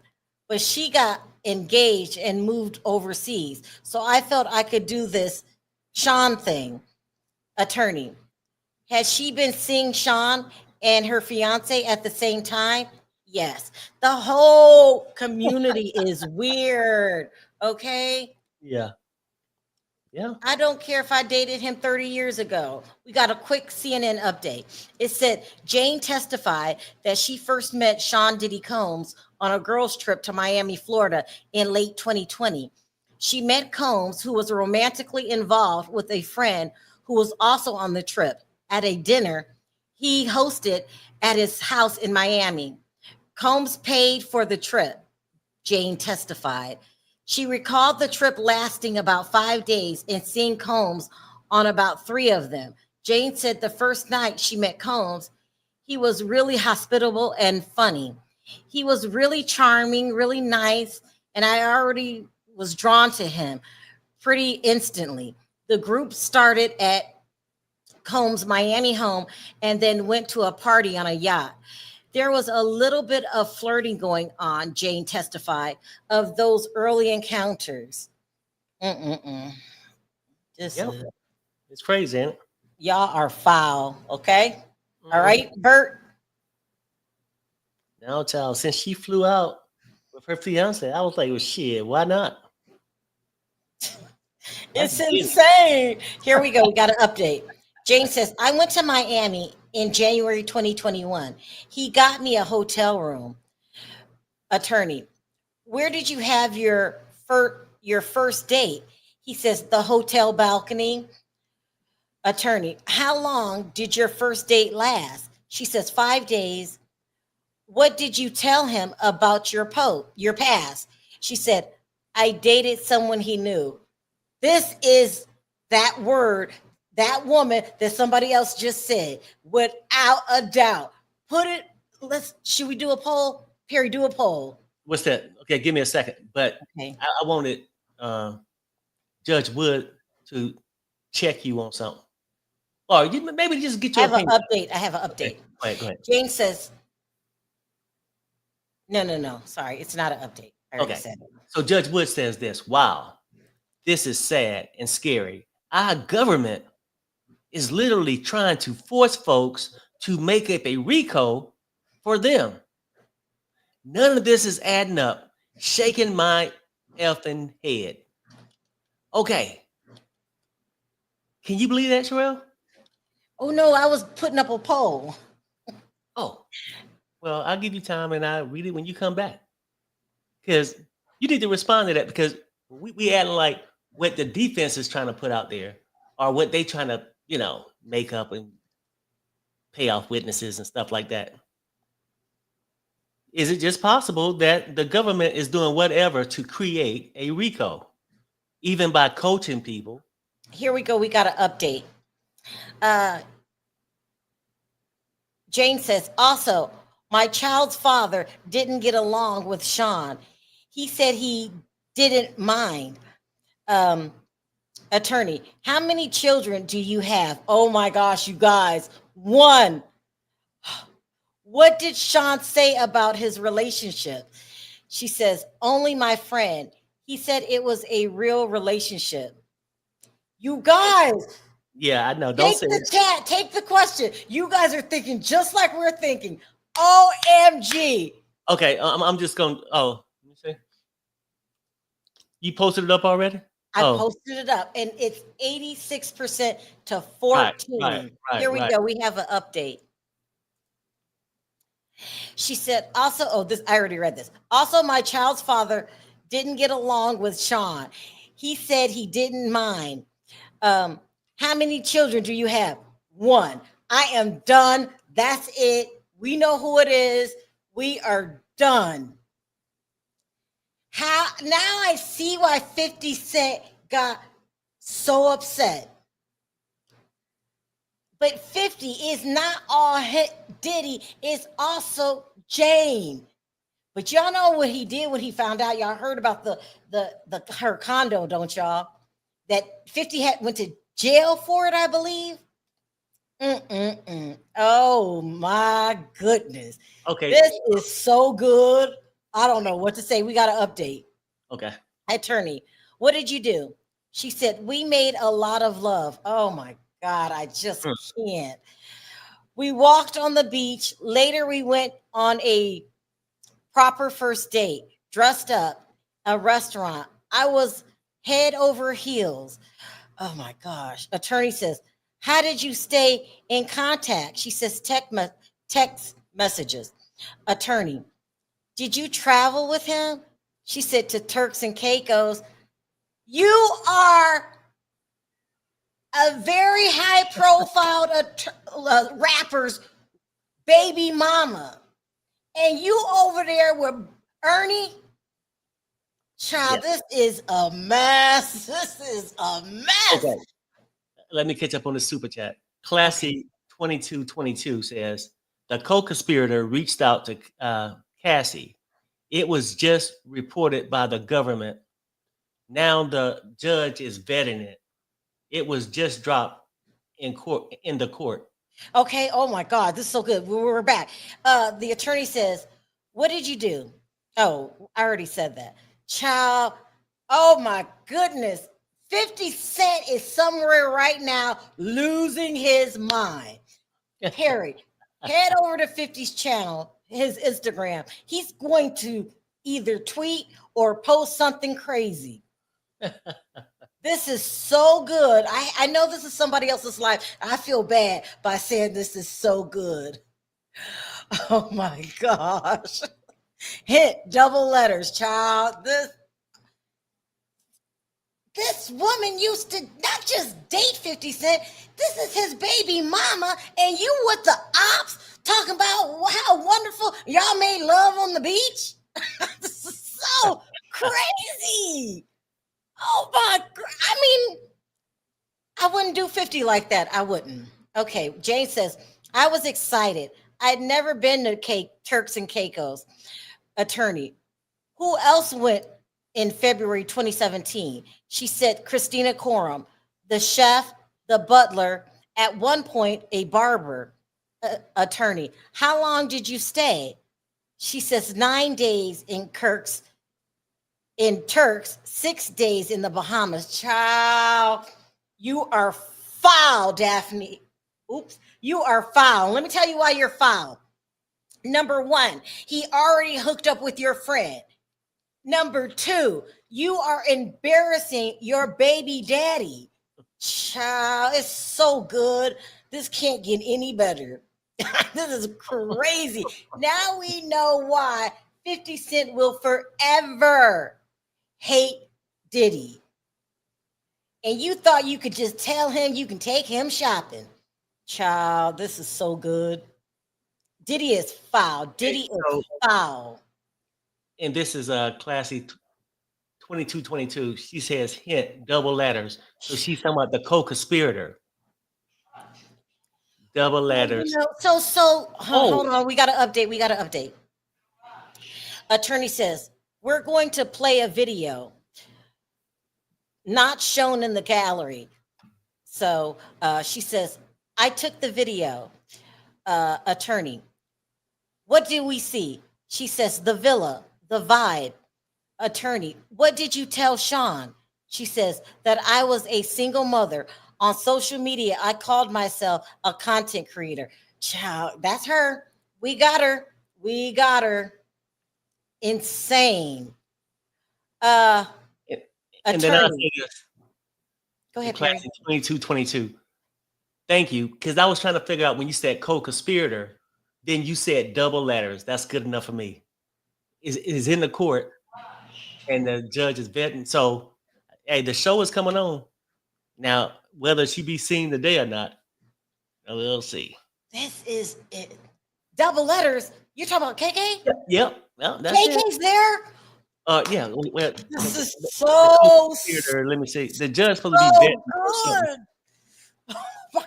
This is so good. You remember, you guys, at the end of the day, I'm nothing but a blogger. I love me some mess. All right, here we go. Attorney says, what was your work? She said, advertising brands on my social media. Attorney says, what did he give you? She says, a love bracelet. He said he'd give me money because he'd taken me many days away. I really appreciated that. How much? 10 grand. Girl, you are foul. And Shirley, I'll make it clear. Classy didn't say she was in the courtroom. I'm gonna go back. I had to go back up. The co-conspirator reached out to Cassie, which you know who she was. It was just reported by the government. Now the judge is vetting it. It was just dropped in the court. This can't get any better. I'm so serious. I'm so thankful. This is not my life, and I get to do what I do best, and that's judge other people. This woman is foul. You are embarrassing your baby dad. Listen, I would never in a million years hook up any friends of Perry's, anyone. I don't care how far back. But the op, and this is how you get your money for your baby. I'm sure you are well taken care of. Poor 50 Cent. I never thought I would live to say this, but poor 50 Cent. Poor 50 Cent. I love me some 50 Cent though. And according to the rumors, when he found out, you get an update on the man. Don't forget to let me tell you about what happened when he found out. Okay, attorney says, what drugs had you used before? She says ecstasy twice in 2014 and 2015. She says, attorney says, you used it in Turks. Who suggested it? She said, Sean, like 10 times. In the pool, he gave me a pill, said it would be more fun. I was walking down the beach with him and I fell. You doping her up. Oh my, does this get any better? Oh, so let me find an article so I won't get in trouble. Perry, keep your eye on the screen. I'm going to find an article that I can read. But what did 50 do when it happened? I'm going to. Okay. I was just trying to remind you. And I don't know how to spell her name. I think it's a PH in there. So So basically, the person is legend at this point going to say like 10 times. He gave her stuff like 10 times in the pool. He gave me a pill, said it would be more fun. I was walking down the beach with him. All right, let me say this because I can't say that word. According to the newspapers, when 50 Cent found out, he went into a rage and he destroyed her apartment. Now, it's at one time she said he put hands on her and then she took it back. He got charged with DV and found guilty. They said he went into a rage. And I don't blame him. Anybody else? You had to go for him? Girl, what is wrong with you? Here we got an update. Jane says, I think I was screaming too. They put me in the shower. KK did. Because now they gave her something. I can't remember what they said it was. Attorney, did you take another ecstasy pill? She said yes, but a similar dose. It made me feel relaxed, euphoric, sexual. It enhanced touch and sense. It made me feel more loving and flirtatious. This is so wrong on so many levels. I don't know where to begin. Yeah, she ain't said she's been forced it yet, though, have she? I haven't seen that yet. But no, it's not. Well, no, I get where you're going, Perry. Here's this article here. Let's just read this article. It says somebody's name at the top. Blank says 50 Cent hard and physically abused her. This is what she's accusing him of. It says that person says her ex-boyfriend, rapper 50 Cent, hard and physically hurt her. I'm tired of upholding and protecting an image of our son that you have never even earned. Let's put the real focus on your true evil actions by R-ing me and physically abusing me, she wrote on Instagram, on an Instagram post. You are no longer my oppressor. My God will handle you from this point on. She said this after he found out. Okay, here we go. Attorney, what about coming down from ecstasy? She said, it was like your mind was kind of readjusting, coming down from a high. You're just tired. Attorney, in the Bahamas, did you continue taking drugs? She said, yes, ecstasy. Sean gave it to me. I don't even know who is wrong in this situation. Everybody's wrong.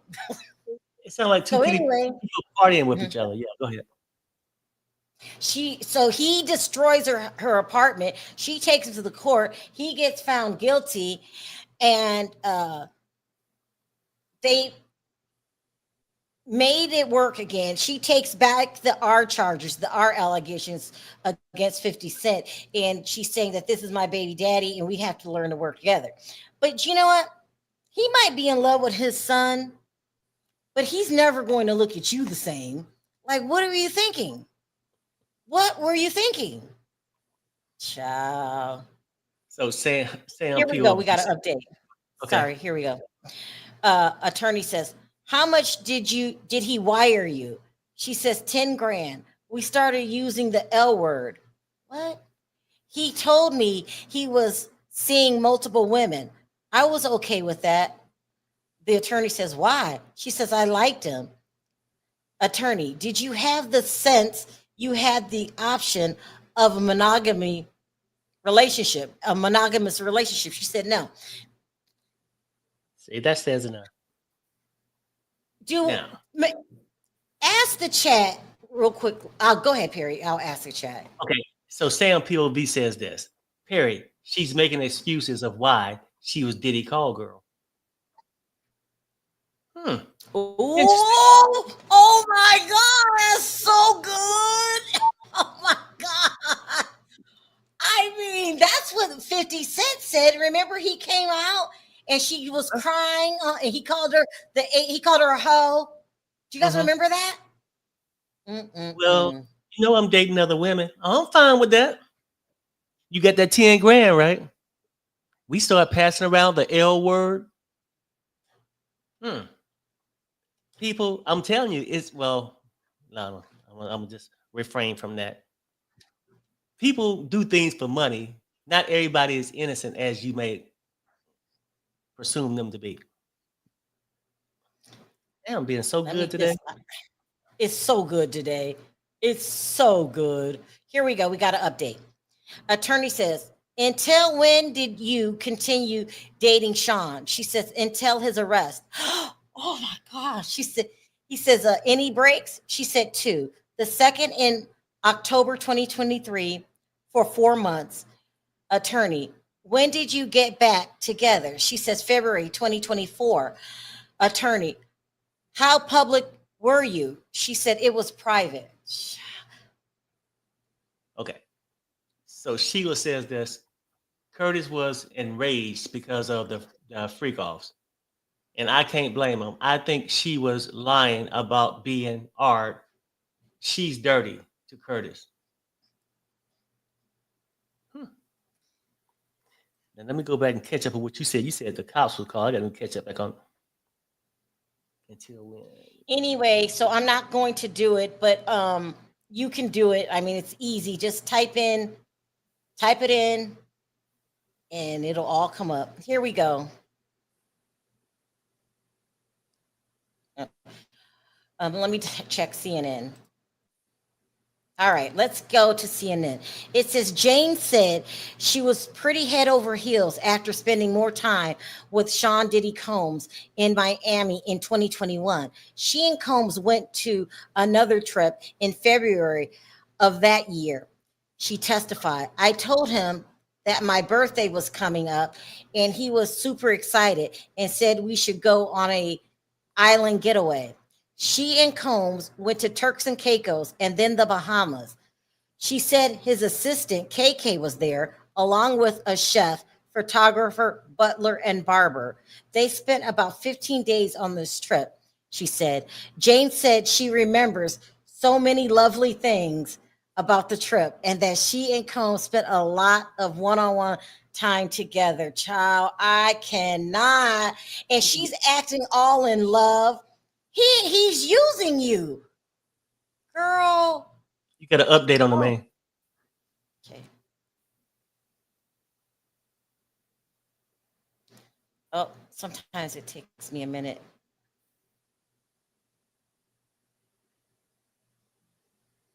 Okay. Comey says, did you post about your relationship with Sean on your social media? She said, only once. Where did you move? She said, from the East Coast to LA. He gave me $6,000 for a moving trip. Attorney, in 2021, February to May, how often did you see him? Every other week. Oh my God. Harry, this is where you should be speaking the most about girls like this. This girl. No, I can't because I got an update. I got an update. All right, Here we go. Start. What did he give you? She said he was sweet. He would give me money here and there. She says cash, wires. She said both. How often did you use drugs? She said every time I saw Sean, ecstasy, Molly, white powder, K, or ketamine. Molly enhanced like ecstasy, sexual.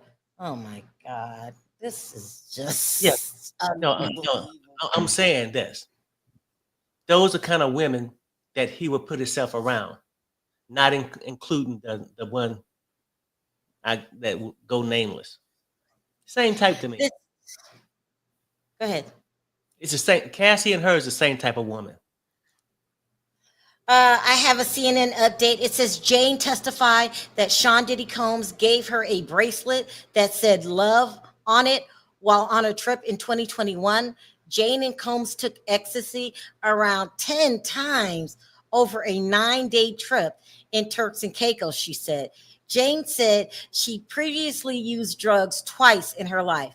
The first time Combs gave her ecstasy, they were relaxing in a pool, she recalled. Holding out the drug to her, Combs said, here, take this. And she said, said something like, it'll be more fun. Shortly after taking ecstasy for the first time, she fell into the sand on the beach and had a reaction. His butler and KK tried to help me, Jane said. KK is a nickname for Combs' former chief of staff, Christina Coram. Combs offered Jane $10,000 at the end of the trip because she'd been away from work as an influencer for so long. He wired her the $10,000, which Jane testified was a lot of money for her at that time. How's that a lot of money? And your ass was dating 50 Cent. Hold on. Come on now. Unique at the door, I think. I'll be back. Okay. This is insane. I don't understand her. Child, she did the unthinkable for $10,000. 10. Someone's knocking at my door. $10,000 is nothing. You make more of that on your Instagram. Y'all go later. Go check out the Instagram. $10,000 is nothing. Okay, here we go. Jane says, horny. It makes you sexual and horny. She says, white powder. It made me feel alert. I didn't talk like Kay. The walls were closing in. Attorney, in what context did Sean give you drugs? She said, when we were having X. Attorney, what did you learn? She said, so many things. How he liked to have corn playing. Okay. Child, this is so unbelievable. Look at my face. This man has to go to jail. He just does. He's so destructive. Okay, so what I missed, honey? I'm back now. Let me read this. Women can say no, thank you to drugs. Somebody asked me, how do I know that it's her? Famous rapper boyfriend, one child. He already knew who Diddy was from California. Those were my also Instagram model. Come on. And where did you leave off on the update? Got an update on the main. Okay, here we go. He liked me in lingerie with high-end stripper shoes. I was to put baby oil all over my body and his. Attorney, what type of rooms? She said, in his bedroom. Attorney, how was it lit? She says, he'd have red lights on. Attorney, how did you feel? She says, I loved him. Now, okay, who putting this witness on again? Because it sounds like it might not be going too well. Now, let me read an update for CNN. No, it's just, go ahead, Pierre, go ahead. He did everything but say, I volunteered for all this to me right now. But let's get into it. Go ahead. All right, CNN update. Can you keep your eye on the main screen? Yeah, you got an update already. On the main screen? Mm-hmm. Okay, here we go. Okay, here we go. Attorney says, in May of 2021, what happened? She said, I remember that when we would watch corn, we could have a lot more fantasy conversation. It says her voice begins to crack. Attorney, do you need a break, Jane? She said, no. We would search things on these websites that he wanted me to fantasize. Oh my gosh. Ay. Oh my, this is, I can't read it. I cannot read it. Let me shoot over to CNN real quick and give you this update. It says, Jane said that the ecstasy made her feel relaxed, euphoric, and sexual. It just enhanced touch and sense and made me feel even more loving and flirtatious with him. Jane testified that she took ecstasy several more times during the trip. Sean Diddy Combs provided the drugs and determined her dosage every time. After returning from the trip, Jane said she was even deeper in her feelings for Sean. I want to say we even started using the L word, she said. I was really deep in it. Jane said that Combs made it clear to her that he liked her, but that he was seeing multiple women. She said, I liked him, so I was okay with it. Jane said that she understood it as an open relationship and she didn't get the sense of monogamy was an option. She says, in my heart, I just wanted to see Sean, so I was monogamous, she said. She said her relationship with Combs lasted until the arrest. So Okay, while I got you an got update. Yep, they Oh coming. my goodness. Okay, here we go, you guys. She says, attorney, in May of 2025, was there objection? Attorney says, on May of 2021, I'm so sorry. Where were you watching the corn? She says, I had been awake for 15 hours or 24. She said, what drugs? She said, ecstasy and Molly, pardon me. He said, I can make it happen. Can we start reading comments, Perry, so we can Yeah, see? yeah. I mean, I'm sort of at this point, like, just into it. We're getting into it. I know the story builds up. The prosecution laying it out, and then they're gonna come with the smoking stuff later, or the story they probably don't told her. Start off soft, act like it was. But I haven't seen anything that's mentioned the Enterprise yet. Perry, let us digest this before you start throwing Enterprise at our face. This right here, if you're a true blue Gossip. gossip, yeah. Yes. This is just absolutely overwhelming for us. Okay. We put together who it is real quick. We understand 50 Cent now. 50 is going to retaliate. Okay. Mm-hmm. What is she doing? Even though you are not dating, here we go. We got an update. Attorney says, why did you say okay? She said, I thought I was playing into the fantasy, but when I came out of the bathroom, he was staring into his phone, really serious. He said, it can happen tonight. Attorney, how did you react? She said, I was like, tonight? Then, okay. What can happen tonight? The freak offs? Oh my God. You 50 Cent baby mama. Please tell me you did not go to a freak off. Oh my God. This is insane. What you doing, Girl, honey? did you go to the freak off? It could happen tonight. Well, okay. Let me get ready. Oh my God. Grab the oil, Diddy. Grab the oil. Come on. I'm just saying, like, can you make this shit up? Hold on, Perry. We got an update. Jane said, then we were in a hotel. I saw assistant setting up the room. The lights were already red. Attorney says, do you remember which assistant? She says, I don't. He said, there's someone coming. He knows the guy. I was super nervous listening in. Perry, go ahead before I cut you off. Go ahead. She didn't leave. She was just waiting there, anticipating the Punisher to walk in. I don't know. I'm just keeping it real. Like, oh my God, this is insane. She's saying, no, not by force. I'm down with you having other women.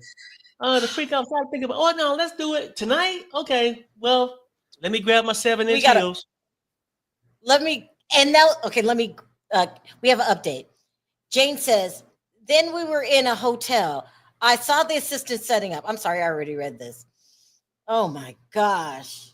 Go ahead, Perry. Oh my gosh. I'm just saying, like, to me, they gonna try to go, well, now he's bringing in the trafficking part.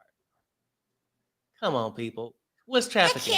I can't even get to the charges right now. And she ain't denying one. And she don't even give a damn who it is. She just waiting on the mystery man to come in. Oh my God. This isn't Update. We got to update. Attorney says, who did you think this guy was? She said, the fantasy guy. Attorney, what did you think would start happening? She said, actual things between me and the fantasy guy. He arrived and they are talking. Attorney, it was a regular hotel room or a suite? She says, a suite. Mm. Who is fantasy guy? Huh? Who in the hell is fantasy guy? So now she's doing the same things as Cassie. She's going to start being at these FOs and she's going to be sleeping with either. Okay. I don't know who fantasy guy is. And let me read the super chat real fast. Darlene Swint says this: all these people sold their souls to the devil, Diddy, for money and fame. Let's keep it clear. That's all I've been saying. And this ain't the first person that would get into a relationship right away, not care who you date, don't care about the threesome, is down for the fun, they're doing whatever, voluntarily. So a lot of people think somebody had to be groomed. Did he have enough time to groom her for this situation? Like he didn't have to groom the last one, people. At least Diddy made the reservations this time. So I guess they had to get where he invited the person. She didn't know who he was. But the last person did all the invites. Just saying. Go ahead, Sherelle.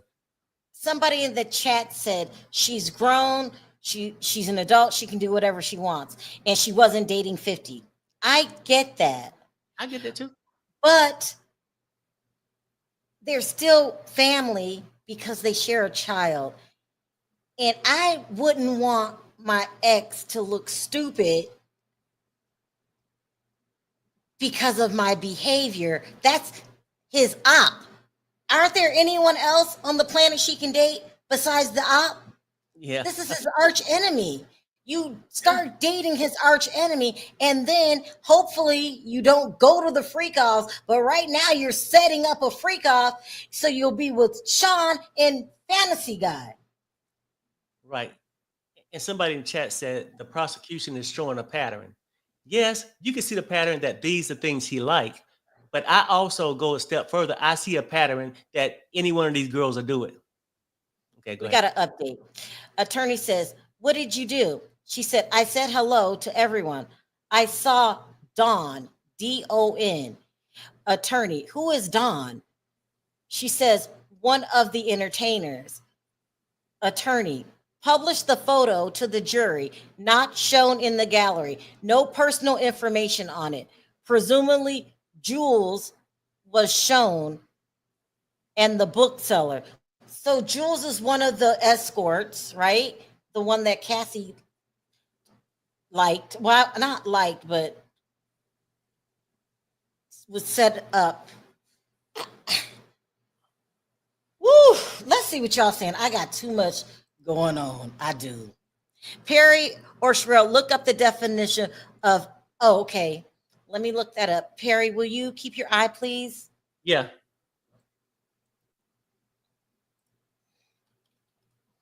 Then we'll go back. No, I get it. But I also go back to the fact that they all grown. Do what they want to do.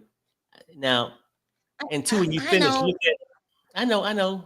Okay, look that up and then look and then pull up the definition of force. Now, y'all ain't going to have me running over here to my damn dictionary every 5 minutes. You got to update. They coming fast, Sherelle.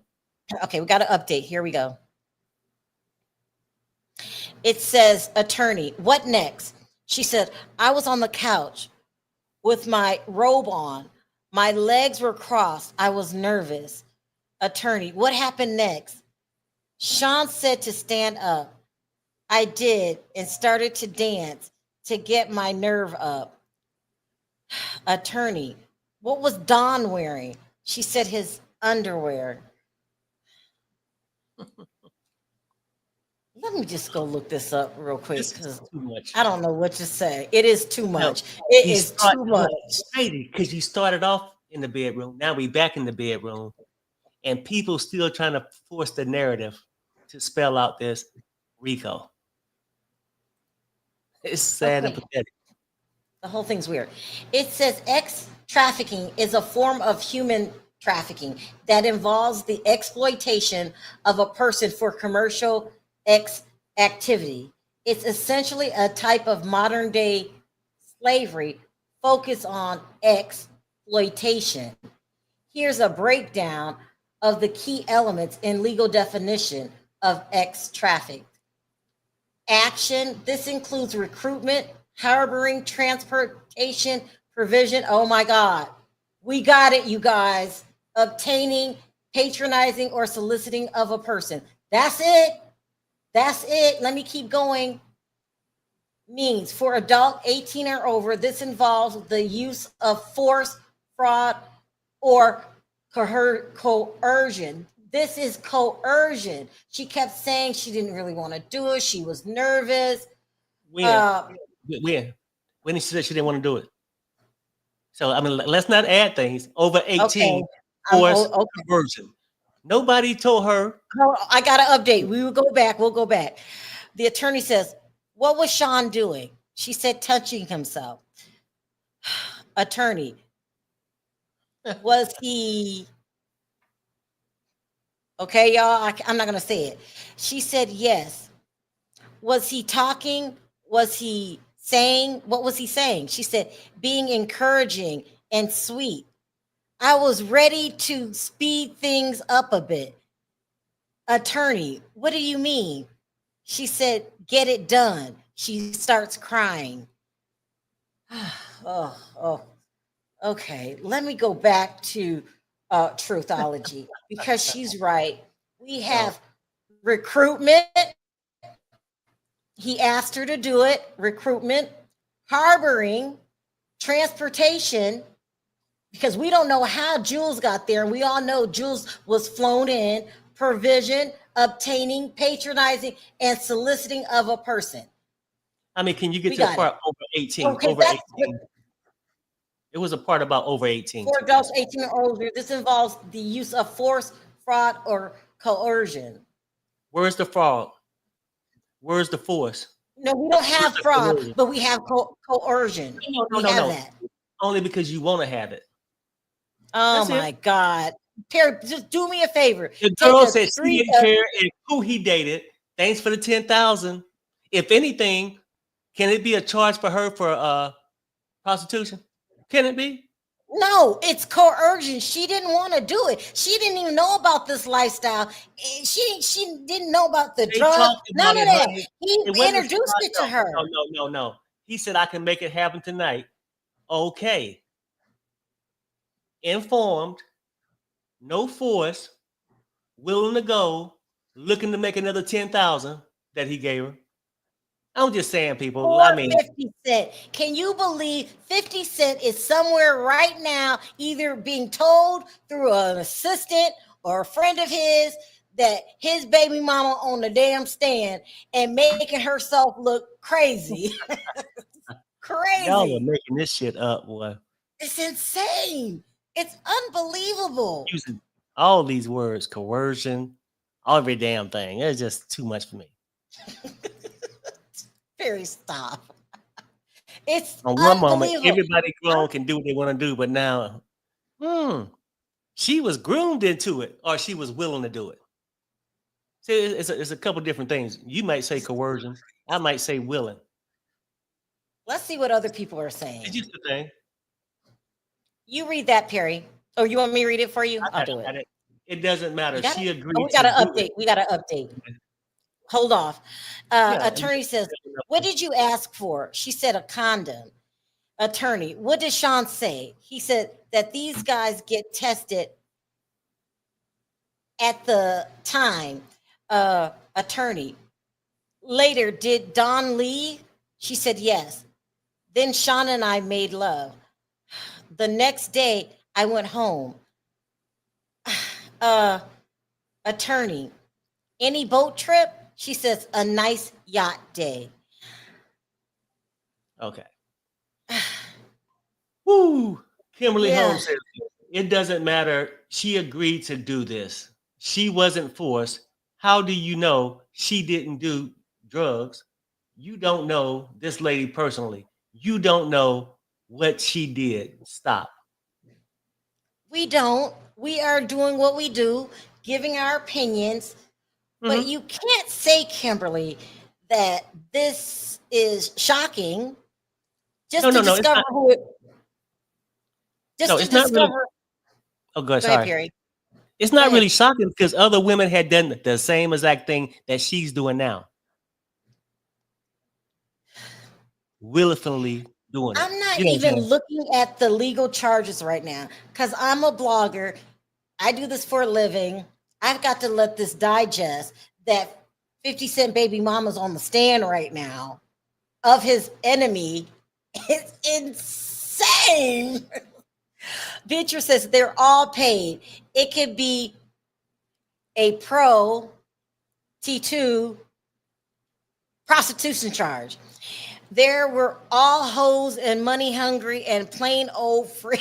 I mean, she does it with the escort. Then she turns around, does it again with Diddy. It's just overwhelming. I got to go to 50. We got to update. Attorney, how did you feel? She said, I felt exhilarated. It was taboo. I had a good time with my partner.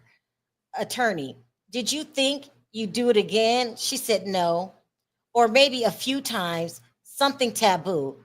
Attorney, how did things change? She said, I opened a Pandora's box because you do it once, then you got to do it twice, 3, 4, 5 more times because that's all he wants you for. Right, right. But you ain't got to because you always can say no. Remember, you can always say I'm no. not even arguing No, the no, no, fact no. that I'm just saying you don't have to. But maybe if you enjoyed it, just maybe just one more time, just a little bit. let me read these super chats. I call that a willing participant. Thank you. Next. So this is 304 suffering Stockholm. Okay. Y'all. Okay. No, So I mean, we truly need to know this because people making up my too many damn mind is excuses. You making up too boggled. many I'm not, excuses. but I do agree with truth that this is coercion. It Okay. is.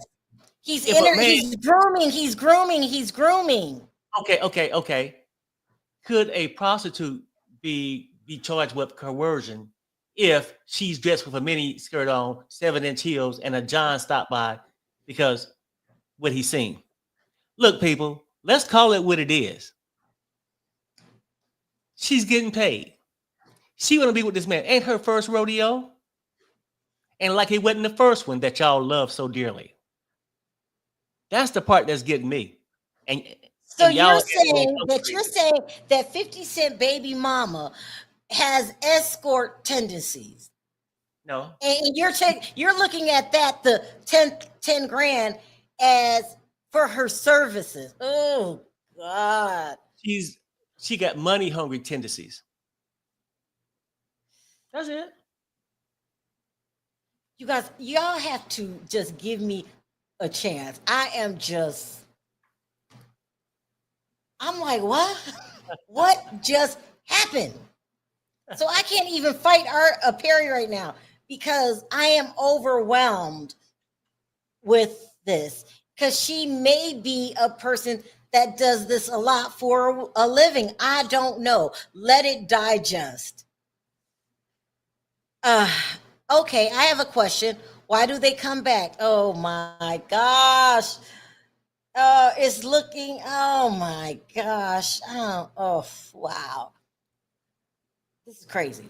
This is the craziest day on the stand, I think. It's crazy. It might be, I don't know. Don't listen. I always tell you guys what I think, what I feel. I'm not an attorney.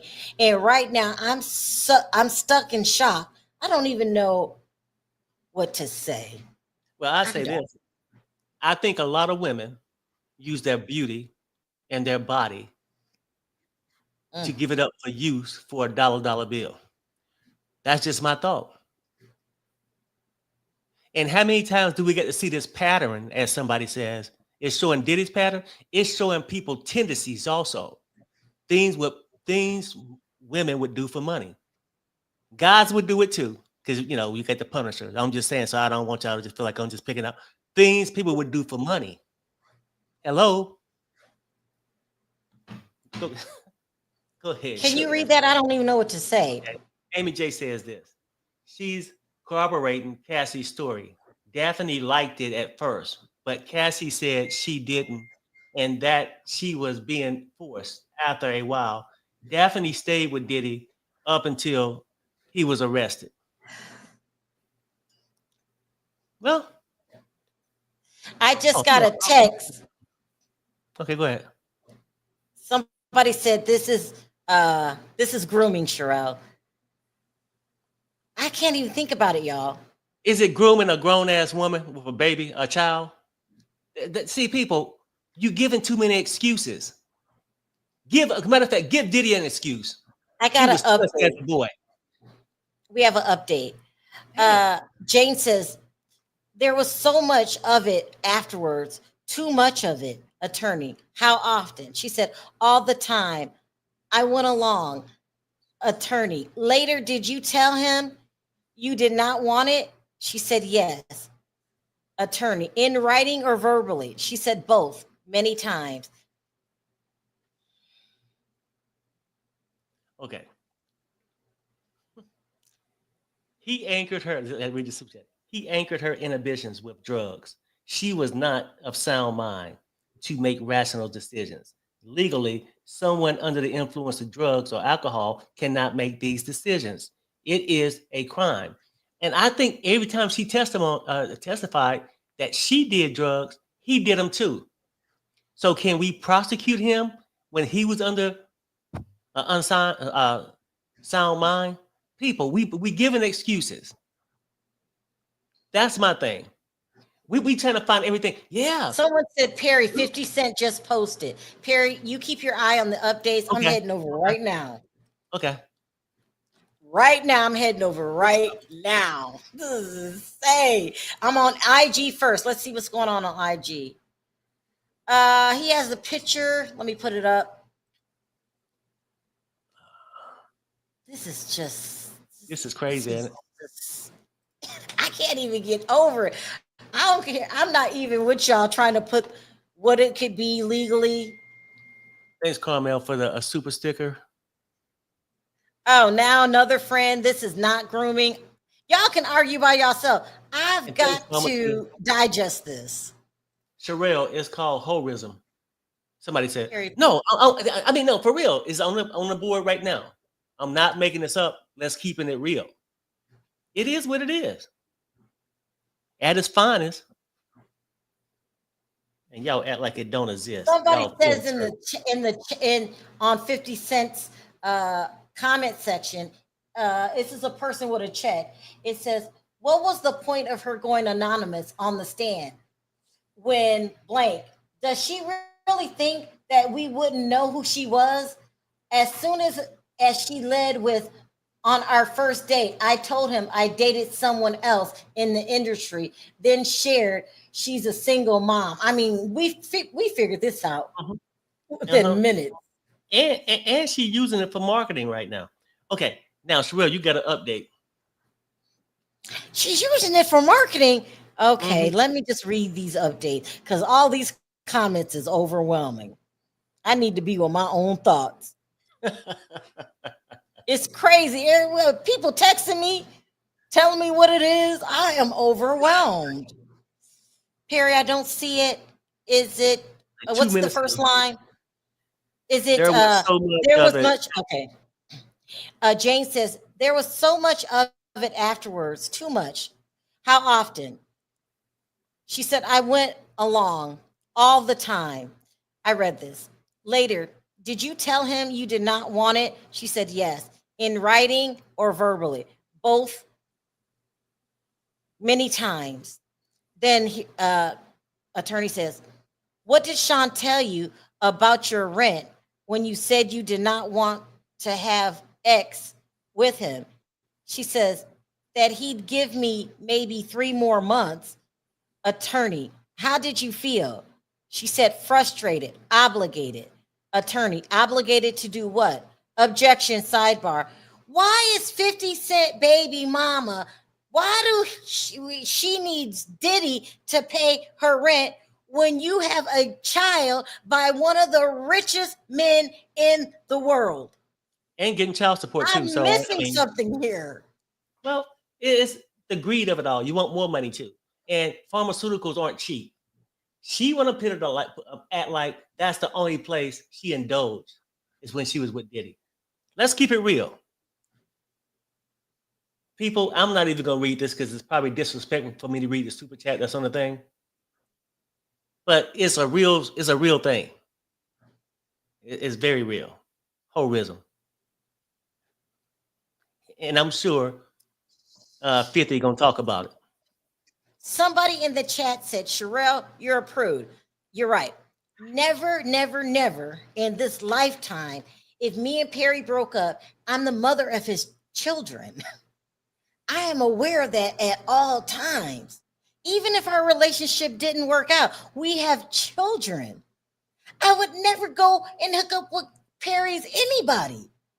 I mean, that's just in me. Now, maybe the young girls, that's not, y'all don't look at it that way, but I'm old school. I don't care. And especially his enemy. Child, I hope no more stories like this come to light for her, because if it is, the prosecution's going to find out and they're going to tear you up. Okay, let me read the super chat. Lunatic Lucy says, Perry, no disrespect, but him also indulging in drugs is not relevant. I've had soldiers kicked out of the army for the same crime. Well, yeah, I mean, look, maybe the ones, I don't know. I don't know their cases. That, we're trying to deal with this Diddy case. But to me, in this, it sounds like she's a straight up volunteer to me. Now we can have a difference of opinion, and maybe ask 50. He got better insight. And didn't she lie on him and then pull it off? See, I mean, people would do stuff. I'm just telling you, we can believe we want to believe certain. Now you got to take case by case basis on how you do whatever, but you can't take your cases from the military and apply it to everything that's happening in Hollywood. You just can't. And that's with all due People respect. texting me crazy stuff. I just can't. Y'all are a mess. Look, I'm not on the damn jury, and I'm glad I'm not. I mean, y'all are all over the place. I don't want to disrespect her right now. I might feel like it tomorrow, but right now I'm just shocked. And I actually feel for 50 Cent. Okay, let me see if there's any updates before I read that. Okay, no updates. It said Diddy lets the women he dates explore their desires without judgment. They're drawn to how he embraces their wild side and tells them he loves how free and inhibited they are with him. Yes, I get that. I'm stuck on the part that this is my baby daddy's enemy. Mm-hmm. Do you not take that, Amy, into consideration, or am I being a prude? If you break up, that's just what it is, a breakup, and you can date whoever you want. I don't know, because I was raised, I'm old, y'all young, and I would never. Here we go, we got an update. The attorney says, between 2023 to the time of his arrest, did he pay your rent and make you feel obligated to have sex with him, with other men? She said yes. He says, what did you two call this night? She says, debaucheries or hotel nights? Attorney, how often did you see him? Now listen, this is blowing my mind too, because if she needed her rent paid, why didn't you ask 50 Cent? He is a millionaire many times over. I don't know who's richer, Diddy or 50, but these are two near billionaires. And see, Amy J can have a point. Maybe he freed them up so they can live out their desires with no judgment, right? And fulfill their sexual healing. Just keeping it real, people. That's sort of where we at. But you get people to act like these are little girls in a Catholic school. No, they ain't. They people All right. you would see right outside the strip joint, ready to get in the back seat. Just keeping it real. Damn. Perry, not right now. Not right now.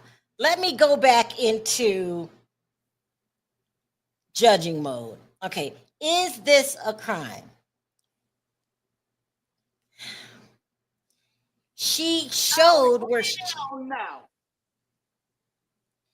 showed where she wasn't into that life. So I got an update.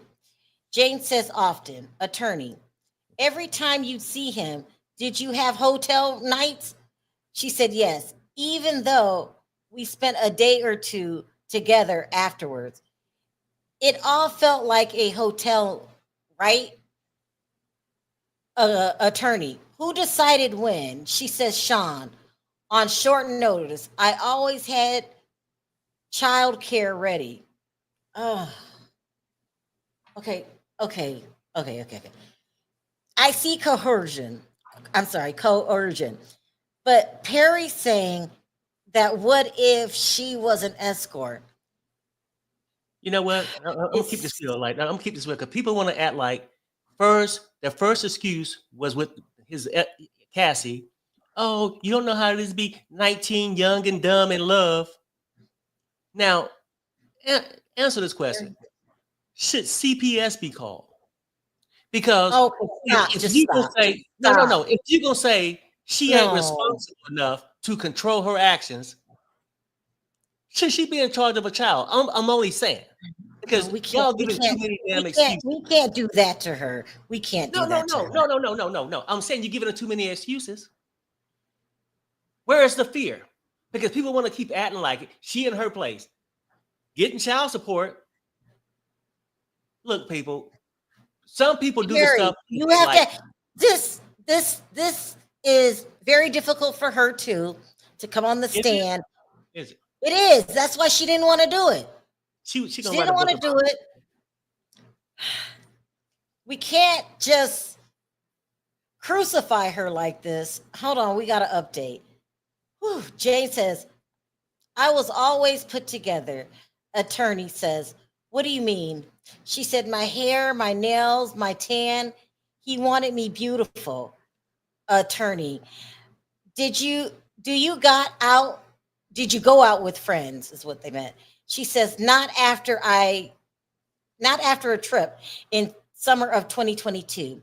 He was dismissive. Attorney, in the summer of 2021, she says to France. Okay, something about to pop off in France. What I'm saying is, let's give her some grace. Let's give her some grace because this is very difficult what she's doing. I'm not coming down on her career. I'm not knocking how a person make their money. But you don't know if she has a career. You're calling her an escort. You do not know if she's an escort. Well, but your theory is I'm not gonna come down a person on their fetishes. I'm not. I'm just saying, what do I believe? Do I believe she was forced into this? My answer is no. Where she groomed into this? Answer is no. She got groomed in 15 minutes. You know, we were just talking about the fantasy. He said, maybe we can do this. Hey, girl, what you in there doing? Oh, I think it can go down tonight. Okay. He groomed her that fast. A person can't say, oh, well, she didn't want it. She ain't have to go the first damn time. Go ahead, Sherelle. Have you ever been on the stand? No. I'll wait. I have. When you're on the stand, it's scary because you're expected to say a certain thing. And this is when the opposite side questions you, you get bombarded with things you never even thought they were going to say. Plus, she is concerned about being recognized. She was recognized within 3 minutes. She knows that's going to affect 50 Cent. So she's nervous, right? But she's trying to do the right thing and tell you. Do you see she's nervous? I'm not gonna say Oh my God, I can't. objection. I'm gonna say a distraction because that's all you throwing out there. Why is she All right. on the stand? We got to update. She says, I went to the south of France with my friends. He was angry in the voice notes. Attorney, who did he want you to look? Who did he want you to look?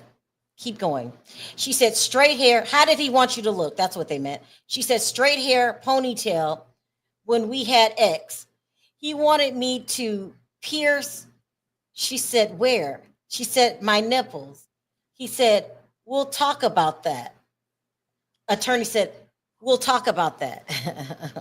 And I can't wait to the cross and they talk about it. I can't. Did you Okay, read this? okay. As far as saying that, she said she would not go to 50. He said, I did.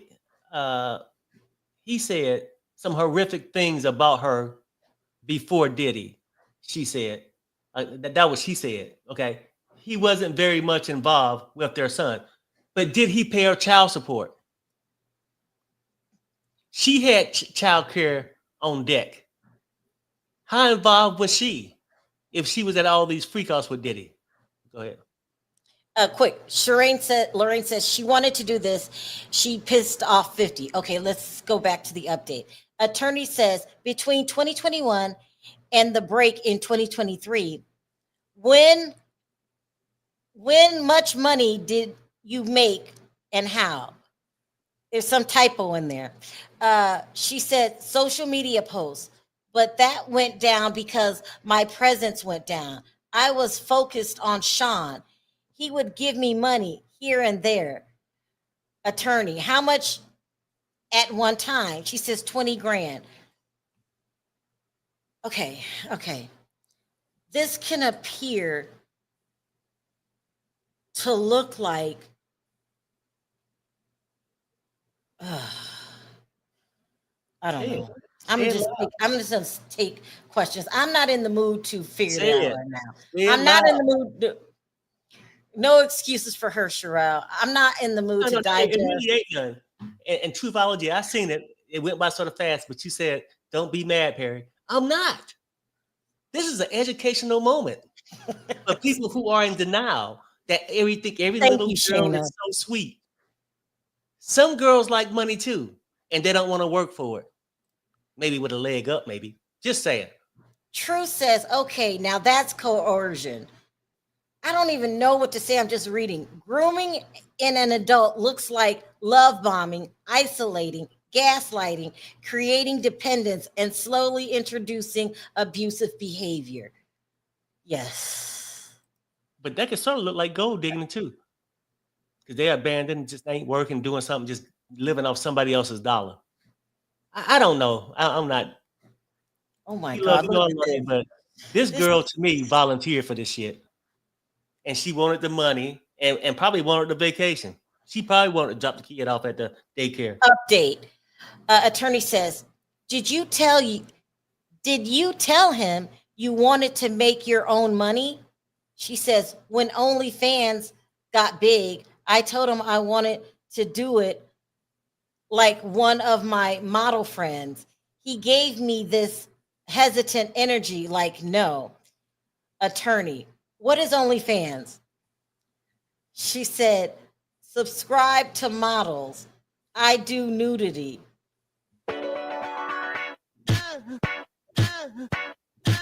I ain't saying no more. I'm done. I am done. Coercion? What?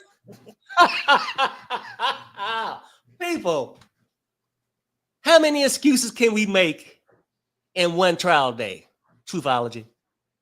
Truth or consequence. Where you at now? Y'all might be enrolling on her OnlyFans because you might well support her there too. You supporting her now. Go and support her OnlyFans. What's wrong with making money off of OnlyFans, Perry? No, nothing. But it shows you what kind of lifestyle were your morals at. Did he, what was it, coercion that got her to do nude stuff on OnlyFans? It probably, no. It doesn't matter if she's a straight out escort. She's not on trial. Diddy's on trial, and we're trying to prove that Her he test- groomed, Okay. forced, Good enough. and coerced her into doing things she didn't want to do. Now I am that's where you tired- need to I stay am on that tired of y'all course. saying who's on trial and who ain't. Her testimony is on trial. Her testimony is on trial. That's what's on trial. Her testimony. Let's read a CNN update. Jane testified that Sean Diddy Combs paid the rent for her home. When she tried to tell him she didn't want to have sex with other men, Combs would say, if you want to break up, that's fine. And then say he wouldn't pay rent for a woman he wasn't seeing. Jane testified that she wasn't trying to break up in those conversations. She was just trying to stop having sex with other men. I felt frustrated, Jane said, adding that she felt obligated to perform these nights for him. Hey, Sherelle, you get an update on the other one. I mean, did she feel like she can go home? Here we go. Attorney says, but no XX? She said, right. But he didn't approve. She says, why do you feel you needed his approval? She said, I felt like he was my boyfriend. Attorney, sealed exhibit. What is this? She says, my lease, April 4th, 2023. Well, look, I'm just going to tell you right now. I don't think this is going to end very well with the cross if they let that young lady come back up there. What time is it? Because we need to be getting out of here. I can't take the cross today. What time is it? It's not going to be one because it's almost 4, and I think he's still going to let them out at 4. I think he said 11 to 4. So yeah, we need an early day. I need to go home and digest. This is unbelievable, and I can't even look at it right now in a court way. But what's going to be good, Sherelle, is tomorrow morning. I got to go and get me some more coffee creamer because I don't use it all for the day. But I will be ready because we have an update. Okay. Attorney, how much was the rent each month? She said 10,000. Sean said, let's do a love contract. It was a flirty thing. He asked, how much allowance did I want going forward? I said 15. He said 10. Attorney, thousands? She said yes. I wanted a beautiful home for balance. You wanted a house that cost 10 to 15K a month? Mm-hmm. And you lived in Vegas. No, you lived in California. You live in California. That's even a whopping overwhelming amount for California. Yeah. And why didn't you ask 50 Cent to pay for your home? He would do it because your son will be with him. She wanted 10 to 15 from Diddy, and she was already getting money from 50. So let's keep it real. People, she said she didn't want to work for it. Oh my God. She rather do her only thing with her model friend and do a little nudity. Carrie, please. Right. I'm just keeping it real. But y'all want to act like who got the okay. I'm gonna say this. And what somebody said. Somebody said, y'all are wait, I missed it. Where is it? It's gone. Oh, right here. She trafficked herself. Right. This is insane. This is all y'all crazy. I don't want to talk to nobody today. I've got to sort this out when I get off in a quiet place. I can't even tell you how the day went. I'm not going to attempt to tell you how the day went. There's so much going on here that I thought it was going to be Gina. It's not Gina. It's 50 Cent's baby mama. How can you coerce a woman to hoeing when she was already hoeing? See, I don't need that right now. Question mark. 50 said no, he dragged her on IG already a few years before. He was paying 40K and got it reduced to 6,000. He was paying her 40K a month. If me and 50 weren't together anymore, I just don't, we're still family. We still have to raise Sire.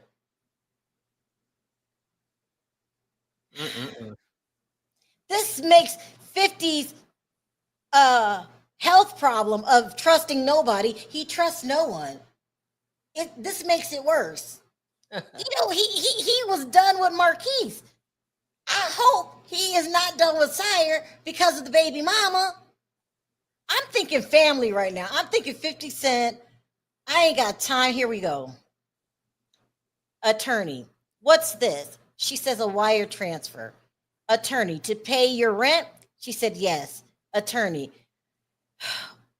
who got you plane tickets to fly to hotel nights? She said his travel agent, Jess, or KK. Of course it's KK, because KK is down for the cause.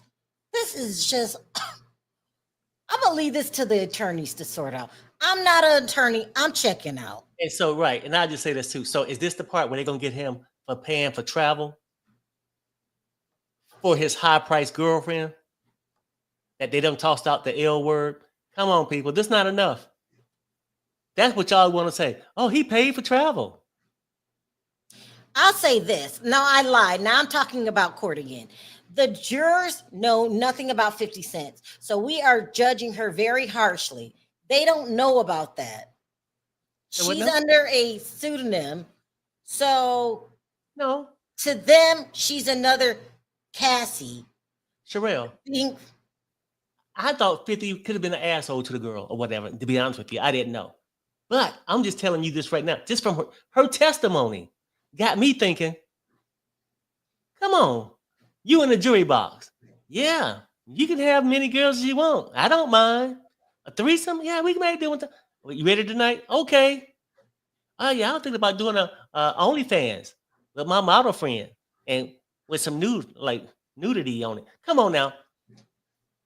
People ain't stupid. They know a gold digger when they see one. Go ahead. Let me read these comments because they know who she is. They probably figured it out. Well, these are older people. Hold on. Let me read this update. The attorney says, what were the hotel suites like?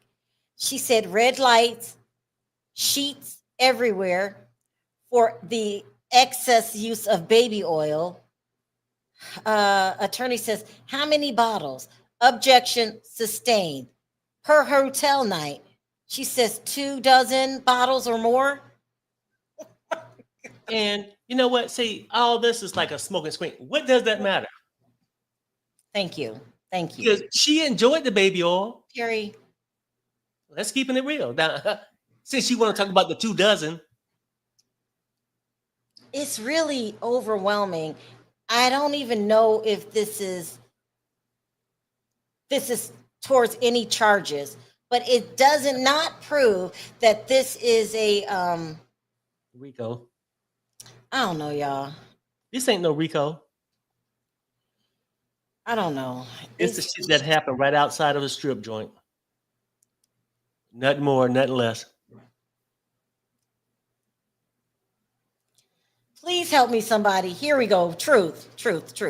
Perry, don't twist up on us. Listen to her testimony, okay? No, I did. Where do you think I get this information from? Oh, I told him I don't mind if you have other girlfriends.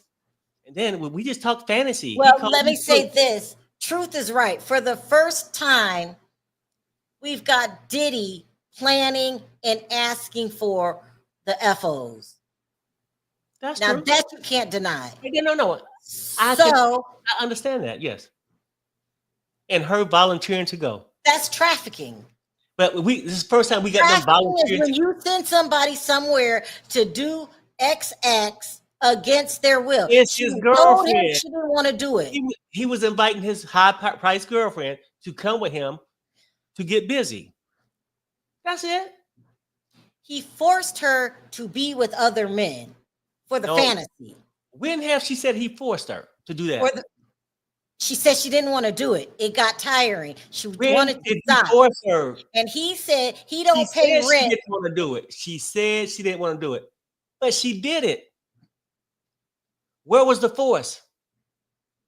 because she thought she wasn't going to get her rent paid. So he pressed her back up against the wall in so many words. He didn't physically, but Shit, you know, she child, felt cornered. I ain't feel like doing it, but I need to get my rent money paid. That sounds like a job. It sounds like a job. Toria, come on, Toria. It is not to me. I mean, to some people who's digging really deep in the burrow right now, could only find that truthology. Now you know this girl. If you can't tell me this girl ain't got no funny business going on with her, at least come clean with that. Maybe we could talk tomorrow. It's an illegal job. Yeah, on her part. So where's the charges on her? She got paid. Boy, It's boy, crazy. boy. The whole thing is crazy. The whole thing is just unbelievable. You can't groom an adult by law. Now, I'm not sure if that's by law. Truthology, is that a law? Can you groom an adult by law? I'm gonna ask them because Truthology and all them, they supposed to be the judge in court. This is a lot, you guys. Diddy was out there, wasn't he? He was out there. No. So he's freaking off with Daphne. He's freaking off with Cassie. He's freaking off possibly with Gina. Also, too, in those memoirs, he's freaking off with Kim. This is just, we got to update. Yeah. Attorney says, this night, exhibit not shown to the gallery. Where was the hotel night? She says, in my apartment. Attorney, what did you wear during this hotel night? Lingerie, high stripper shoes. Attorney, what would you and the other men do first? Objection, rephrase. So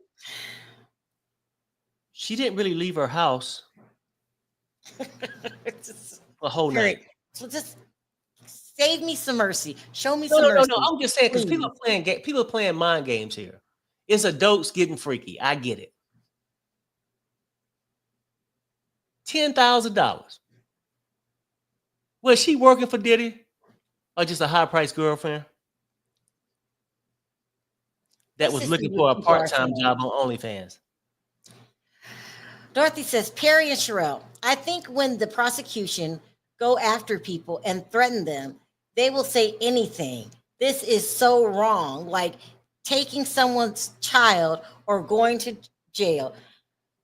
Yeah, I agree. They need to win so bad right now. They're this desperate. This cross ain't gonna go too well tomorrow, people. So Truthology. No, that's my girl. You leave my peeps alone. Don't go after Sherelle's riders. They are riders. Bring and your they are clientele. just as Bring your sharp as clientele iron. tomorrow. Bring your clientele tomorrow. You might need it. No, that's what you're not gonna do. You're not going after That's the what I'm gonna do. riders. And I already got your clientele in the room. No, I'm not crying. We're just taking it all in before we start saying something stupid like somebody else. I mean, I don't know who I'm talking about, but you can fill the name in. I'm about to find me a new sound bite by tomorrow. Squeak, squeak. Say. Prosecution has already proven the case. These are extras. Oh, it's so sad. Let me give you this. Cause you want some attention. Please don't harass my people, please. Those are my riders. Do not harass my riders, okay? I missed this one. The prosecution is going down. No, this is the end of week 3 and not looking good. I don't, let's just see what other, I don't know. He was freaking off with freaks. Let's keep it 100. It's just, Thank you. Because when you go, Diddy was out there, but was he alone? These women was out there too. In left field, doing their thing. Come on. Yeah. Perry, just be more respectful. No. I That's can't be all. more respectful because y'all saying how much a monster he is. Other people are just as freaky as he is, and she's one of them. What Fact. does this have to do though with a criminal entity? Ain't nothing. No, look, it's not a crime to have sex, and that's what they're doing. And whether you agree with their fetish or not, that's how they got down. That's how she got paid. I ain't knocking her hustle. It sounds like y'all want to. Yeah, it sounds like she lived above her means and now want to charge Diddy for her lifestyle. So we all know that 15K a month is nothing for 50 Cent. So something is going on, but that's not a part of the case. Let's just stick to the case. I don't know why Diddy's paying her rent. Okay. Even if he couldn't, girl, I don't know what you Okay, doing. custom made. Okay, really. I apologize if I'm being insensitive. I really don't want to be. But how else can I explain this young lady's behavior? Can I explain Diddy's behavior in a nice way? I'm insensitive then. Well, no, it's not insensitive when I say he's a monster, he's a freak. When I say this girl is a freak too, then I'm insensitive. Oh my. Right. Angela says, I have a feeling they will put him in jail just because they want him. However, you may have many people do this on a daily basis. I mean, listen. It sounds like he do. He pick up a different one every month. Cassie down, another one. When is it? When is hotel night? Come on, man. Mm-mm-mm. Women, this is why it's good to have your own money. Pink, are you talking to me again? I told you yesterday I made mistakes in my life. If anything ever happened, if Perry ever put me out or we divorced and he comes up unalive, y'all should question me first because I made him in charge of everything. That's crazy. This is just good. You just can't handle truth. I can't. It's overwhelming, and I got all these people texting me, y'all. Perry, it's just like she isn't on trial. Perry, still a 304. It's still her testimony. No, it's not even really. I don't care what she do. I don't knock her hustle. But how are you gonna try to get a man for a RICO and you come in here talking about your fantasies and the things you did? I mean, because these are about the things, your choices you made.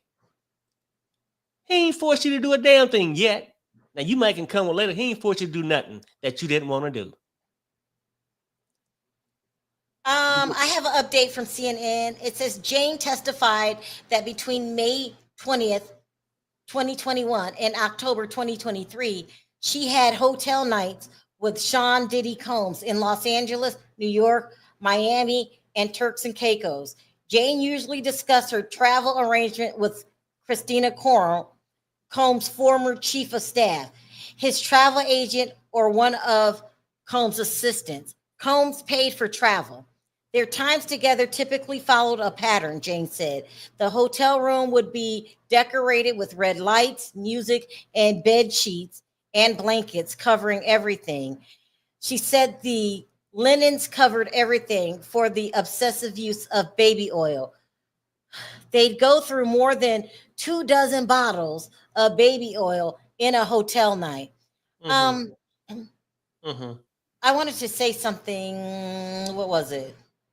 Oh, this is Diddy now actually planning the freak offs because she arranged these through KK, who is, Diddy said it himself, her right hand man or woman, and she does everything Diddy tells her to do. So maybe they're drawing in right now that Diddy actually set these things up himself, because with Cassie, we had Cassie doing it, but now we have KK doing it.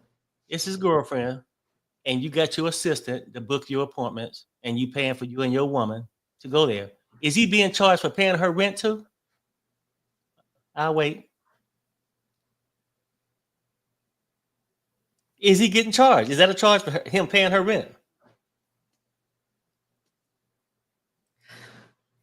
Dismissive behavior towards women. They're talking to you, Perry. This superiority belief can lead to various forms of sexism, where women are not treated equally or subjected to patronizing or disrespectful treatment. Child, it's just. Who they talking to? Listen, she said, I just read that the judge threatened to remove Diddy from the court earlier because he was trying to communicate with the jury. Is Right. this right? It's absolutely right. It makes me feel like Diddy is paying people off. He is running the courtroom. He's staring and nodding at the people on the stand. He's nodding at the damn jury. He's slipping people notes, his attorneys, all 10 of them. Who has 10 attorneys? All 10 of them. You got an update. He's still running the show, just like he did the free calls. Here we go. Attorney says, who would you greet? She says, the entertainer. I was on drugs. Sean told me to touch myself. Then the ex attorney. Forgive me for asking, but oral or intercourse? She said oral. Later, I would be with Sean. Attorney, would you clean up the, oh my God, ejaculation? She said no. Still no force.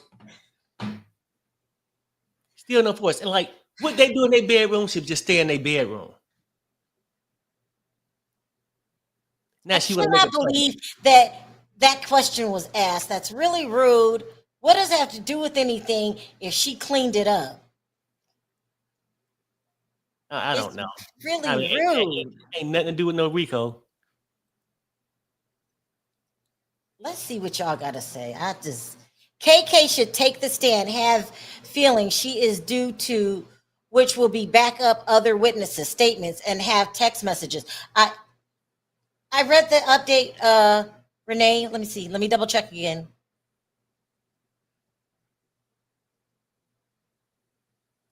You're talking about the ejaculation? Because I just read that. It's just insane. Yeah. I know he was busy. When did he ever work? I don't know. And not only he was running multi-million-dollar businesses. Here we go. We got an update. Attorney says, how long were hotel nights? She said 20 or 30 hours. Attorney, we could break here. Judge says, jurors, we may start staying later. Do not speak with each other about the case. All rise. Thank God it is over. No, is it over? Or he's saying he just sent the jury home. He said, let me go back. Jurors, we may start staying later. Do not speak with each other about the case. All rise. So he's sending the jury out the room. Okay. Because I couldn't take any. Well, then it sounded like the prosecution said we could break here.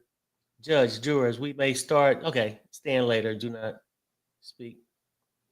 Okay. So for some reason, the jurors are gone. Now, maybe they're permanently gone. We're waiting for him to say, court dismissed.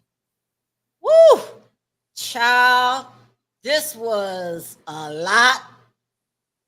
I am overwhelmed. You know what, though? It's like, out of all this, we back in the bedroom. It's back. And actually, if people want to say how much it proved that he didn't have to coerce nobody into anything. A lot of women out there available and want to do these things. She was right on the job real quick. Harry, stop. Just give me a break. We are waiting for the official word for court to be dismissed.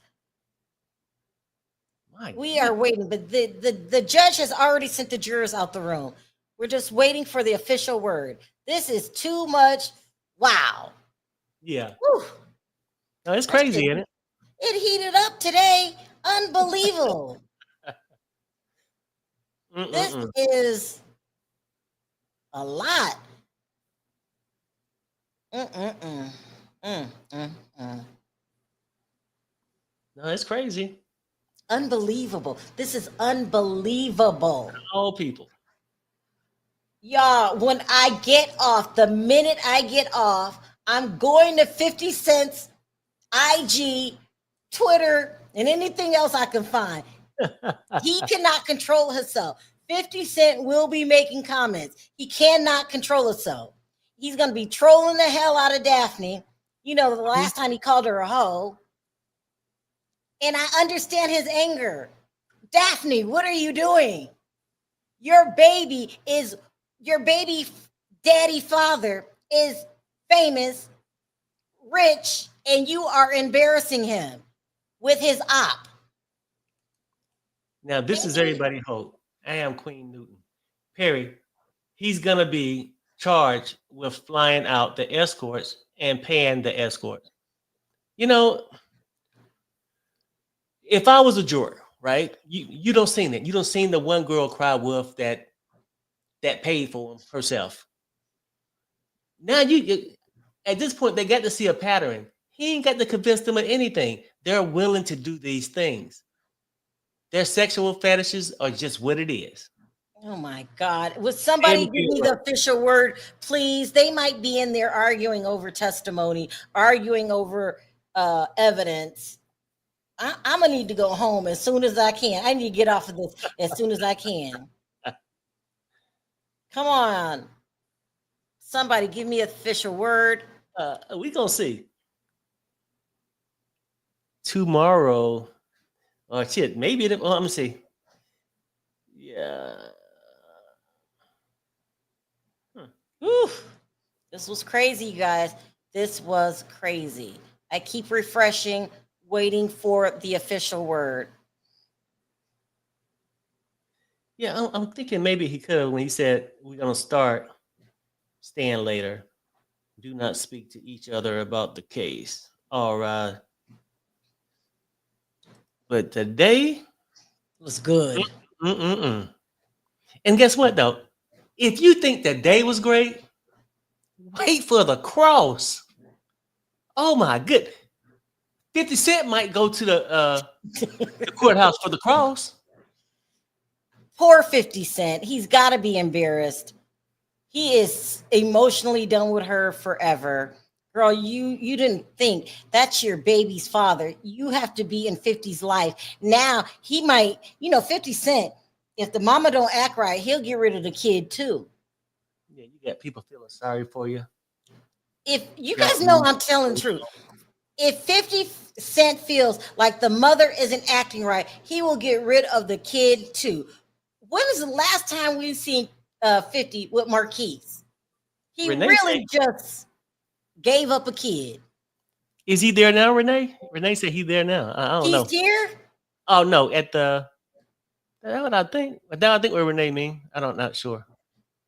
I thought it came out when I said okay, so they're in there arguing. It says that Jane's counsel wants you to remind those in the gallery not to report any personal identity. She's worried about her name getting out. We have been talking about you, girl, since the moment you sat on the stand. When you said you had one kid and he's famous and he don't get along with Diddy, we knew who it was. Now she's in the courts begging. She is begging for confidentiality. It's too late, girl. You're not that bright. You've already embarrassed 50 and yourself and Diddy, because Diddy will sleep with anybody. Hurry up so we can leave.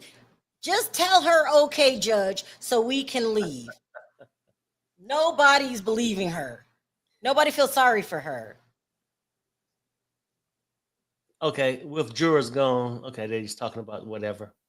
They're gone, so... They're talking about information now, I guess, for tomorrow or whatnot. For tomorrow, yeah. So... Adjourned. I just got the word. They're done. So everybody, tomorrow, be ready. And eat breakfast before you come, because I want y'all, I don't want nobody getting ill, because it's about ready to go down in the DM tomorrow. If this girl is exposing, this lady exposing herself, let's see what the cross do to her. Let's go.